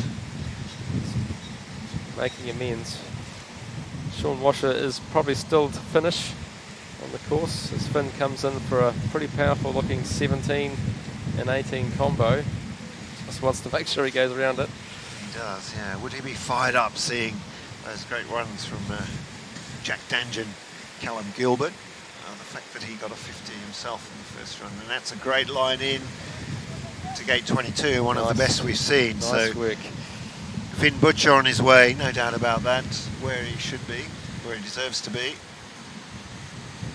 Ducking through the last gate, cut that a bit tight, but he's in the 80s at the moment. Will he finish inside under the 90 seconds? 88.40 from Finn Butcher, that's more like it. Well. That's what he wanted to do. On the course is Timothy Anderson. He's on and down, and we're just looking at Michael Smolin. Oh. Well, that's a tragedy. If it's true, a red flag on gate 6 for Anderson. As Smolin takes the start. We'll follow Smolin through.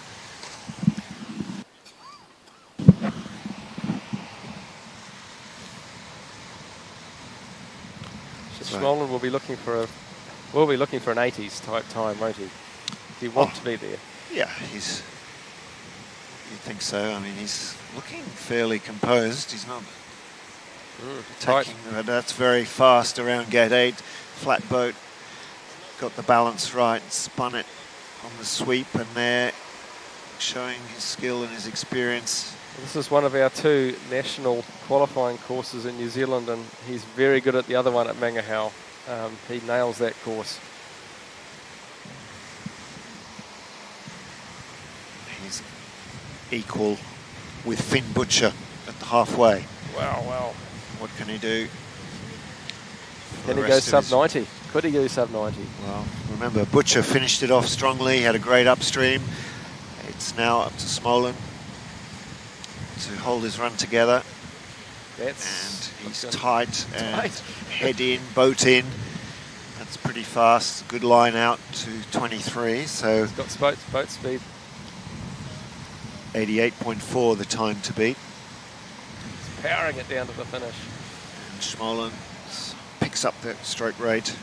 86.68. He does it. So Smolin takes out the second run and qualifies for the semi-final. Michael Smolin, 86.68, takes the win. Finn Butcher in second, 1.72 behind. A big jump then to Ben McManus in third. Nicholas Collier, New Zealand in fourth. Sean Higgins in fifth. And from New Zealand, Lachlan Aitken in sixth. Keanu Krunkhorn, seventh. Tristan Speed in eighth, and Jacob Guccione in ninth, and he's made it. He didn't the first time. Ben Pilbrow is the 10th qualifier. So there we have our... look at that difference between 10th and 11th. 10. Which is less than 2/10 of a second. Martin Buracheva is the unlucky number 11. Nothing in that.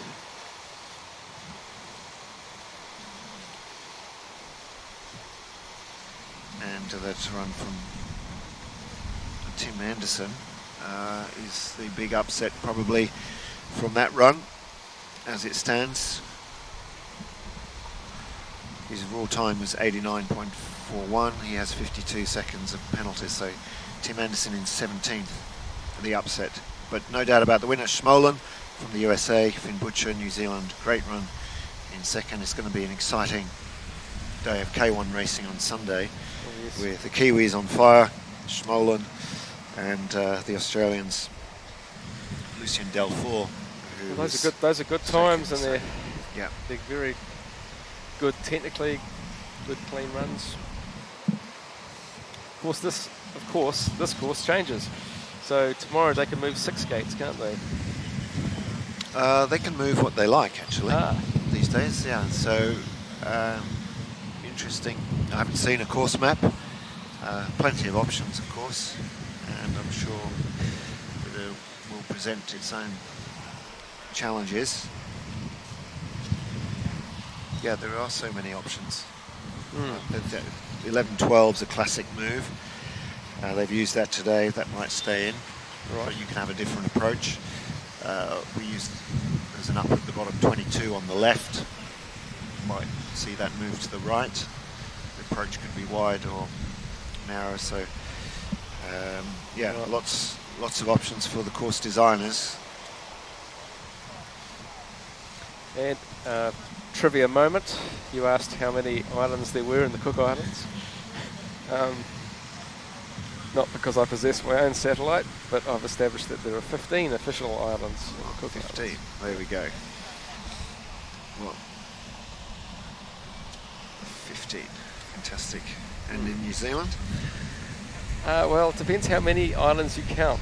I think our Department of Conservation looks after about 40 to 50 islands actually at a level of management, but there's actually more. So it depends how small you go. That's it. What's the difference between a big rock and an island? There must be, is it going to be at least a hectare, or you can be a... It's been an exam of some kind. Meters. Yeah, it is. You've got to have... certification or something. You've got to... Oh, that's good to know. So I think that's us done. Jeff, thanks very much. Thank you, Richard. It's been an absolute pleasure. Get out of this wind, and good luck to everyone racing. Well, come tomorrow and on Sunday. Come back tomorrow and Sunday. This is just the beginning. It's going to get even more exciting from here. If you've joined us online and got up late, thank you very much. Come back. Kia ora.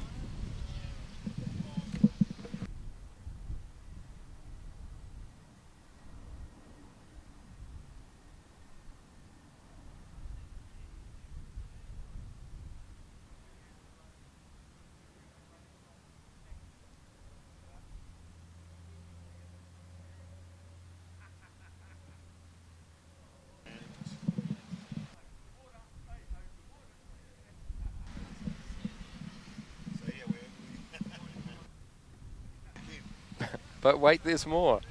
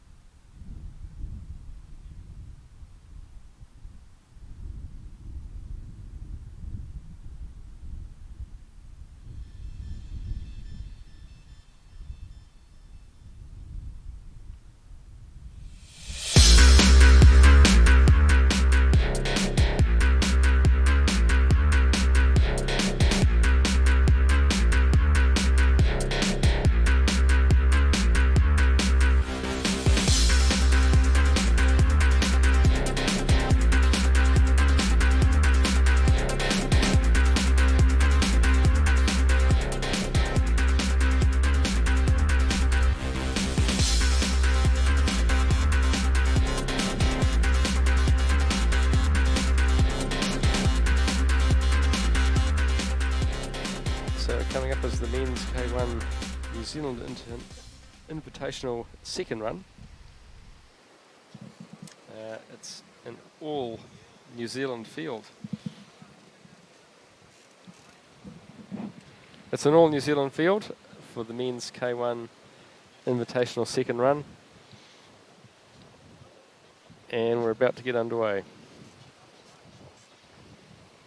Conditions at Wero, Victor Wero Whitewater Park are windy. And it has been a day of penalties. Those judges have been working hard. Well, penalties of every kind. And sometimes you think it's a touch, but actually that wind is just moving them around. So I'm joined by Richard Fox.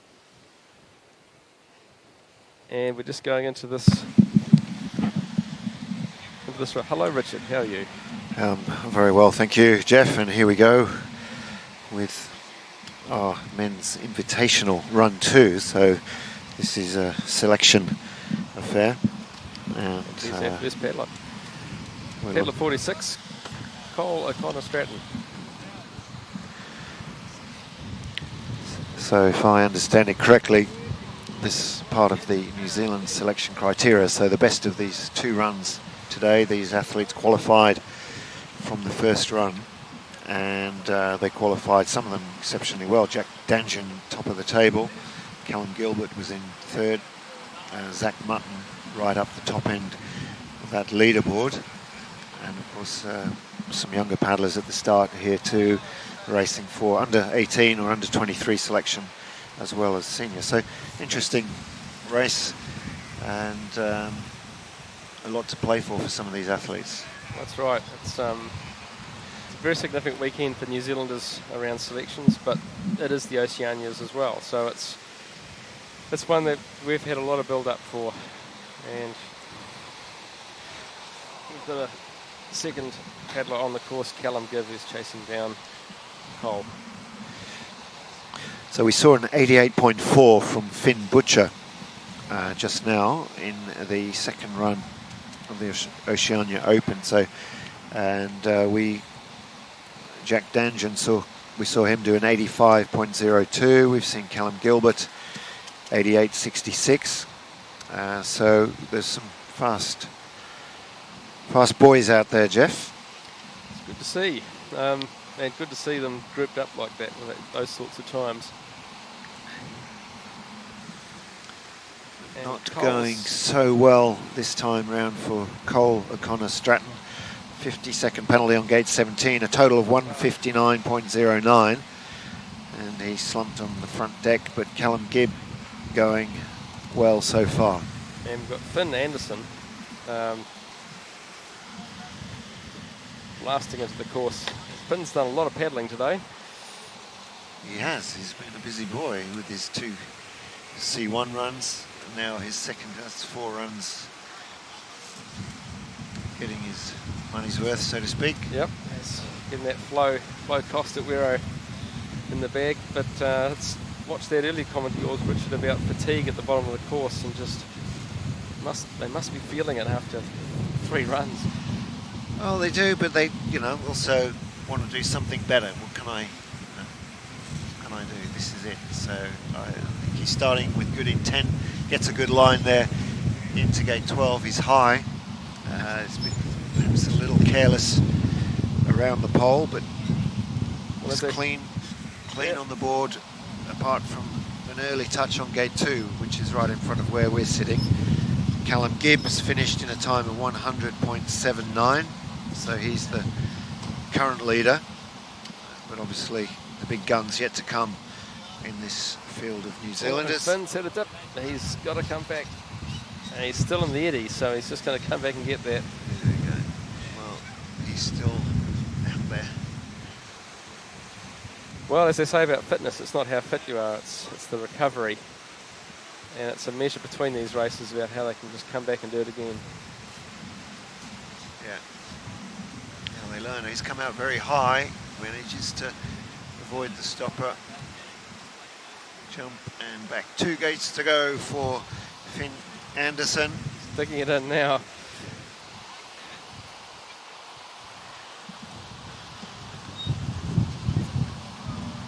Big strong finish from Finn.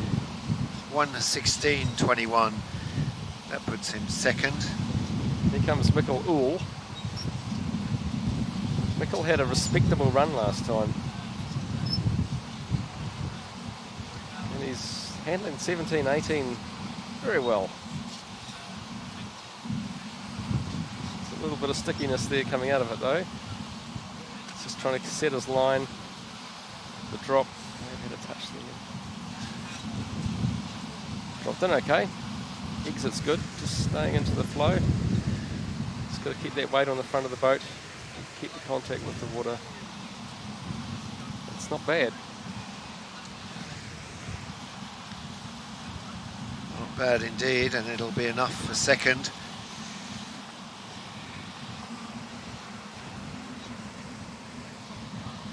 So Jack Egan, we're looking for Jack Egan.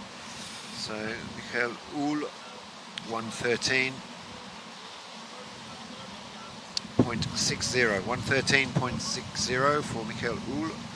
Into second, Callum Gibb still leads Finn Anderson in third. Now here's the paddler we didn't see on the screen in the last race. It's Damien Torwick, and it's worth a watch. Damien is a powerful paddler, a very committed Bay of Plenty paddler. He's pulled out some stunning performances in competition. Just seems to go up a level. Good purchase. Those paddle strokes, he's holding the water well, timing things, waiting, and that's paying off so far. Just an early touch. He's up on the split time. He's chasing time of Callum Gibb.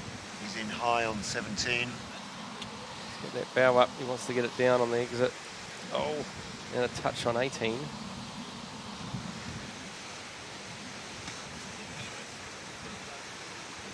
Callum Aiken's on the course, coming down behind him. So he's now carrying 4 seconds of penalties and a fight to the finish for Damien Torwick. There's the sprint. On goes the gas. And 100 and another touch. Gate 22 has popped up on the scoreboard. Callum Gibb 100.79. Torwick goes second, just 0.74 behind. So 101.53. The 6 seconds of penalties too costly. So Gibb hanging on. We're halfway through. Jared Williams is on the start blocks, just about to take off after some magic water in the face. And Jared's already an international. We competed in the 2019 Australian Open and Oceania Championships. Long list of domestic results, Bay of Plenty and in New Zealand. It's good work from Jared Williams. Under 18. Going for the junior team. Junior World Championships this year in Tuts in Slovenia. Great course, renowned for its steep drop at the start.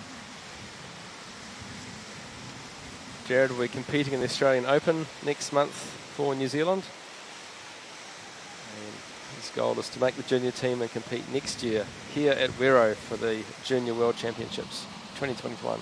Quick turn for Williams on gate 12, but a careless approach, but he's in touch. 1.54 down on the intermediate split. There's his entry into 17. And safely around gate 18. Williams in contention to take the lead if he can finish off well. So much still to come at the end of the course. Big jump. He's got to get the line out of here. Good for a great finish. Not go out to the right.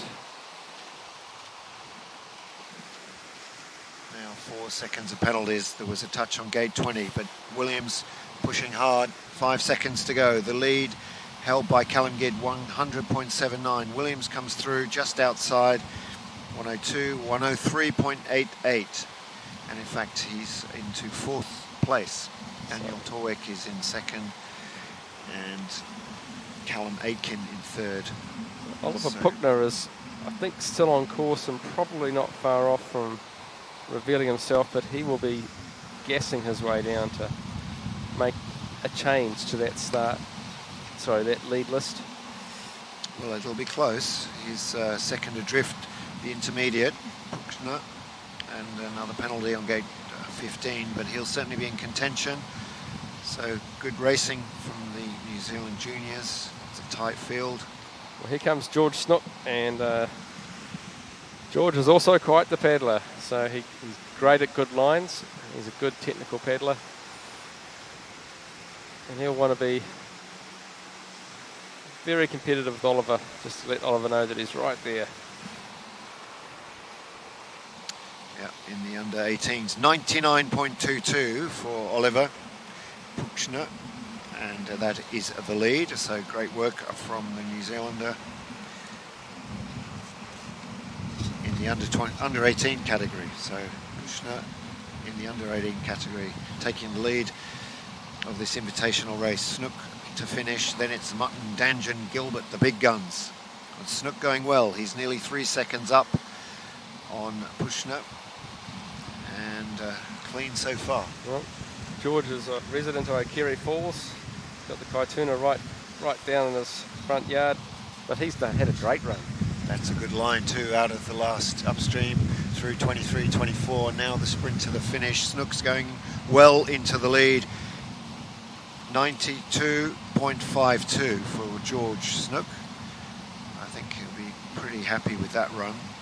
Another resident of Aikiri Falls, Zach Mutton, is on the course off screen, but he'll be, as you say, the big one's coming now. He'll be looking to try and take that first position. Zach Mutton. It's a good improvement. That's 3 seconds, a 3 second improvement from George Snook from his first run, and a clean run. Here comes Jack Danjan, currently the fastest on course. Jack is back. Enjoyed watching his first run, the charge through the top section. It'll be a hard run to match, but let's see. He does employ a number of techniques that really work for him for speed.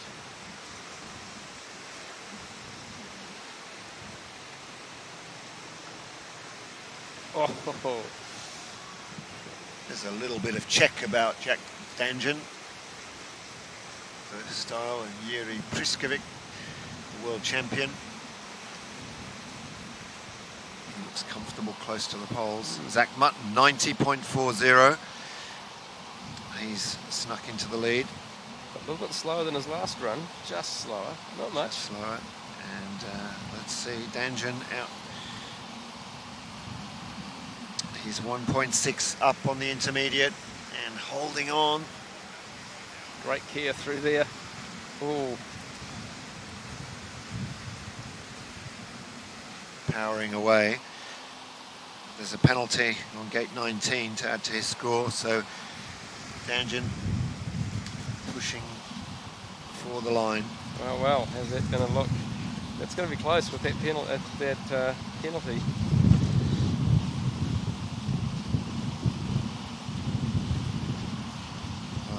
Just refreshing the scores. Let's look at the old scoreboard.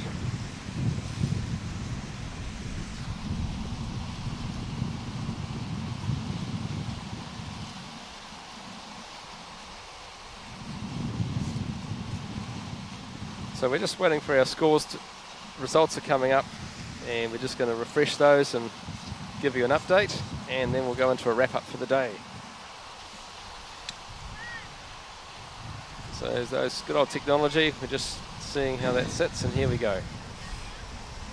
So Jack Danjan, my word. Well, I think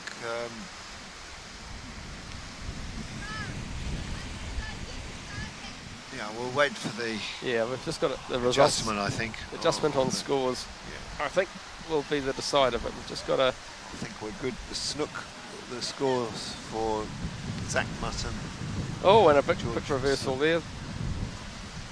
First, Zach Mutton No penalties, a 90.40, and Jack Danjan 91.41, but he picked up a 2.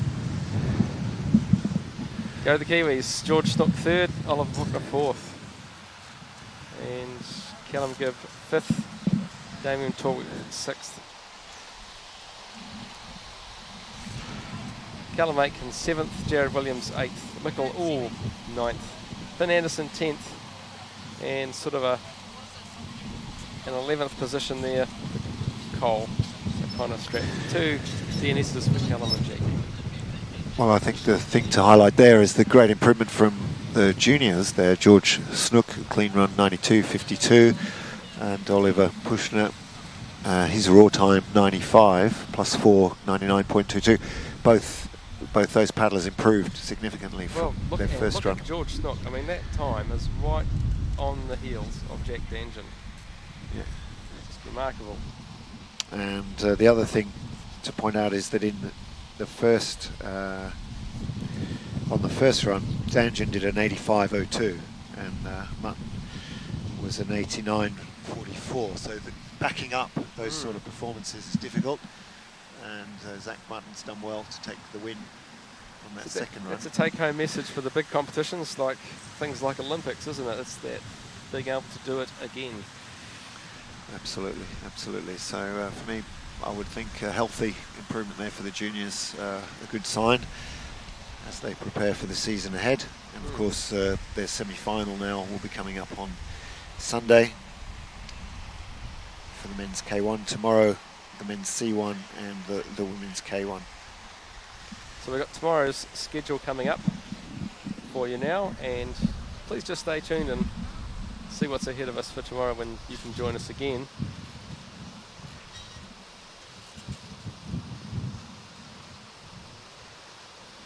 So let's look at that schedule. We've got a start coming up tomorrow at about 9:15, and that's the first semi-final for the men's C1. At 11 minutes past 10, we've got the women's K1 semi-final. So join us for those. Those are big races. Very short break in a way. Time for you on a different time scale abroad to maybe just manage your day. But please come back to us at 11:30 for the men's C1 final. 11:45, we've got the men's C1 final.